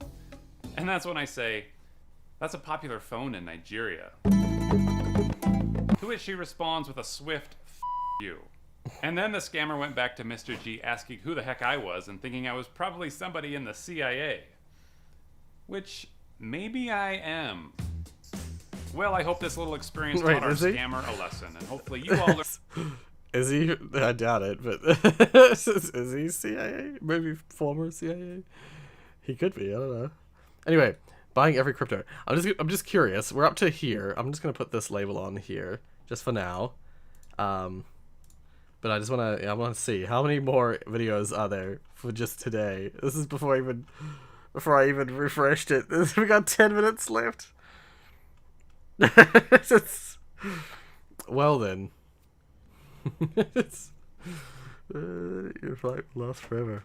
Sorry, hang on a second. Well, okay, We've got a coin here. That's just the FC Barcelona 20-minute fan video. token. I'm sorry, are you telling me that this is the official cryptocurrency of the Barcelona football team? Why do they have a token? Why is it going up? Hello there, ladies and gentlemen. I'm the Spiffing Brit, and today we're doing something absolutely stupid. You see, over the course of 2020 and 2021, you've probably heard people going on and on about cryptocurrencies as if a gigantic boom is happening. You'll have friends telling you to buy one coin and friends telling you not to buy that coin, it's a scam, and then to buy this one instead, and then you've got your friends in the corner. And that's, yeah, see, Tiana, and that's the strategy, because then I'll watch I usually watch the whole thing if it's short. Who just say, what's a crypto coin, why don't you just buy more Greg stock? Now, with so many differing voices saying buy this coin or don't buy this, that is buy every single cryptocurrency for $10. Nope, you actually have to put in a decent amount of effort to pull this off. And is it going to be worth it? No. There is quite a real chance I'm putting in hours of work just to wave goodbye to $10,000. In which case, yeah, I don't trust the market to try and do anything with that. Your flight will last forever. So I'm just gonna skip it. It's cat dogs thing. Lol. Oh. Cat dogs thing. Yeah. No, I thought about like trying to put some money into some cryptocurrency stuff or investment or whatever, but yeah. These rockets will be outfitted with 0 exits. Your flight will last forever. Your final destination is the black void of distant space. Your flight will last forever. This is Arizona.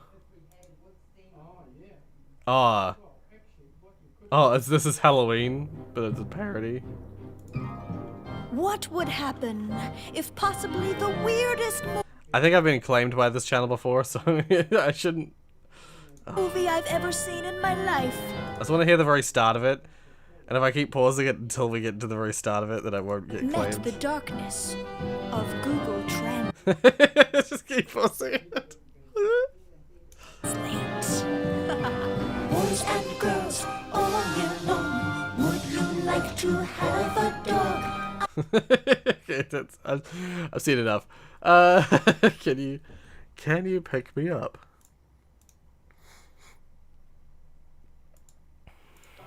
Can you pick me up? I don't have a car.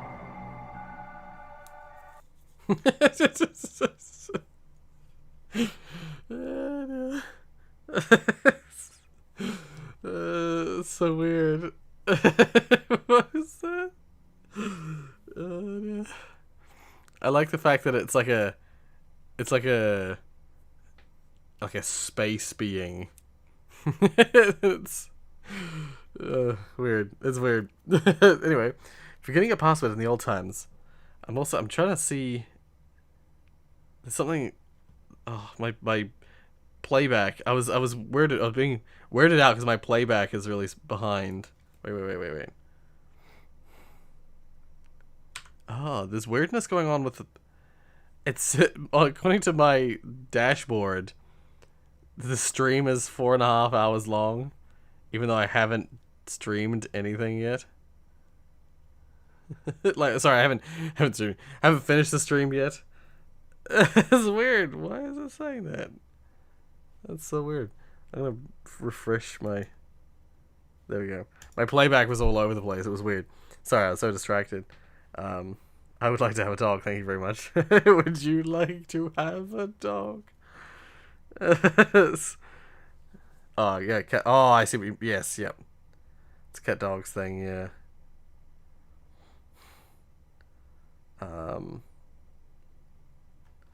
You mean? Oh, this movie that this comes from was good. What do you mean? This is Night Before Christmas. It's Nightmare Before Christmas. All right. Forgetting your password. What be the password? Mercy, friend, I have forgotten it. All right, what be thy mother's maiden name? Sorry, what? The maiden name of thy mother, what be it? Dung heap. And where wert thou born? Dung heap. Right, and the name of thy first pet? Again? Dung heap? Yeah, it's dung heap. Right, got it. It's dung heap all the way. Finally, proveth thou truly beest a man. I do what? Which squares containeth lanterns? I don't understand. Sorry, this session is timed out. No, hold on. What saith these wobbly words? I don't know. I can't read. Correct. Oh, all right. Can I have the stuff then? All right then. Catch. What does that say? Well then.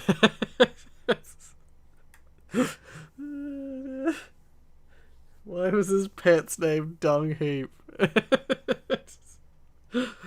Why did he name his pet after his location of...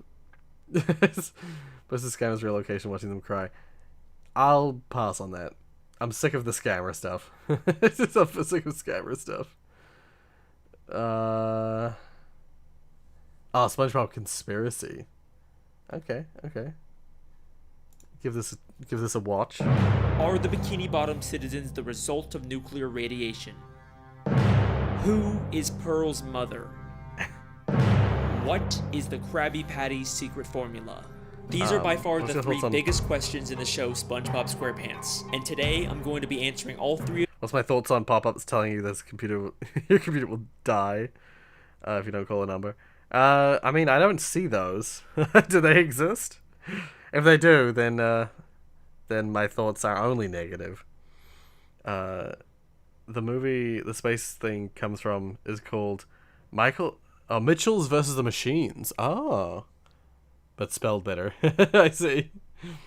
I'm so mega happy that the short vids make you happy. Yeah, I like the short vids. I like them. How did I screw that sentence up so much? I really need to read back what I type. I have problems with that as well. I have problems usually though when I'm typing on my phone because the autocorrect will keep messing up my sentences. This image is terrifying. Them and more with just one theory. Get ready for the darkest SpongeBob conspiracy you'll ever see. This is the evolution theory.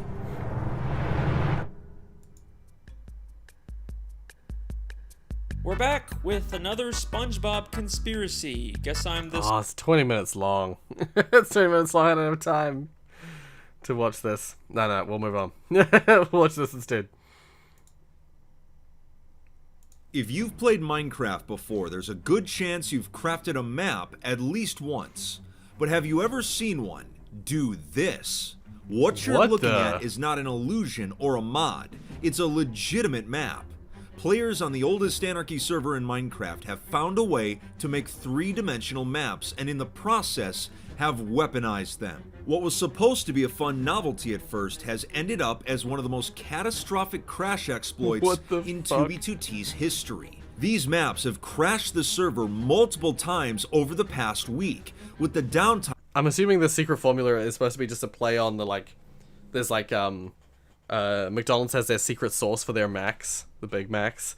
It's really nothing special. It's, I forget, someone told me though, it was like, it's a mixture of like these couple of ingredients is basically, the Big Mac sauce. It's really nothing that special. It's just that they just don't literally say it so that you think that it sounds special. Time often lasting hours. Just the thought of it being special is massive more amounts of important lag than it to actually everyone being special. online, completely brought the Q server offline, and can even soft ban yep. like this. So buckle up. This is a pretty crazy. Answered several of my. Okay, yes. When you're. Oh my God! Just get to the point. Get to the point. Go. A player named City Boss was playing around with maps 2.5 in minutes single in. player. He made an area full of item frames and different copied maps. Okay. During this process, one accidentally glitched, and the markers on it became 3D, which caused his game to start lagging. He didn't understand what was happening. I'm assuming it's because your player position on the map is actually a layer, a little 3D object layer on top of the map that's like generated on top of the map. It's not in the picture of the map. I'm assuming that's what that causes this, and somehow they make a million copies of that Rebane, same who's object. a known map artist in the community. Rebane was surprised, but he knew exactly what was happening. He gave an in-depth explanation as to how it worked. In the Java version of Minecraft, a green marker on a map represents an item frame, and this marker is placed onto the map as a two-dimensional icon. Oh, I didn't realize it was an item if two frame. or more markers were in the same location, it would cause visual tearing, also known as Z-fighting. To get around this, Minecraft maps are programmed to put the icons slightly on top of each other to prevent this tearing from happening. So anytime you see a marker on a map, it's not actually touching it. Most of the time, this effect is not noticeable, but once thousands of markers start showing up, it becomes very clear that they are being stacked in a three-dimensional space. Once you get up to around 1,000 markers, the maps begin to require additional resources to render. This puts a strain on computers, causing FPS lag and other issues. If they were starting to lag at just 1,000 markers, what would happen at 10,000, or 100,000, or even higher? They hopped on a testing server to try it out, and their results were absolutely insane. They found a way to duplicate the map markers by going in and out of the nether. This allowed them to stack more markers without requiring additional item frames, so they could, in theory, stack the icons forever. But it turns out there was a hard limit. When enough markers were in render distance, it dropped your frames per second low enough to effectively crash your game. To get around this, they developed a mod that would hide the icons from their screens, preventing the crash. With the frame rate issue solved, they attempted to make the icon stack as large as possible, but this brought about a new issue.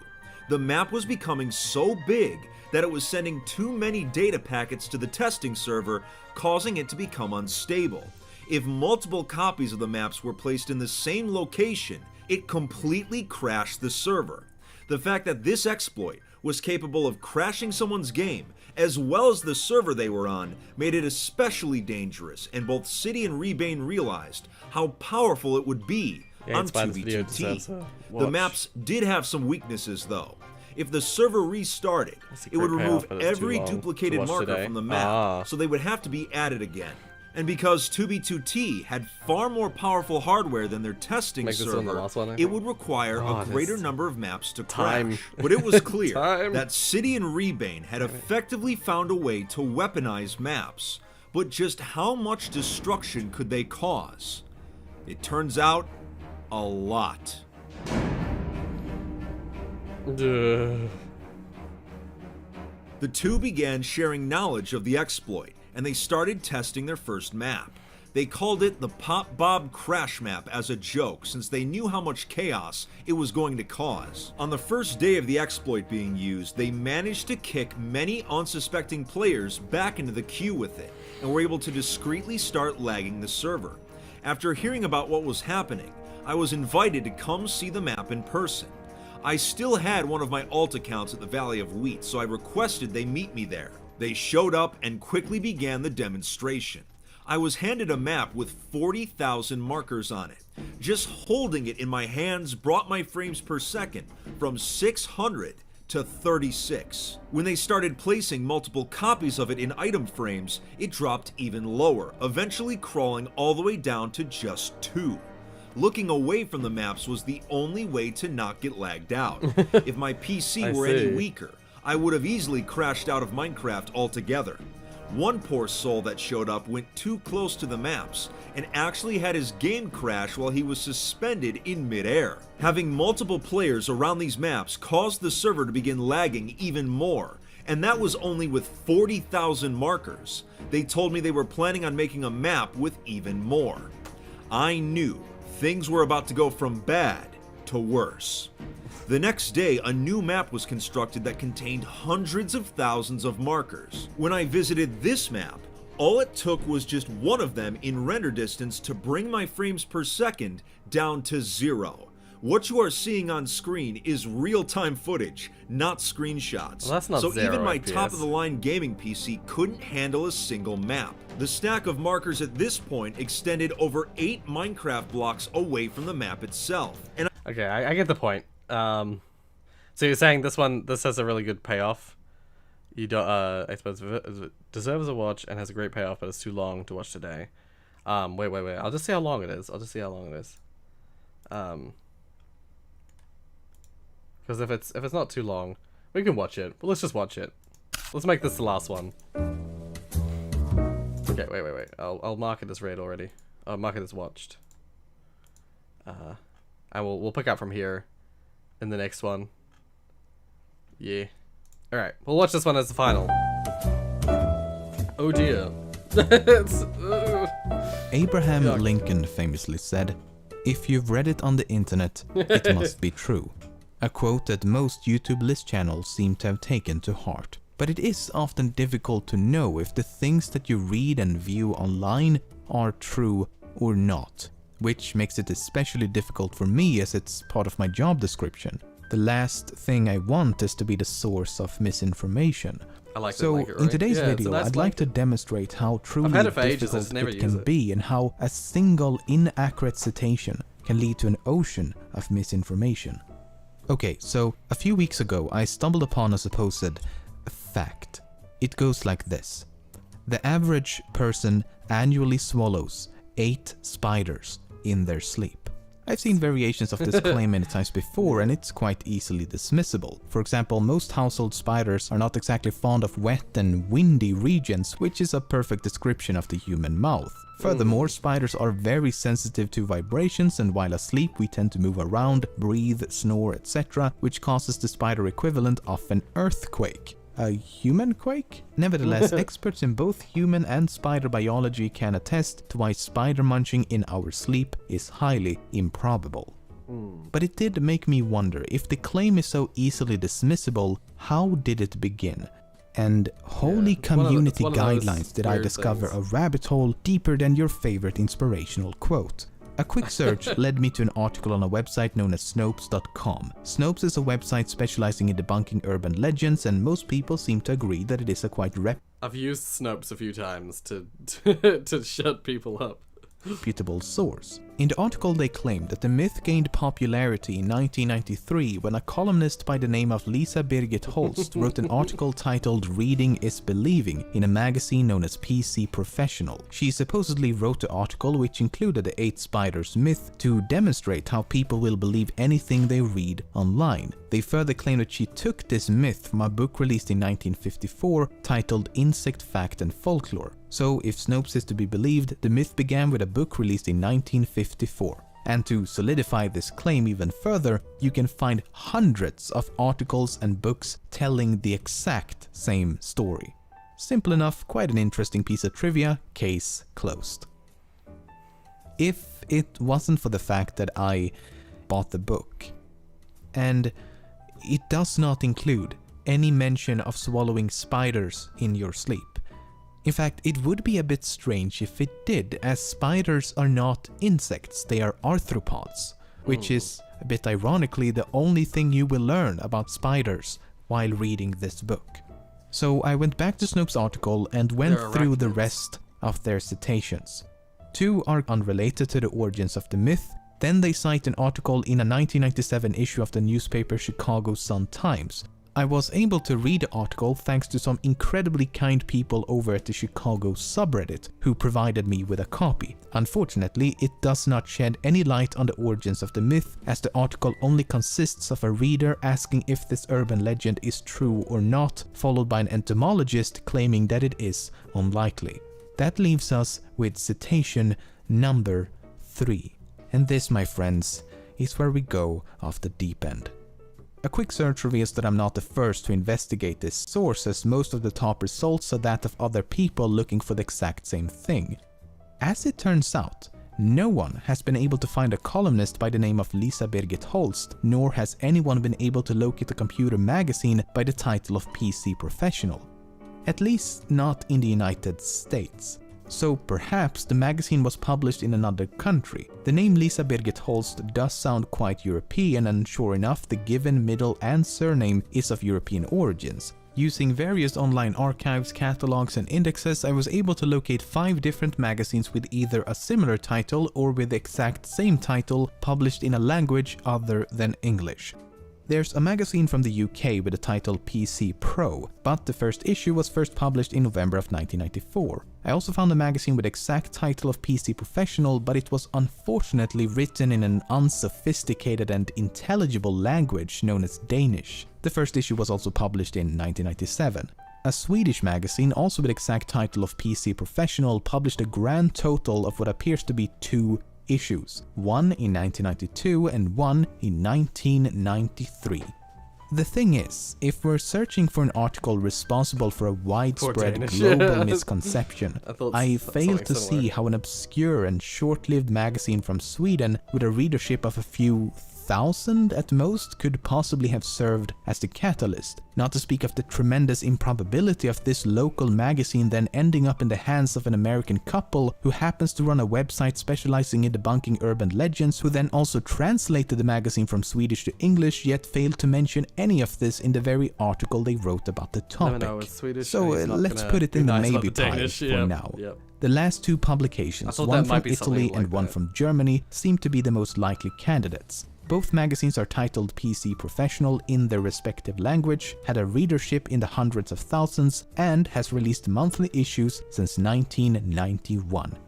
At this point, there was no doubt in my mind that the German magazine must contain the article for 2 main reasons. First, the surname Holst is Danish and German in origin, and thus a really common surname in Germany to this very day. As a comparison, I was only able to track down a single person in all of Italy with the surname Holst. Second, the magazine is the official German version of PC Magazine, which is one of the most popular PC-oriented magazines in the United States. In fact, PC Mag has mentioned its German sister publication on numerous occasions. This had to be it. And if I wanted to know the truth, there was only one thing left for me to do. I packed my bags, jumped on a plane, and traveled to Germany. Wait, why? On second thought, maybe I should see if I can find it online. I was gonna say. I eventually found a German library that, for a small fee, could send me a scanned copy of page 71 from the 1993 January issue of PC Professional. And here it is. I was like, why is he not just Unfortunately, looking the up online? library who provided me with this scanned copy had some serious copyright restrictions, so I hired a translator to replace the German text with English and then recreated the page in Photoshop. But it doesn't matter, because it does not contain anything even remotely relevant to this mystery. No Lisa Holst, no spidery misconceptions, no nothing. And if this is not it, I highly doubt this article exists, I mean, I even clicked page 2 on Google search, so you know I've been thorough. After pacing back and forth and questioning my own sanity for the better part of the week, I began to wonder if Snopes had, for whatever reason, intentionally provided incorrect information. I then quickly found a Reddit post demonstrating how the name Lisa Birgit Holst is an anagram for "This is a big troll." Unless we are to believe that this perfect anagram is just a random coincidence, it would mean that Snopes has written a meta-article about a made-up columnist who once wrote a made-up article about people's willingness to accept false claims as the truth in order to expose people's willingness to accept false claims as the truth. That's brilliant. A bit convoluted, sure, but oh, did they succeed. Yeah, almost every brilliant. mention of this urban legend since has been accompanied by this supposed origin story, which is of course presented as the truth, when in actuality it may be as mythical as the myth it is attempting to dispel. All of these hundreds or even thousands of authors has fallen for the exact same trap, as none of them could be bothered to validate a simple citation and gladly lifted information they assumed to be accurate. And it's easy to see why they would make that assumption, because if you search for this urban legend today, this is what you will find. Page after page of articles proudly and unknowingly presenting a fake story in order to disprove a fake story. I should also mention that I contacted Snopes on multiple occasions in the hopes that they could shed some light on the whole situation, but like everyone else before me, I received nothing but an automated reply.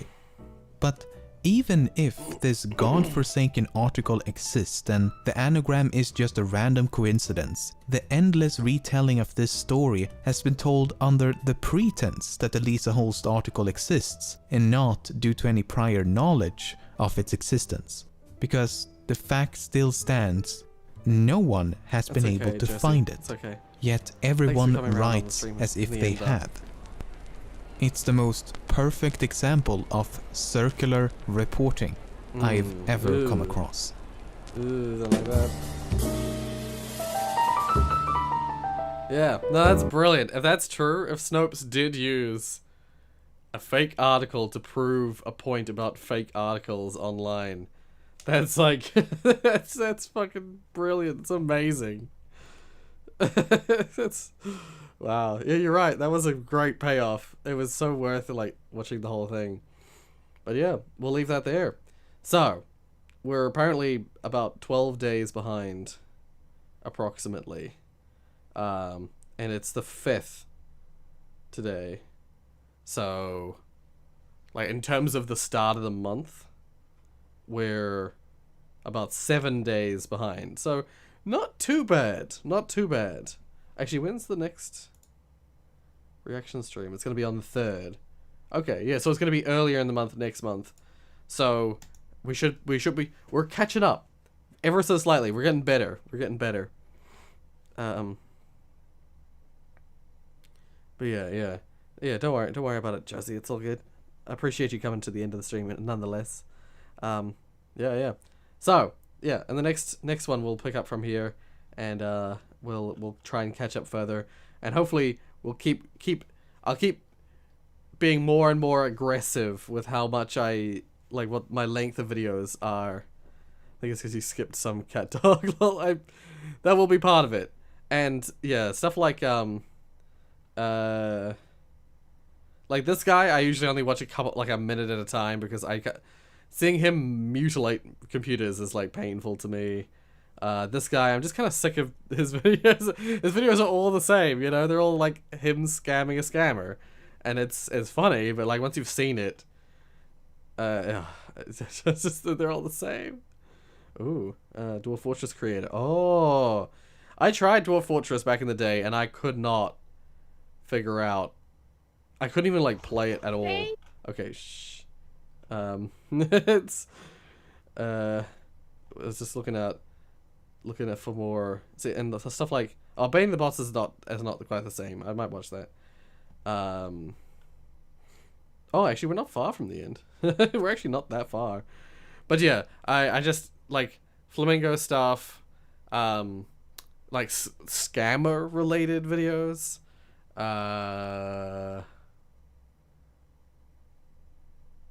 There's a few different like YouTubers and like styles of videos that we get way too many of them in these reaction streams. So like, I'm gonna skip them more often. It's, but yeah, stuff like what Tiana was posting below. They're like little, really super short, like funny stuff. Like I'm really keen, really keen for that. And what one was it? There's one that referenced. It's it was that song. It was like the Gary song, but sung. I think I might have missed it already. It just reminded me of that video from that game, and stuff like that. Stuff that literally makes me laugh and cry a little. That's what I want. Honestly, more of that stuff, if possible. Yes. If I refresh the page, there'll be more. But like I was meaning in terms of just like catching up to today. Yeah. See, there's like. Yeah. It's. Oh. Clickbait. It wasn't clickbait. It was real. This wasn't clickbait at all. I had a haircut. I declared, I stated that I was gay, and it was my birthday. So all that stuff's all accurate. Oh, that's right. Yes. Oh, we should watch this really quickly for the end. I've seen it before, but it's Pixel posted this. But definitely when you raise orange. It's so weird. Rather than attack New Zealand's clean green image, which is totally a lie, by the way. Well, I was gonna say, you bring up an interesting point that I would a mini rant here about. Nathan, yes, that is true. Yeah, Pixel's a member of the channel. He's like pretty frequently around here, and it was basically this. It was me ranting about nuclear power, or something. Very high place leader in terms of nuclear research and control. Like, what the point you were actually making there instead of talking about New Zealand. And apparently Germany has been trying to move away from nuclear power because nuclear power is dangerous. Things about it. Things about it. Yeah, really interesting. I was gonna say that. Yeah, that was like just random snippets of me talking about nuclear power. It's interesting stuff about nuclear power. The nuclear power is like, it is dangerous, but its effect on the global ecosystem is significantly less than that of the effect of coal and coal burning, like fossil fuel use. And so seeing countries like Germany move away from nuclear and replace it with coal as like a temporary measure is so depressing. It's like, no, keep the nuclear for now. It's working for now. Replace it with renewable sources first and then decommission the power in nuclear power plants. Don't build coal plants as a middleman step. That's the wrong direction. Also, if I saw a deepfake of me, like, I wouldn't be mad. I'd be fascinated, but it would be scary. Someone considered Rory saying every single English phenom. I'd be more than happy to make a Rory text-to-speech. It's... dear. Text-to-speech Rory. I've definitely heard... I feel like I've heard my voice done in... You know that program where you just feed it, like, dialogue, and it just like, and people have used it to make like GLaDOS text stuff. You feed it dialogue and it will like replicate it. I've heard something like that done up with my voice, I think, but it was not very good because they fed it very little speech.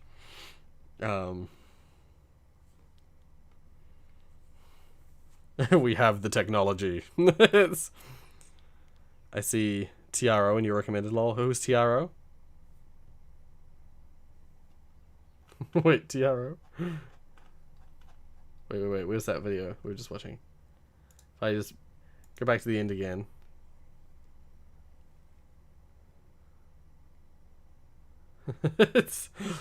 What's TRO? The right opinion. I don't know who that is. Who is that? 40 phenoms. I mean, an average video of mine, or an average stream of mine, you probably get all the phenoms you need.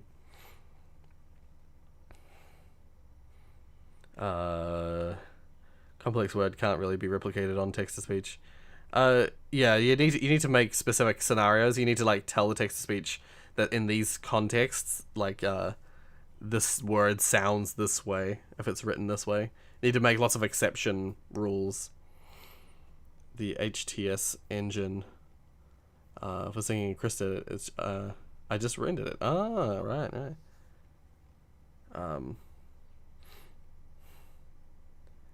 TRO's videos are neat but long. Right. He does long documentaries on internet things. Ah. Some Ordinary Gamer. I feel like I've heard the name Some Ordinary Gamer, but I don't watch them. Did a 4.5-hour documentary on Nikado Avocado. Oh my god. I don't enjoy Nikado Avocado. English is hard to recreate. Yeah, it's because it's got so many different roots that there are no rules. You kind of just need to learn everything on a case-by-case basis. Yeah, anyway. Yeah, if you like what you saw, hit like. Most of you seemingly have hit like already. I needed background noise. Yeah. If you want to see more, and you're not already subscribed, then consider subscribing. There should be links in the description to my social media pages and to my merchandise page. I'm gonna go get some more hot chocolate, get some food in me, and relax for most of the day. I do want to get a video out tomorrow though, before the stream, so I'm gonna try and do some editing later today. But I've been grinding off camera some Subnautica recently, and that's what's been like. I've just been like relaxing, trying to recover from this cold. I've just been playing Subnautica, and there's one thing that I accidentally did that I had to quickly record my screen just so I can feature it in the episode that comes. It's not going to come out for a little bit, but there's the episode that I'm like currently up to. I had to record just a tiny bit of gameplay, just because I accidentally triggered something, like a story beat. I've been very good at not triggering them, but I accidentally triggered one, so I have to include that at the start of the episode. And for anyone who's not watching Subnautica Below Zero, I would highly recommend it. There's some really cool stuff in that game, and recently just interacting with the animals, the like snow stalkers and stuff like that. It's really good, really cool. And actually, I've discovered a thing about. Actually, I shouldn't say anything because the episodes that are out don't really. I'll wait. I'll mention it in the episode. I won't talk about it here. Have a great day and good eats. Rest well and feel better. Thank you, Digits. I appreciate that. Have a good morning and day, Rory. To everyone else, have a great rest of the night. Yeah, day/night. Yep. Thanks, Tofu. Thank you. If I hit like, I'll break my screen. Okay. Gently caress that like button. Gently caress that like button. Snow puppy. Or puppy. Snow puppy. Have a good day, Rory. Thank you, Nathan. I do too, because everything is cute and snow puppy. Yeah, I learned something about the baby snow stalkers that I'm gonna have to put in the next episode. Let's just say that I knew already that snow puppies, or that juvenile snow stalkers are not aggressive. But there's something else I didn't know about them that I have to show off on camera. Because I found it while I was grinding off camera, and I'm like, oh my god, I have to show that. Just, the moment you hit it, it likes it twice. I wish it was like that for everyone, Josie. I wish it wasn't just your likes that are double. Anyway, thank you guys so much for watching. And we're going to be streaming some map labs tomorrow. I'm going to do the Chroma map labs tomorrow. So Tiana, feel free to let people know about that on the Discord. But just when you're ready. No rush. Because I'll announce the stream later tonight as well. But yeah, thank you guys so much for watching, and I'll see you next time. Bye. Bye. Bye.